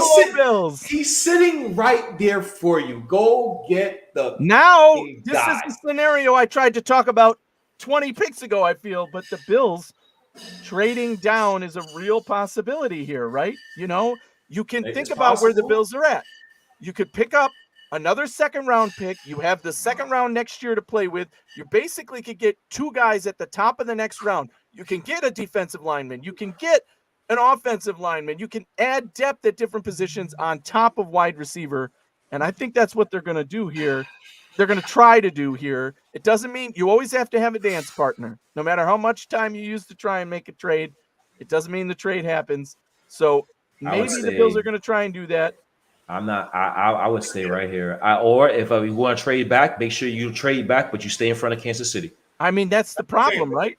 Whoever you don't pick, whatever you don't do is going to leave for Kansas City right there. And I said at the beginning, I don't want them to get Worthy because I do feel like that would be a dynamic playmaker for them that could, put things in their favor. So we'll see which direction this goes. There's the pick for the Cardinals. They picked an edge rusher, Darius Robinson, going in the first round. I think that most people thought he would be more in the second round, but they edge defensive wise, definitely a premium position in the NFL. They go and get their guy. They felt like they could, move up and still move him up their board, obviously, in a higher pick here. But nobody cares about that one because the Bills are on the clock with 3 minutes, 45 seconds left. You know what that tells me? They aren't completely sold on a Cooper DeJean. So that at least tells me that much, that they're thinking about trading this pick. They didn't run it in to say Cooper DeJean, but also means that those wide receivers, that there's multiple players there that they could like, right? That they're Anthony, okay I'm 2 minutes ahead of you, so I guess there's a little bit of a discrepancy. Maybe. Okay. Keem, you're can't hear you, bro. Don't spoil this for me. I might have to put my mic down. I don't want to hear it.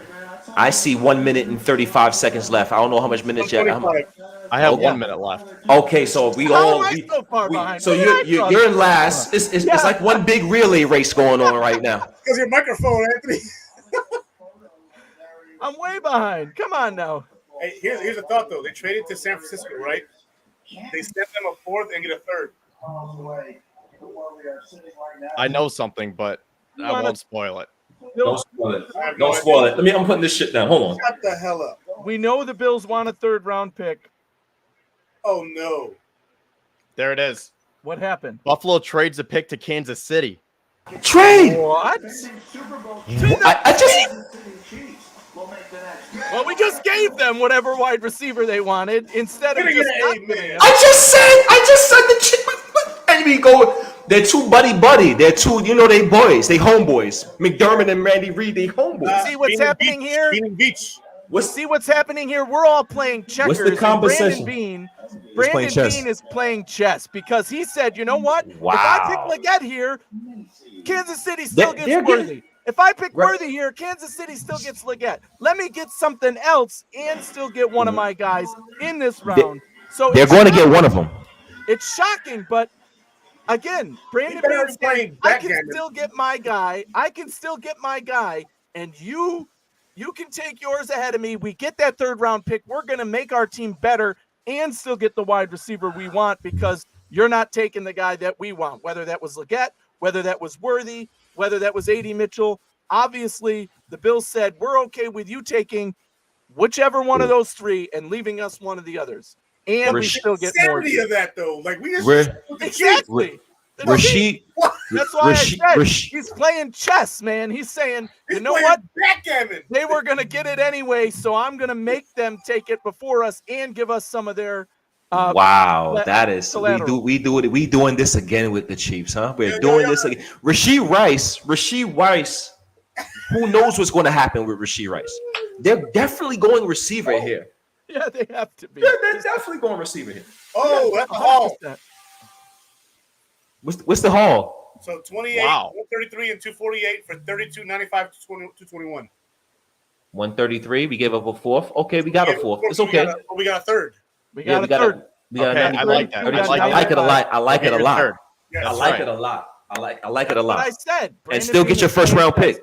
Anthony's on top of this thing. Let's go, Anthony.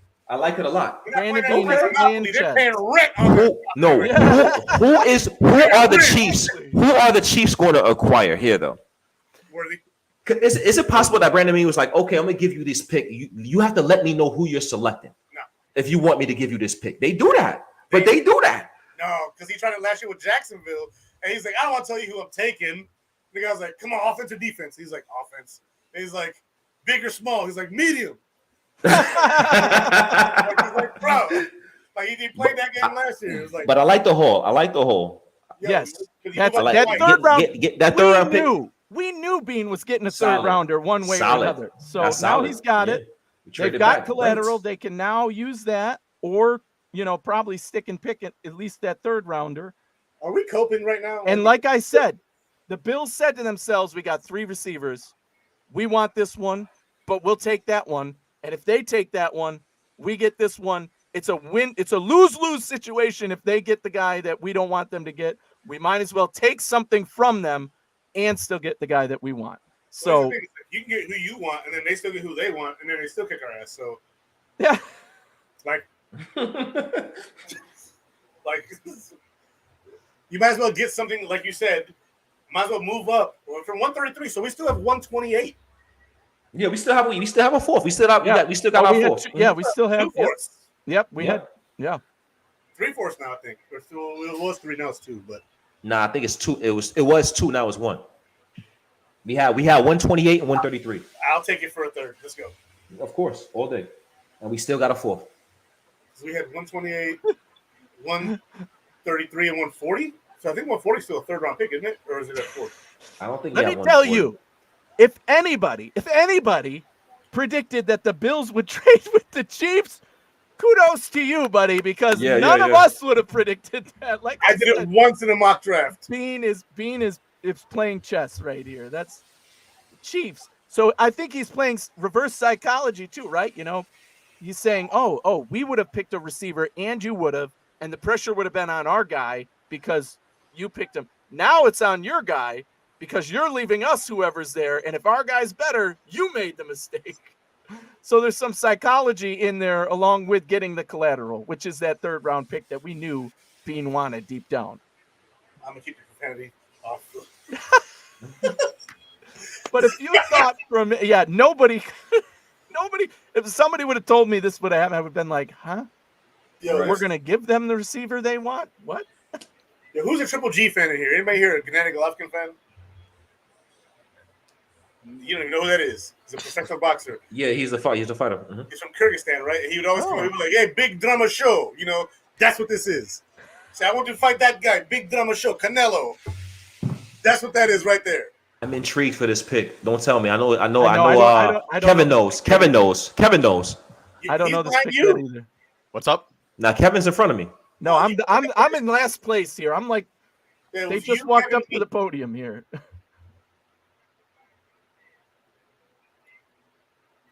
I don't know yet.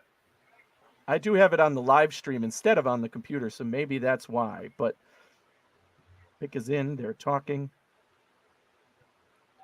This is about to be wild. What's up, buddy? Okay. Is there a chance the Bills trade down again from 32? There's a chance, but I hope not. Just get Legette. I think it has to be Legette, right? I mean, it depends on who Kansas City's picking. You're right. Worthy? I mean, that would be my guess. And that's the guy I didn't want them to get. So that's who I assume they're going after. Kid is talking. They just keep clapping like McDermott. Cut it out.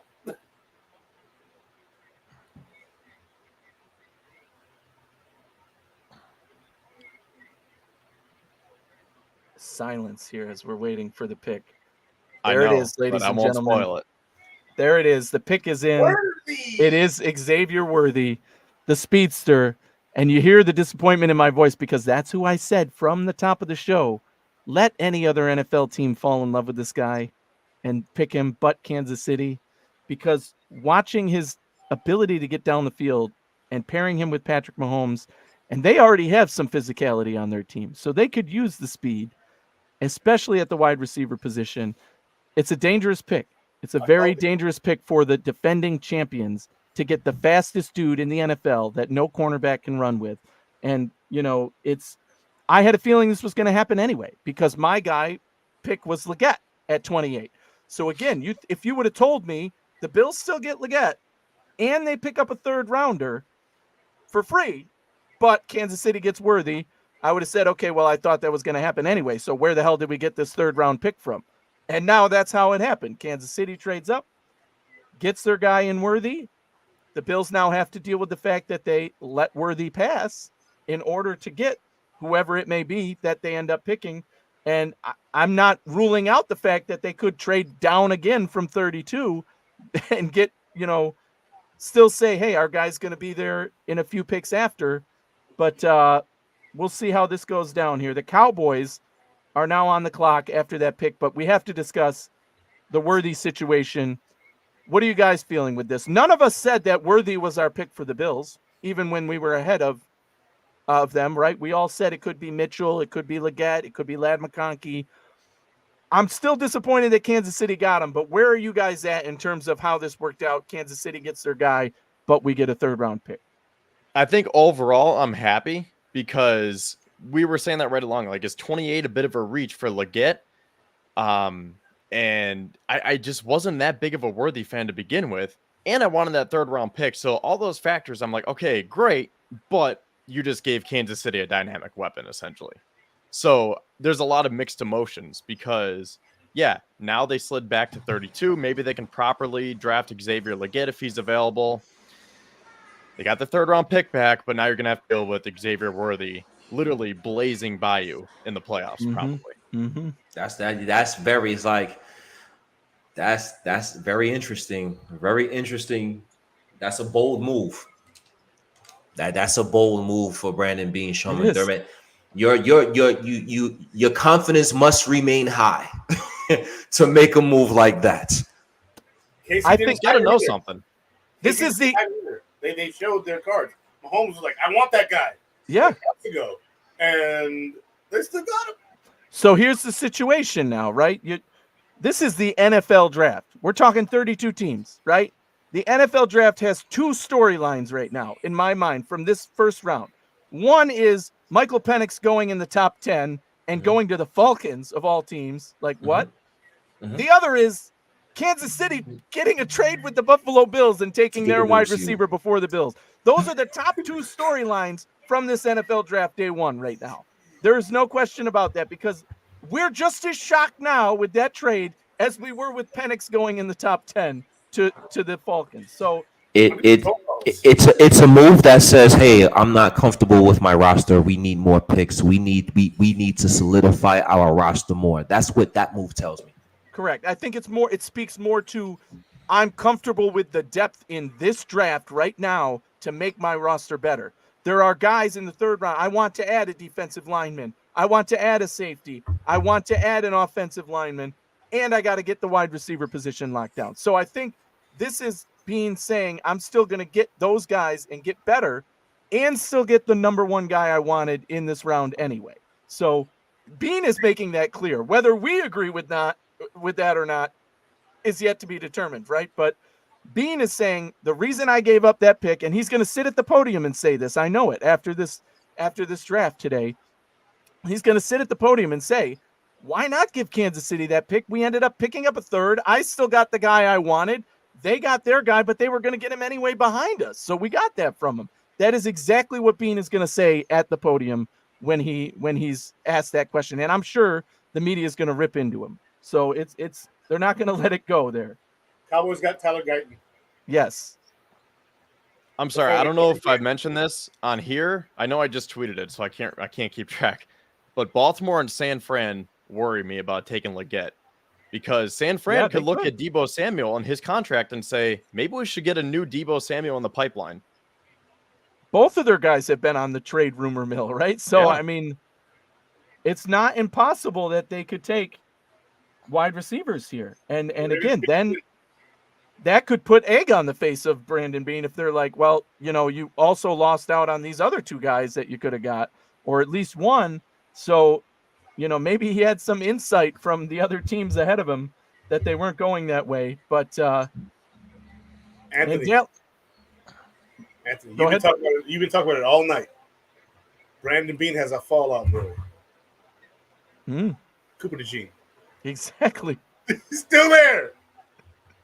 He's still there. Kevin signed off. Kevin just signed off. He's out of here. He's still there. If they take him, we wanted Cooper the whole time. Yes, right. That's what's. If Legette's gone, that's what's going to happen. It's going to happen. I just said that too. That we still got our guy, but I was not thinking that it could be Cooper DeJean. So you're right. Oh my God.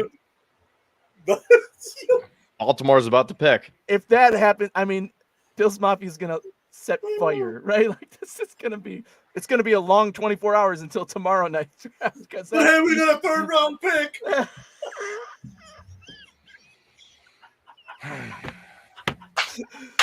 Oh my God, Cooper DeJean could be like a Hall of Famer, and that would still be. This moment would still be locked in. It's like one of the scariest worst moments ever for Bills Mafia. Yes.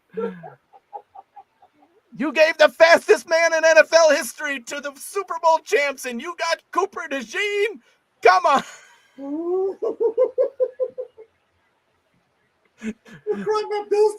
Izzy, why did you speak that into existence right now? Why did you speak that into existence? Now I know that's what's going to happen. We'll see. Oh, Jesus. The Ravens pick is in. Ravens pick is in. And they're not taking Cooper because they just took freaking, what's that kid, number 14? Yeah. From Notre Dame. Kyle Hamilton. Oh. Unless they do, and then you're like, what? Oh, my God. This is... All right, so what do we think Baltimore does here? What are their big needs? Because there really could be an Andre receiver. They got Zay Flowers. They re-signed Bateman. I don't think they go receiver here. They could, but A.D. Mitchell on that team, that's a dang good match, right? Like, I mean, that hurts my brain. Yeah, but I mean, with Lamar throwing the ball, he doesn't need much coaching, so it's interesting to see where they go. I'm interested. Good hands receiver too. Like, yeah, that would. Offensive line, they lost some offensive linemen, right? So that could be. They lost. Been a run here, right? I mean, that's something we haven't even focused on. Some of these guys that were predicted more to go in the second round are going here, but tackles, you got, this was a very deep tackle class. That's what we heard for a long time, right? And even in the last few picks here, Jordan Morgan, the tackle, went to Arizona. Guyton. And the cornerback, there you go. It's cornerback for the Ravens. They stick to their defensive roots. Who's it? And there it is. It's Nate Wiggins. Nate Wiggins. That's okay. Pick for the Ravens. Okay. They are, that's a great pick for them. I think a good fit for that Baltimore defense. They needed some help in that defensive backfield. So I like that move for the Ravens. Now the 49ers on the clock. We know they could use offensive line help, but are they in love with one of these guys? I don't think well, you never know. You never know. That's scary. They scary a little bit. They was fielding calls for both Deebo Samuel and Brandon Ayuk. So if they take a receiver here, that tells you they're going to be on the phone to trade one of those guys in the near future, right? But I think that the smart move for them would be to go offensive line and get some depth at guard and, say, okay, we're happy that this guy fell to us, but who knows? Who knows with this team still predicted to be one of the best teams in the NFC, regardless of what they do here at this pick. So that gives you flexibility, right? You're saying, even if we did take a wide receiver, we're in a good position, so even if we did add to our offensive line depth, we're still going to be the favorite to make it to the Super Bowl out of the NFC. And that's a good place to be picking for San Francisco ahead of the Buffalo Bills. Maybe they'll take Cooper DeJean. What do you think, Izzy? Why did you speak that into existence now? I'm not God, so I speak that into existence. However, I will say it's crazy that Ladd McConkey is here, Cooper DeJean's here, and Xavier Legette are all here. Yes. That's what I'm saying. What is the wrong answer, though? That's what I'm asking. Where's the wrong answer in that? They're wrong. If you're not taking a wide receiver, it's going to be I'm pretty sure the criticism is there already with the trade. Yeah, so that's going to be there. However, all's well can end well if we get if we like the pick. Mile, right? That's right. If it's Legette, all's well that ends okay, but F you and have a nice day. That's how that works. 3 minutes, 28 seconds. Are you kidding me? What is going on here? I'm just getting the Baltimore pick announced. I got to refresh. You need to refresh, bro. Yeah, I definitely need to refresh that. Something happened there. Go to ESPN because that's what I'm using. I'm at right San Francisco. But I'm streaming it, so it is on my laptop. Okay, there it goes. Now, because San Francisco's got 2:52 left. They're trying to see if the team wants to jump ahead of Buffalo and say, hey, Buffalo's going to go wide receiver. 244, 243. I'm ahead of you? Nice. Oh, Jesus. If the Bills take a cornerback. This is like stuff of Tyler Newman's still on the board. I called that months ago. No safeties in the first freaking round. No safeties in the first round. I said that a long time ago. Like, hey, there's no safety in this draft class. There's no Kyle Hamilton. There's not one here. No. And people were like, no, he's going. I'm like, no, he's not. And Cooper DeJean, maybe.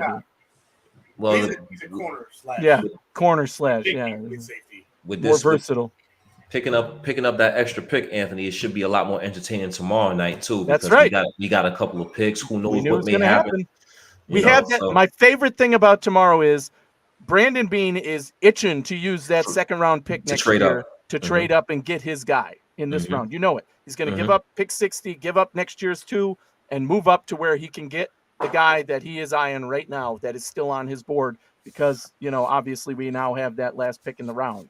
It's getting low on that clock, bro. 49ers. They trying, bro. The pick is in. Okay. Pick is in. Remember last time I said pick is in, but it was that team, and it was like, oh, this is traded. Yeah, so pick is in. No, that's not. Maybe. Pick is maybe in. Here's a question, right? So Brandon Beane had to have an idea that his guy he was comfortable with. He obviously comfortable with his guy being there making that trade. He has to be. I think that means that they weren't in on Worthy. I think it could be Ladd McConkey too. I think it's him. I think it could be him. There's no way you're comfortable with Legette being there with the Niners on knowing that they take big. If they go receiver. With all the rumors about Carolina being interested in Legette too, that's. And that accent though, because I live in North Carolina. That accent on Panthers TV, money. Fly. Money. I live in North Carolina. I'm telling you, that's our boy. Xavier's here. Like that's.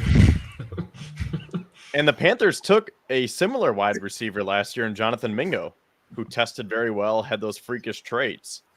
But they need to surround Bryce Young with as much talent as they can. So they would definitely take Legette here, I think. I would think so. So if San Fran doesn't take Legette, I am all over him for the Bills at pick 32. I would think. I would take him at 32. I would think. We'll see. Trading up for San San Francisco's going, if they want to receive it, they're going to want somebody, yards after catch. They want a rack receiver. McCarthy could be in play for them. Malachi Corley, I think, is too high in this, too much of a reach right now. We'll see what they do. PFF's top ranked, number 8 ranked, Cooper DeJean, still on the board here for the 49ers to take if they feel so inclined. Pick your time. Come on, 49ers. Where are you going? He is a steal no matter if the Bills or the Niners. That's right. He's a steal, like draft board wise. Like absolutely. He's falling into the second round here. This is, that's all this talk about Cooper DeJean, and if we actually draft him, my gosh. My gosh. There'll be a fire somewhere. There's gonna be a lot of fires. It's gonna turn into like Michigan after a national championship. In basketball, just fires and cars being flipped over in the streets.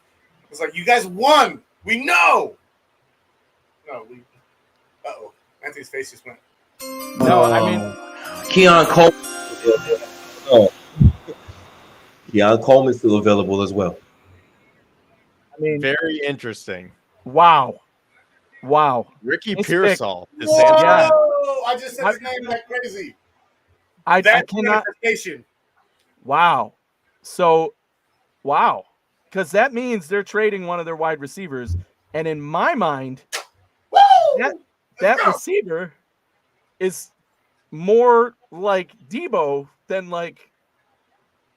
So, does that mean they're trading Debo? I mean, I don't know, man. That's interesting there. One of those two. So you have to imagine that with the unrest there in San Francisco at the wide receiver position. And by the way, the Bills are on the clock and it's ticking. They're not running to the podium to put in their pick.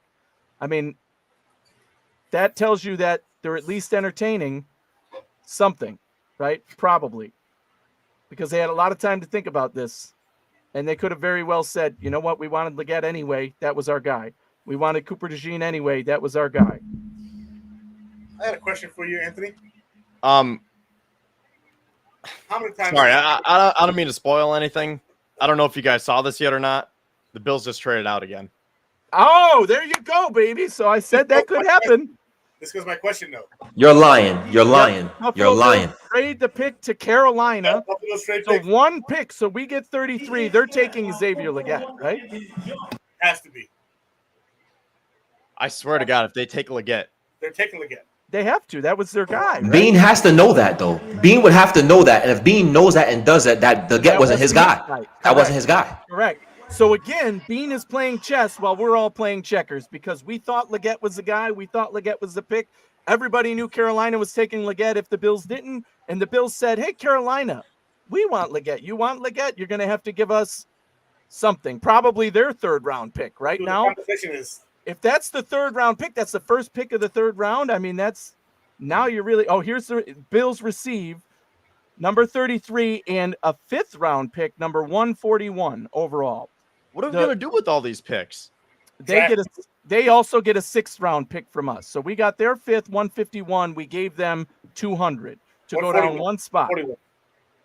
Something else is brewing. Something's brewing here. Something's got to be. And now Carolina's not rushing in their pick either. So hey, San Francisco just drafted a receiver, right? Yeah, We'll see what happens tomorrow. Parasol went. Wow, we traded out of this pick. And we so but no that tells you picks. The next pick is the Bills, so we have our pick of the litter. If it's Cooper DeJean, they said, you know what? We tried twice not to get this guy, and he's still on the board, so we got compensation. Let's take him in the top of the second round. You have to be happy with that overall. Wow. But my question was, how many times in the Bills' history has Brandon Beane traded back in the first round? 0. Yeah. And now it's twice. Twice. Mm-hmm. Wow. Twice.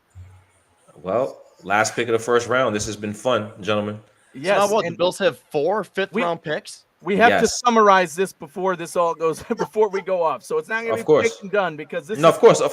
Now we have the next pick, so we've got all night to think about this, Where's again, Brandon Beane? there's Like, the compensation. Where's his money?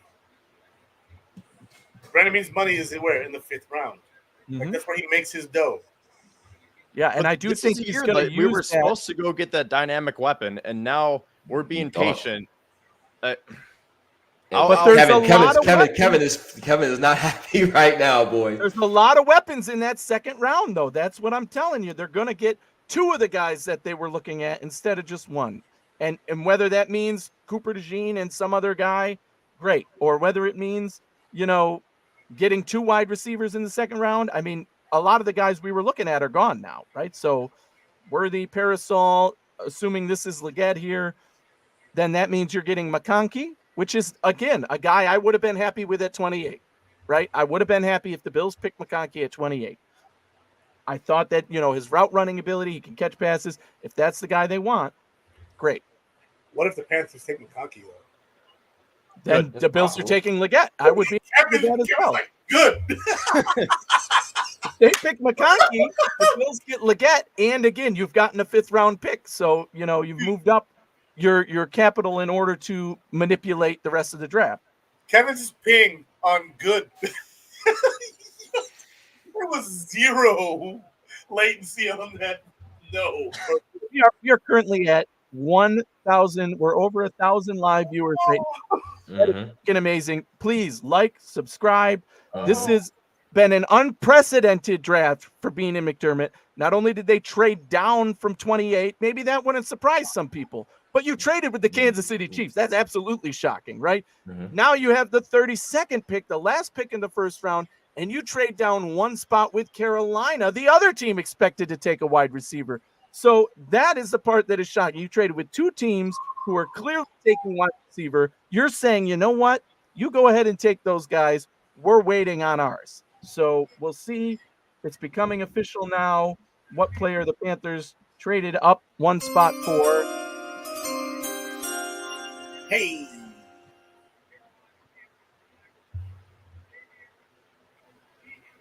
There you Not go. happy. Xavier Legette. They took him. Yep, there it is. And Dun, dun, dun. but that tells you now that the Bills at 33, they have their pick. They could take Cooper DeJean. This reminds me a lot of when the Bills took James Cook over my shoulder over here, right? So what did they do? They traded down. They said, you know what? We could still get our guy later. James Cook. Okay. You know what? We could still get our guy later. Now, this happened in the second round, not the first, but the Bills traded down twice before they took James Cook. That reminds me a lot of what they just did here. The Bills said, everybody thinks we want Xavier Legette or Xavier Worthy, but they're wrong. Those aren't the guys we're targeting. We want Ladd McConkey. We want whoever it is, Cooper DeJean. And we think, A.D. Mitchell, we think we can get that guy at the top of the second round. We picked up a 3rd rounder. We picked up a 5th rounder, and we're still getting our guy, and we have more to trade up and get. My guess is the Bills come away with 3 picks tomorrow, 2 second rounders and a 3rd rounder, without a doubt, if not more. Now that they could end up trading down from 33 again, get even more to get more picks. So I'm telling you, anything is in play here. But this first round, we have to wrap up this first round, put a bow on it from not just the Bills' perspective, but overall. Obviously, all of us are floored, right? Look at our reactions. Look at the looks on our faces. I'm choosing to be optimistic about this because maybe the guy is A.D. Mitchell. Again, we all talked about how he's had the conversation of being an absolute wide receiver 1 and having the highest ceiling of any of these guys. Some people have said that about him. Now, I thought the guy was going to be Legette. I thought, Brian Thomas Jr. was going to be gone. Beane did not lie to us in his last press conference. He did not lie. He said, I don't want to give up my picks. I don't want to give up future picks. I don't think giving up next year's one is a good idea, because when we've done that in the past, we've looked at ourselves and said, well, we could have had X at this spot. And now you look and say, again, they looked at the board, they said, well, that's our guy, and nobody else is going to pick him. Let's trade down and get more. Let's trade down and get more, because the top of the second round is where the juiciest picks I think, in this draft are. And with wide receivers, that's where a lot of them hit. So it was a calculated decision by Bean, given the way this draft board fell. There's going to be consequences. You got to face the music. If Xavier Worthy becomes a star and Xavier Legette becomes a star, you're in trouble, and you get the first choice in the next round. You get your guy. If that's Cooper DeJean, it doesn't matter if Cooper DeJean becomes a Hall of Famer. If Xavier Legette and Xavier Worthy end up becoming that dude and Kansas City ends up winning another Super Bowl because you gave them Xavier Worthy, your reputation is tarnished, no matter how good the guy you picked is. So it's a give and take situation, but we have to trust in Bean. We have to trust that he knows, he's confident in his evaluation of these guys. We haven't seen him do this before. So that tells you he wasn't sold on some of these guys. He wasn't sold on Xavier Legette being guy. He wasn't sold that Xavier Worthy could be that guy. And when we've seen in the past, he was sold that certain guys he traded up for could be. Kincaid was that good that we traded up for him. Same thing coming into this draft. Now, everybody's. I'm trying to be the optimistic one, but you're massaging the hell out of it, bro. It's okay. I'm upset. I'm not even gonna lie. I'm upset. I'm not. I'm upset. I'm a little upset. We get Lad McConkey. I'm not at all. You get Lad McConkey. You get Cooper DeJean. You get better players in the second and third round. Now you have a third round pick. You have the ability to trade up and get your guy, whether that's defensive line depth, offensive line depth, safety, whatever it is now, you have the ability to go get that guy.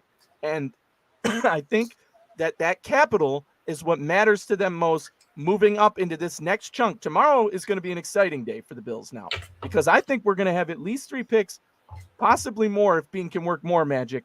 But that second round pick next year, our second round pick, not Minnesota's, I think is absolutely in play to come up again into the top of this second round and end up getting 2 guys that the Bills might have thought should have went in the first one.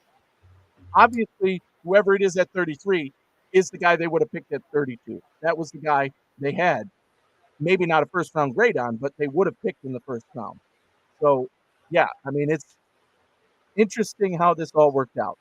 So let's take a cutout. Let's go here, guys. All right, to get everybody's mind off of the fact that the Bills did not make a pick right now.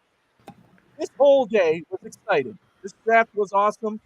We went 14 picks into an NFL draft without a defensive player.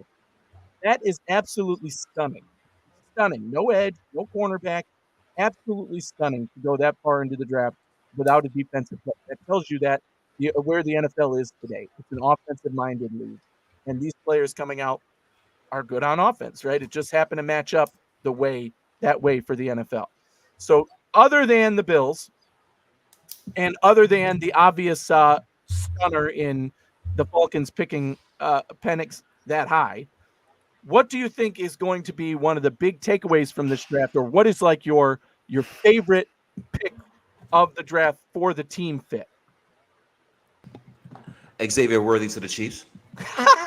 You asshole. Then you got Kevin to laugh because he looked for a while there. It was like Kevin was like, "Why are you poking the?" But you're not wrong. You're not wrong, because what did I say? Worst case scenario, and literally I tweeted it out earlier today, and I said it at the top of the show. I don't want the Chiefs to get Xavier Worthy because that's the weapon that they need to, actually take the next step. How does a Super Bowl winner take the next step? They just did, right? So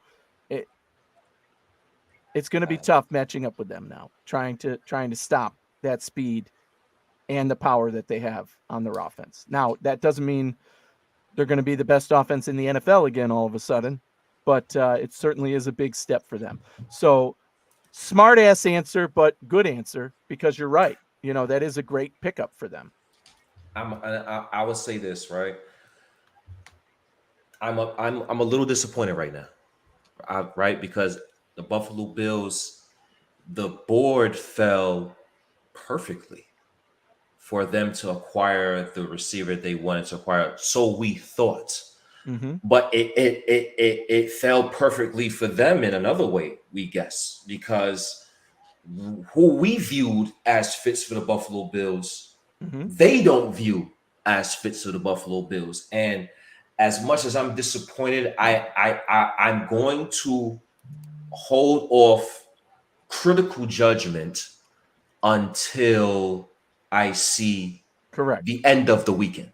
Right? There's still there's a lot left, and we have a bunch of picks now. Yes. I don't see us using all those picks. What are we going to do with those picks? What is going to happen tomorrow? Are we going to trade for Brandon Ayuk, Deebo Samuel, Justin Jefferson? Anything is possible right now. And I'm a little disappointed because we had certain guys there, but the Buffalo Bills obviously have a plan. And the beginning of the regime, we was sucked in to trust the process, right? Well, 7 years later, we're still trusting the process, and we hope that this doesn't come to bite us back in the ass later on. So we'll see what the Buffalo Bills do with their day 2, their day 3, and the rest of the weekend in terms of how the Buffalo Bills are going to improve this roster. Yeah, and again, that depth, there's a meaty part of the draft always in the top of round 2 and into round 3. And now the Bills are sitting pretty to take 3 impact players from that area, right, of the draft. And again, tomorrow will tell us how this all works out for the Bills. And we obviously know with that next pick, we're going to know if the Bills end up taking that pick and not trading it again, that's the guy that they were like, we thought we could get him if we traded down again and again, but now we had to take him because he's still there for us.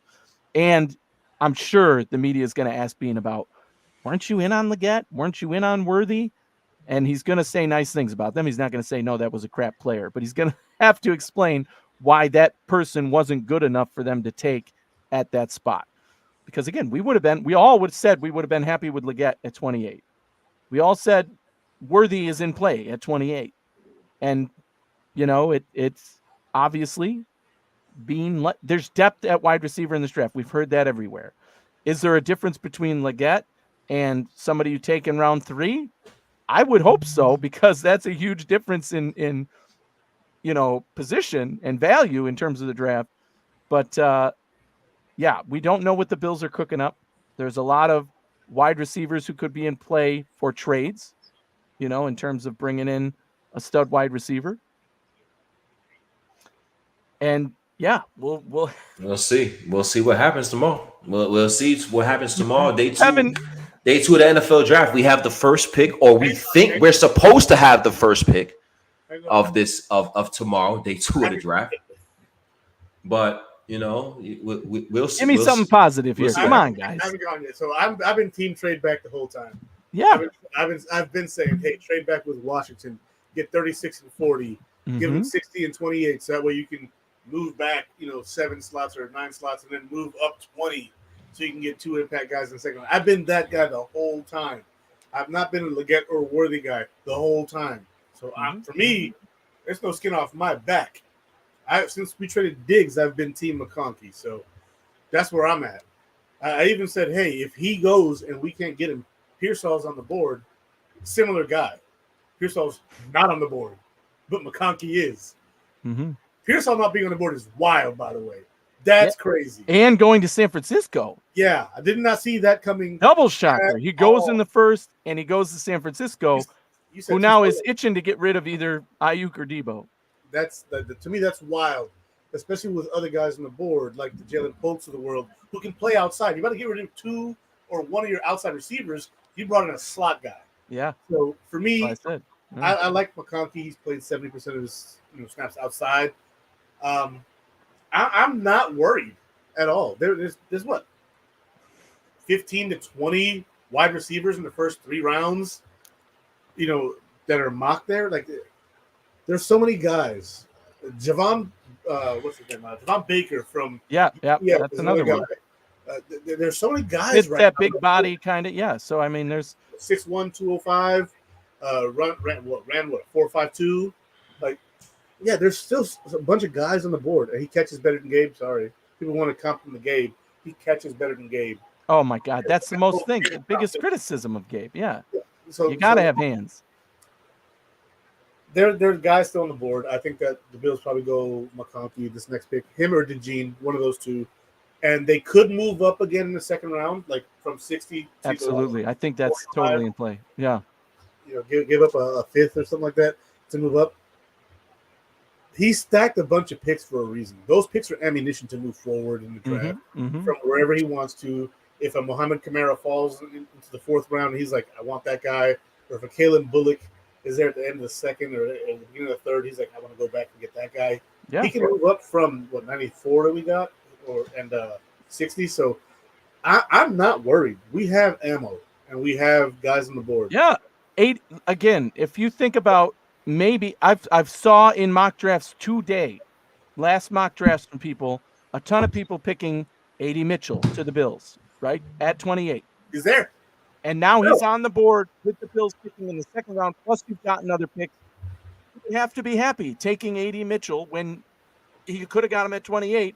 He could have been the pick, and none of us would have been super surprised by it. I mean, he wasn't my first choice. He still isn't, but if that's the guy and they knew that was their guy, they still get that guy.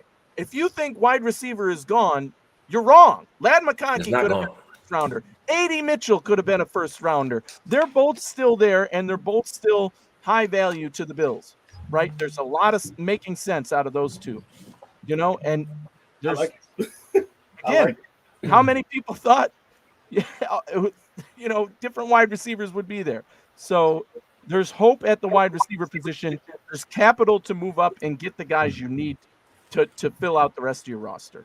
That is going to be, a super, super important piece of all of this, that Bean is playing chess while we're all playing checkers. And hopefully it works out in the favor of the Bills. I think he has a clear vision here. It's just a matter of letting him work it out. And like we said, you got to wait till the end of the draft to know, yes, this worked out to make this roster better in the best way possible for this team, even though you made a couple other people's roster a little better in the process, right? And that's part of it. So before we conclude here, I do want to give another shout out to our sponsor.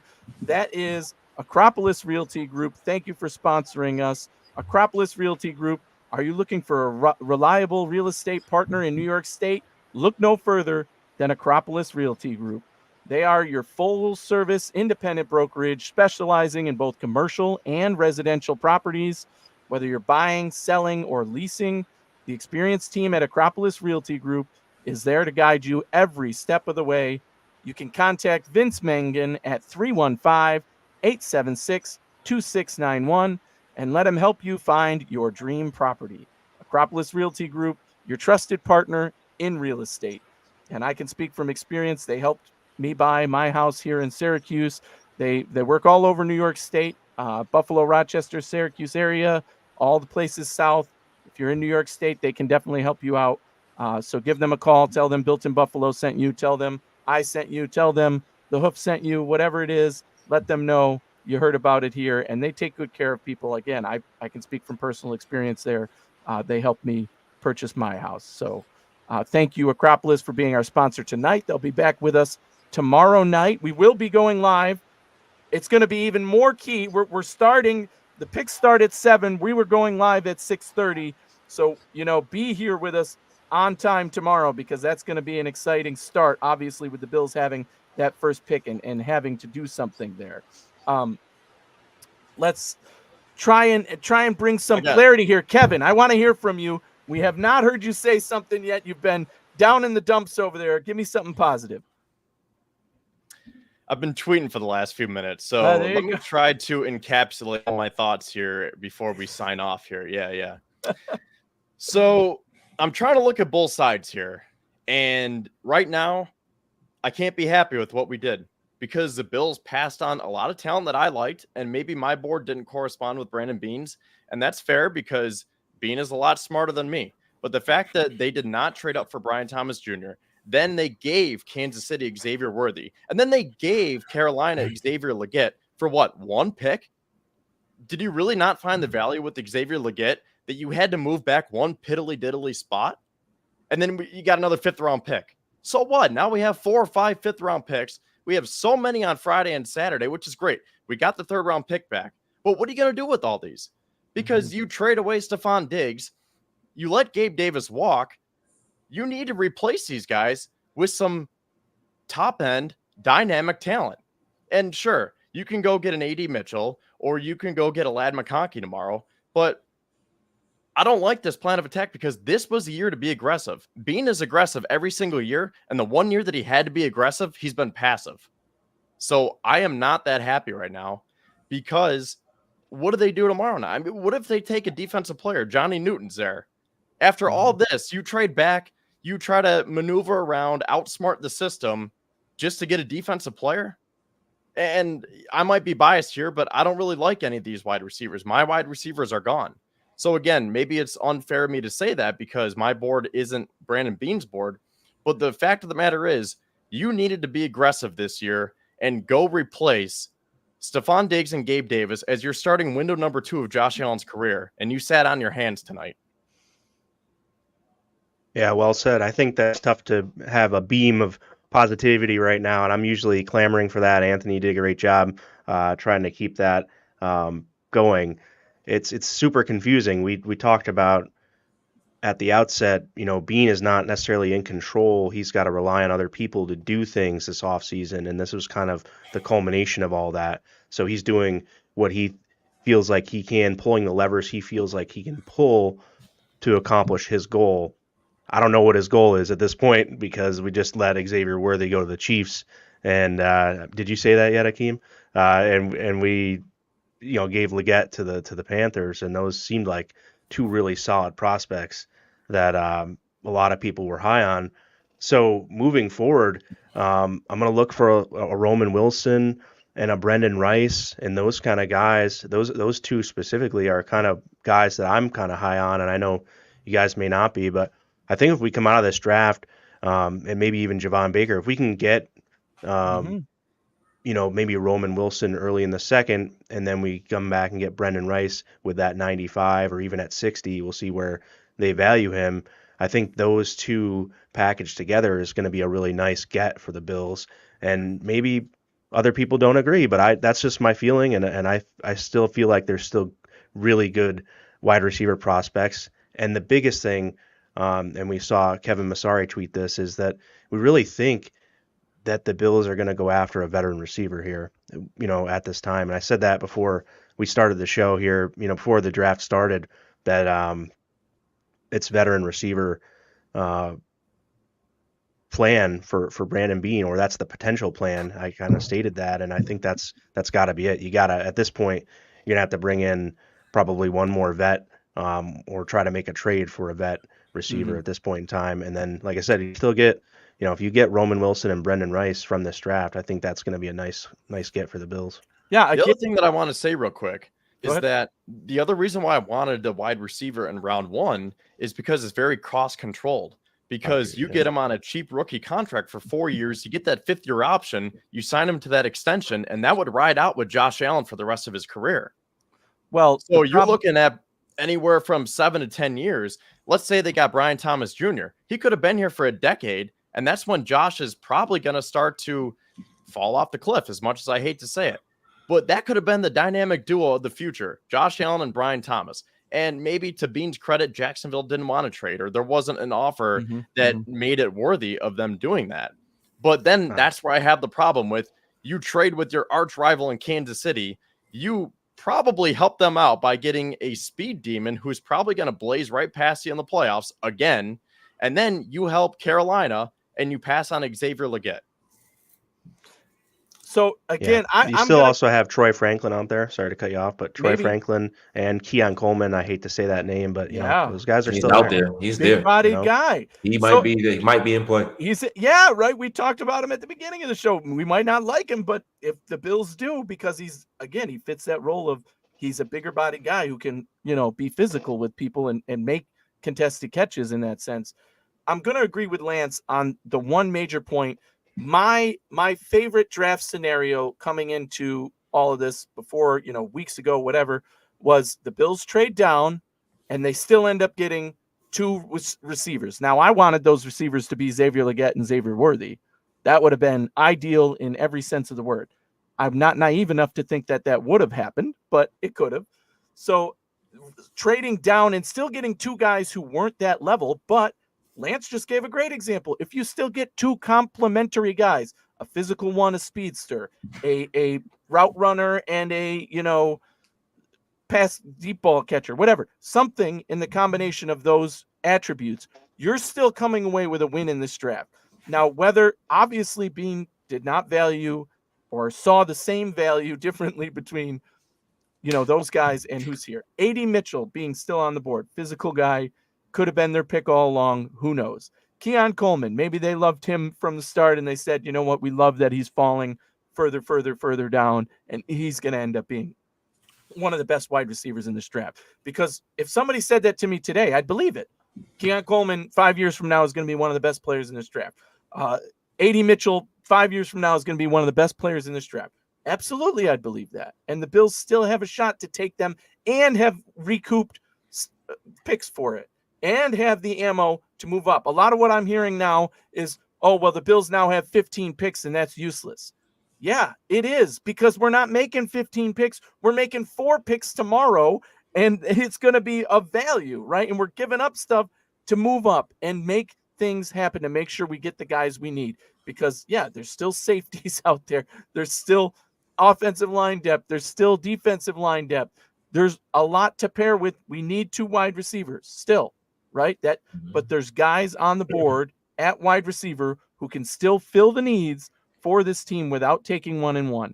And again, at 28, we would have been happy with at least 5 guys who are still on the board. So if you get one of those 5 guys and you got 2 picks added as ammunition, including a 3rd round pick, you still have a lot to trade up.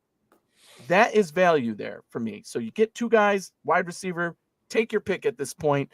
I don't know if I can have an opinion tomorrow, because everything I wanted to happen did not today, and the worst part did with the Chiefs getting Worthy. So long term, you have to focus on what you think is best for the team if you're Bean, and he is very much sticking to his guns on this one. Tomorrow is going to be a new day for Bills Mafia. There's a lot of us going to bed angry.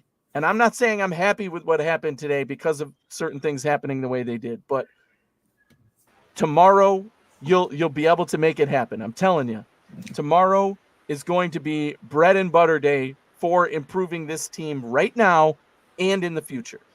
You're going to get 4 or 5 guys tomorrow, and that's going to be changing it. I'm happy. Yeah. Thank you, Izzy. Thank you. Bring the joy. I've been team trade back since the combine. There's a lot of dudes, a lot of them, and I'm good with it. So honestly, I'm not upset with the trade back with Kansas City. I mean, call a spade. We gave them Xavier Worthy, but they was going. If we wasn't taking them, the Kansas City Chiefs is going to find a way to get him.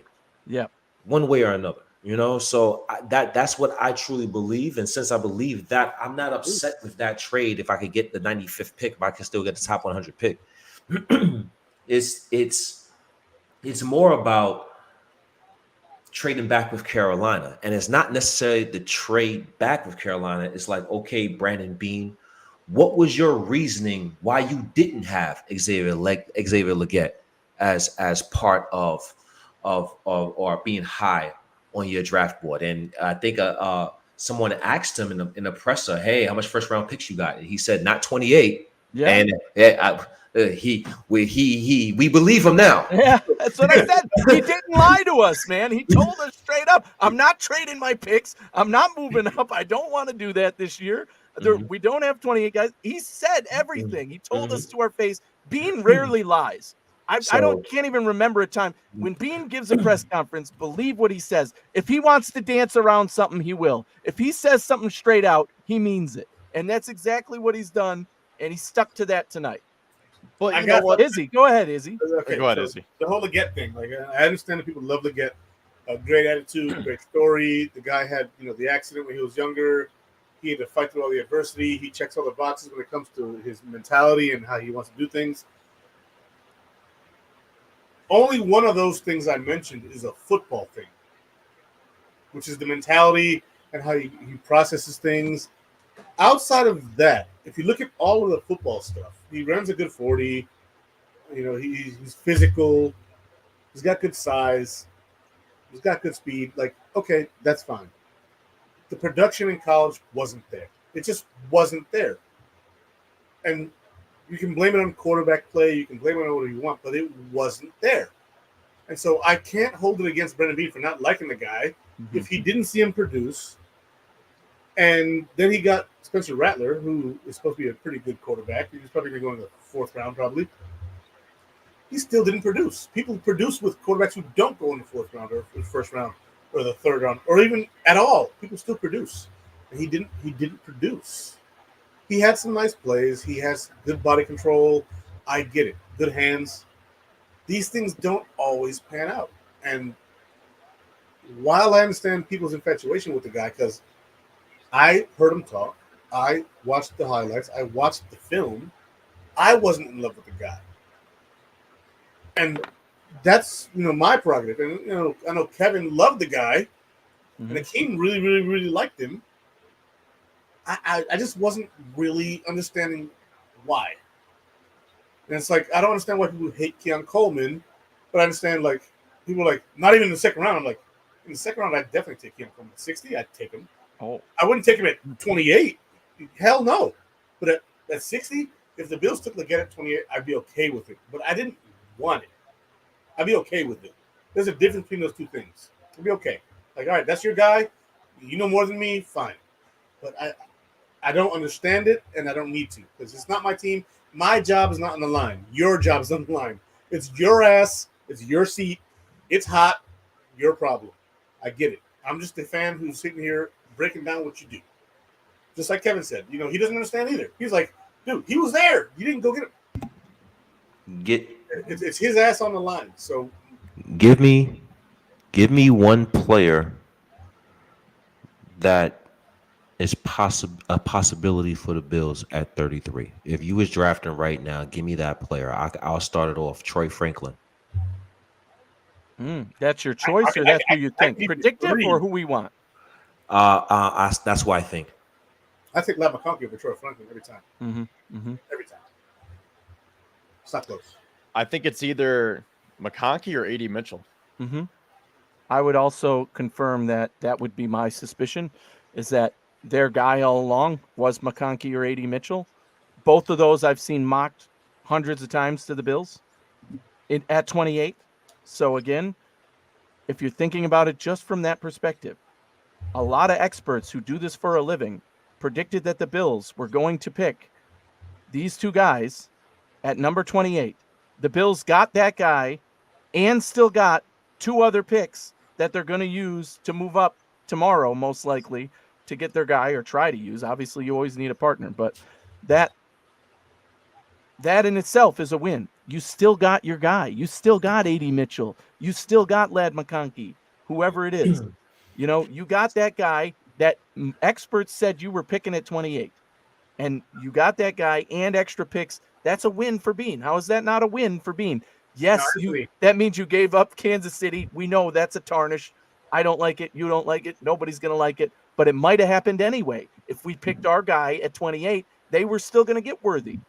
Bean has to answer for why Worthy wasn't his guy at 28. Bean has to answer for why Legette. I think Legette is a little clearer. But you could say the same thing about Worthy. He's a one-trick pony. Speed. We don't want that. We want a guy who can get yak. We want a guy who can get this. We want a guy who can beat at the line of scrimmage. Whatever. So that is why Worthy wasn't their guy.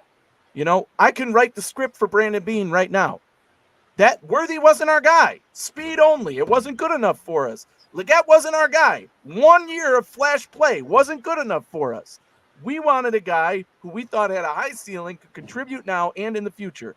That's Ladd McConkey. That's A.D. Mitchell. He's going to have to explain that pick when he makes it. Or we wanted a guy who we thought was a game changer.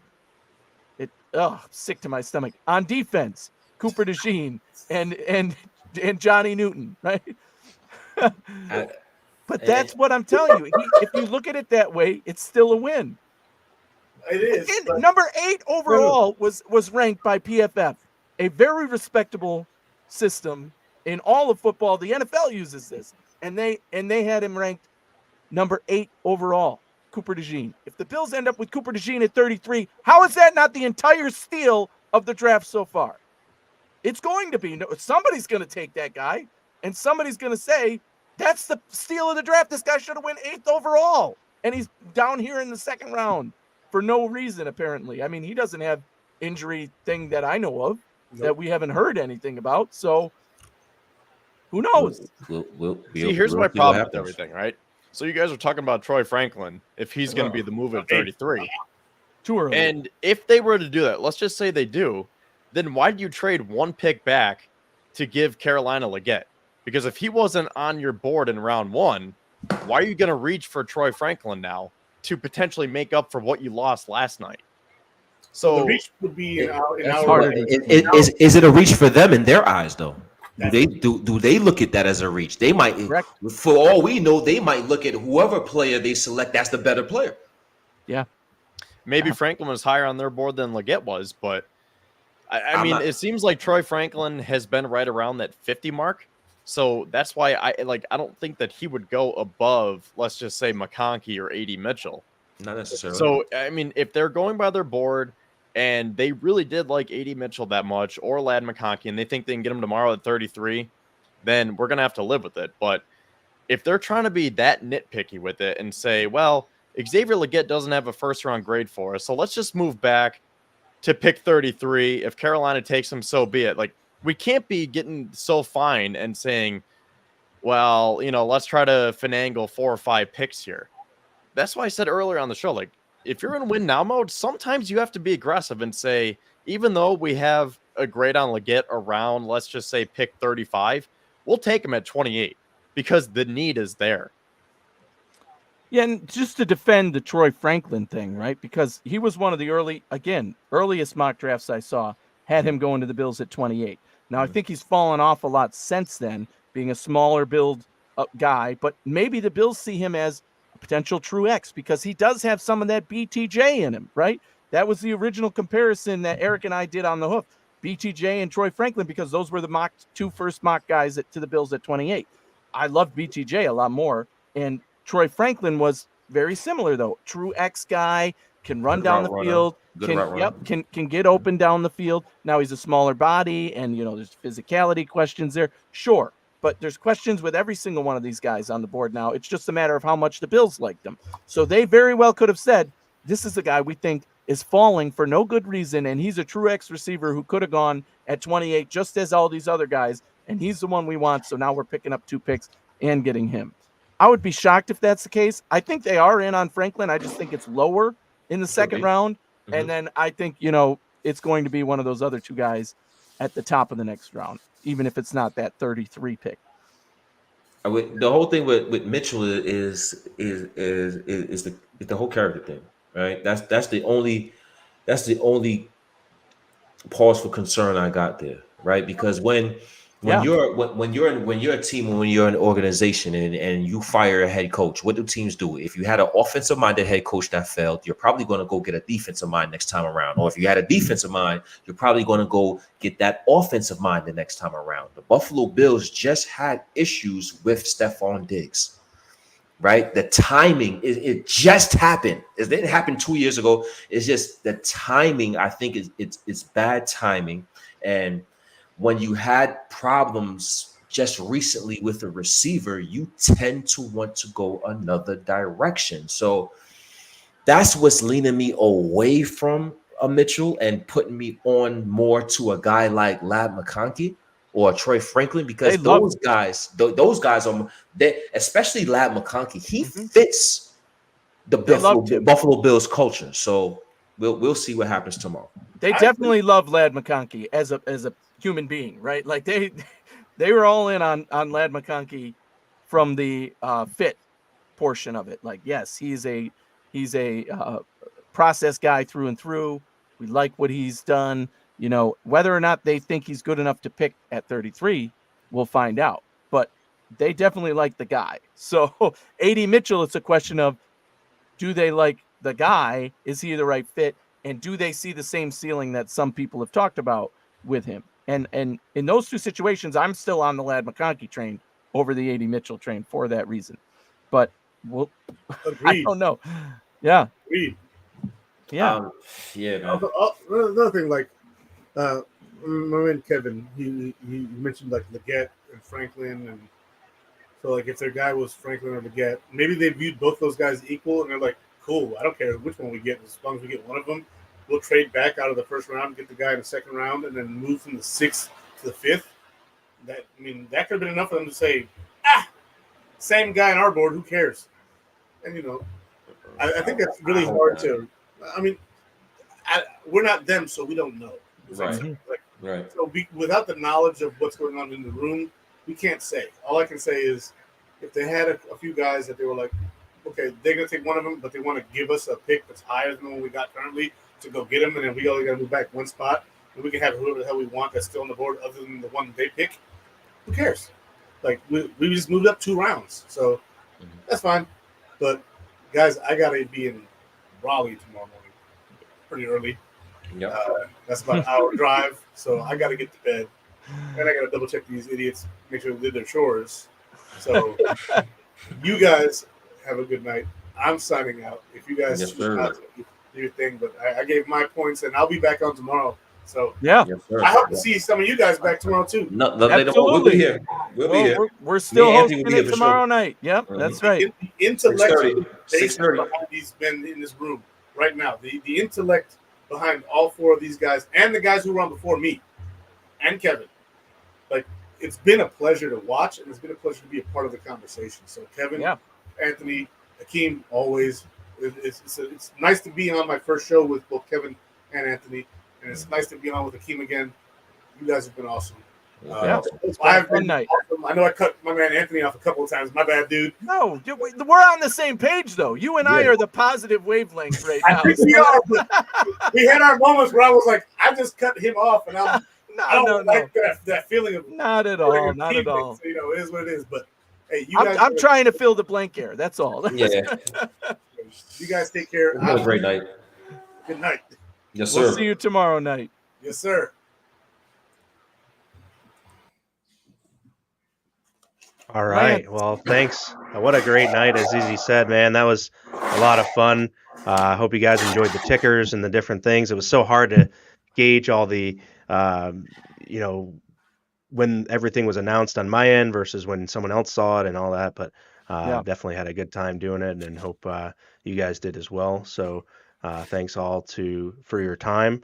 I won't be able to join tomorrow night, but I know you guys are going to crush it, and I hope, we're Kevin, going to miss if you're you around again tomorrow and you want more to say, you always know where to be. So appreciate all you guys, and thanks everyone out there for joining us. Can't thank you enough for doing all the work in the background here for us. That made it easy to process. Good communication going on in the background, getting people in and out.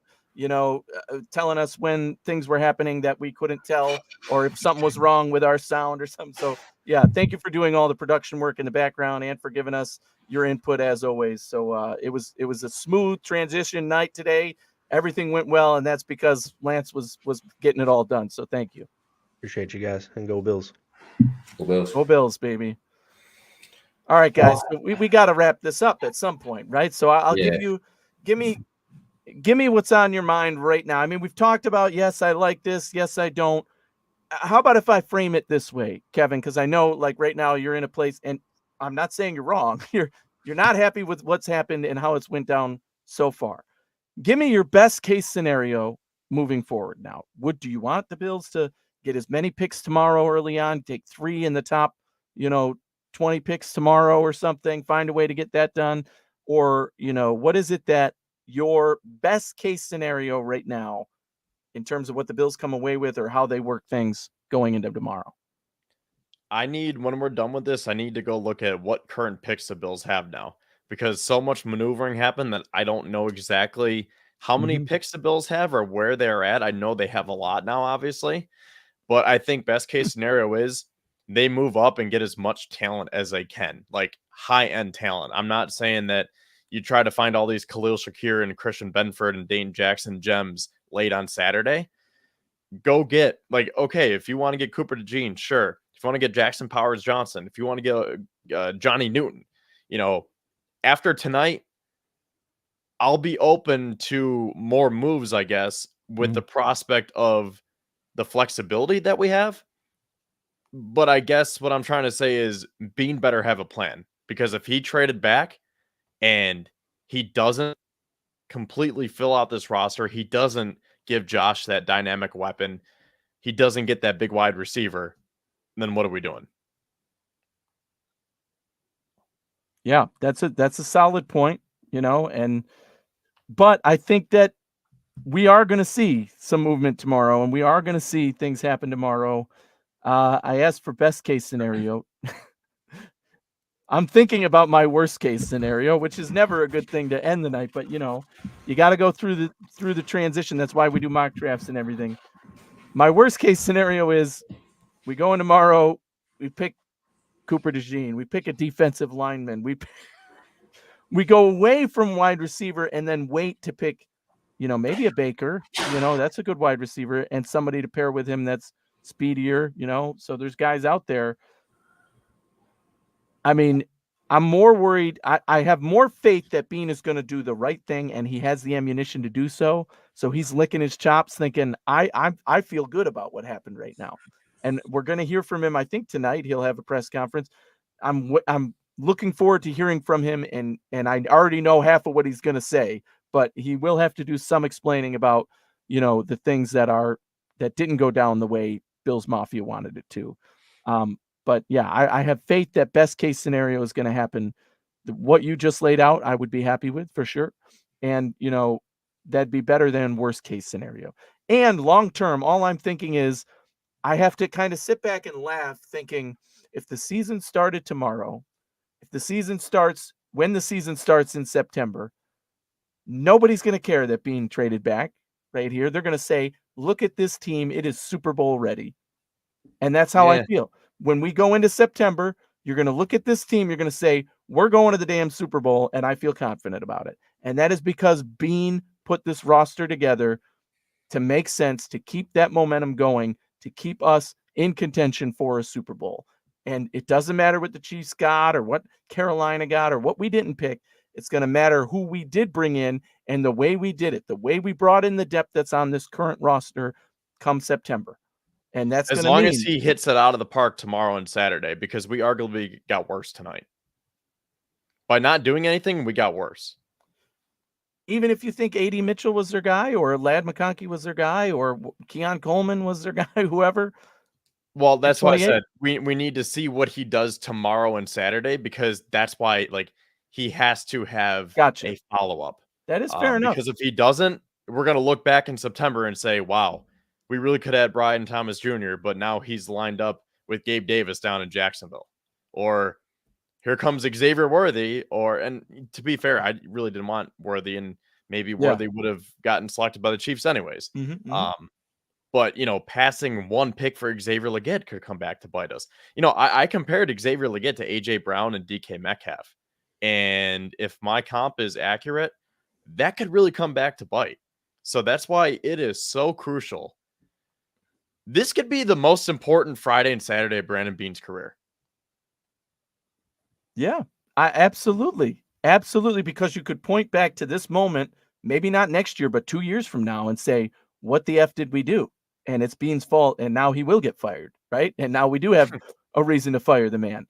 People calling for him tonight. You can't say that right now. Right. He has a plan. He's executing it. In 2 years, if that plan didn't work, then you can yell at the man and say, look, you made all the mistakes and didn't do anything right this time around, and that's what cost you your job. But I have faith that that's not going to be the case, that he is going to – we'll see more will be revealed tonight. We're going to start tomorrow's show with today's press conference from Bean, obviously, because whatever comments he has today is going to reveal what's going to happen going into tomorrow and beyond. So I think that ultimately – and again, I have confidence that the roster we put out come September – because we're going to have depth at positions like, whatever, safety, D-line, say whatever. We'll have some holes, weaknesses, sure, every team does, but we're going to be better for it for having not invested all in on one guy like a wide receiver trade up, or having not given up some picks to get a Brian Thomas Jr., even though that would have been a good ad, and instead adding depth around the roster. So that's how I feel about it right now.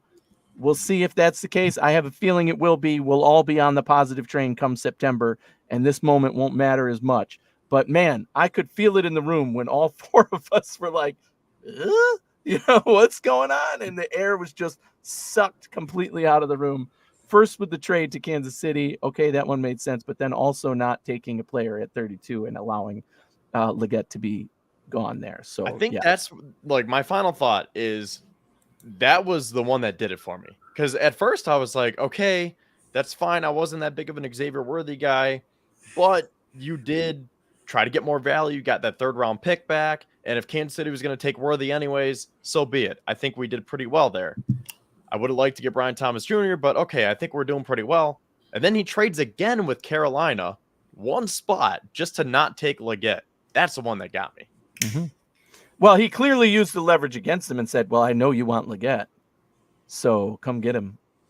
Basically, and said, we'll take your 5th. Yeah, like that's what I'm saying. Like he literally gave them Legette for another 5th round pick. And if he doesn't do something with that 5th round pick tomorrow, that's not going to look good. But to me, that just means we weren't going to pick Legette anyway, right? If a team calls us and said, we want to pick a quarterback at 33, do you want pick 34? Yeah. What else are you giving us? Because that's free, right? It's just free. If a team then calls after that and says, we want an offensive lineman, are you looking at offensive linemen? No. Come on up and take him, and we'll move down, and you give us more for free, because that's not who we're looking at. And Cooper DeJean and our wide receivers are still on the board. Do that all day long and get everything you can, because you might as well at that point. So that's the way I look at moving from 32 to 33. To me, that's more of Carolina played their hand way too early, and everybody knew they wanted Legette. So the Bills played them and said, well, you better come up and get him now. And we got something for you. We got something from it, right? Rather than pick Legette. And again, they have to explain themselves why they didn't like Legette. And there's reasons there that we know of, the negative with him. But yeah, I mean, I was surprised by that too. I thought Legette was going to be the pick at 28. That was my prediction coming into today. That's where I felt.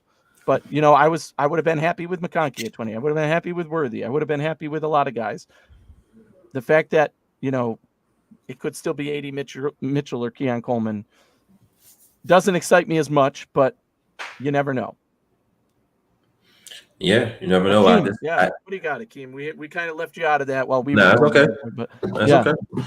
I think right now it's about patience. It's about patience as fans. We can't, overreact too early, even though we overreacted already. We kind of gotta take a step back and say, okay, the first round is over. There's a lot of draft left. There's a lot of capital.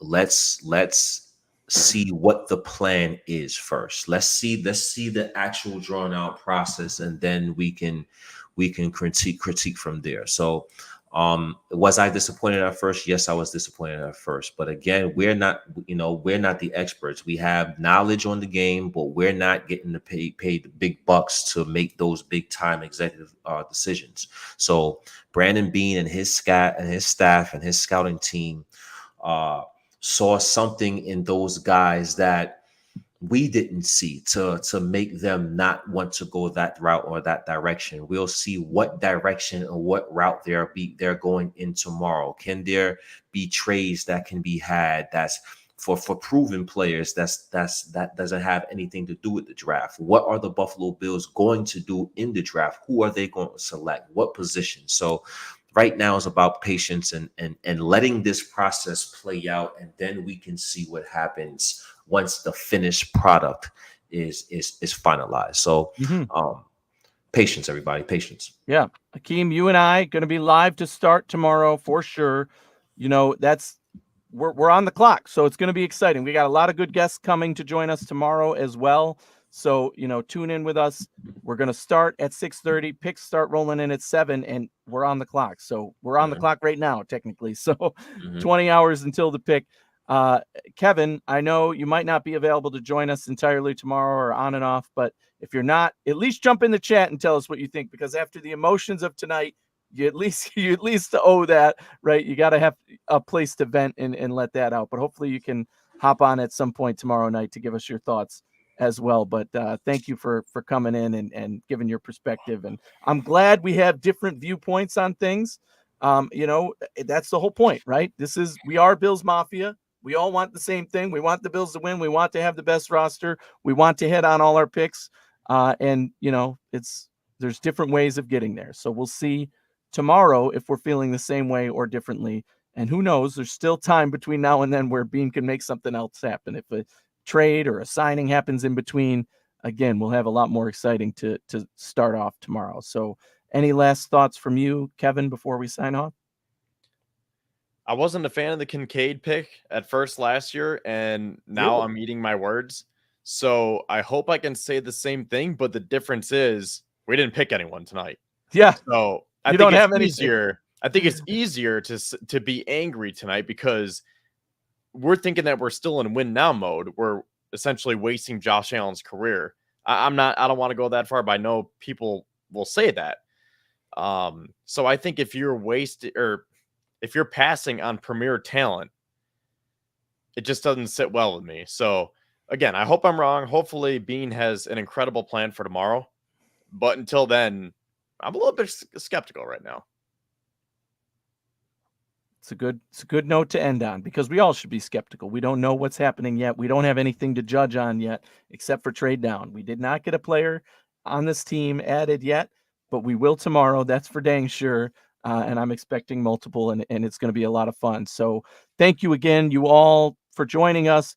Like, follow, subscribe, comment, follow us on Twitter, follow us on Facebook. You know where to find us. Built in Buffalo.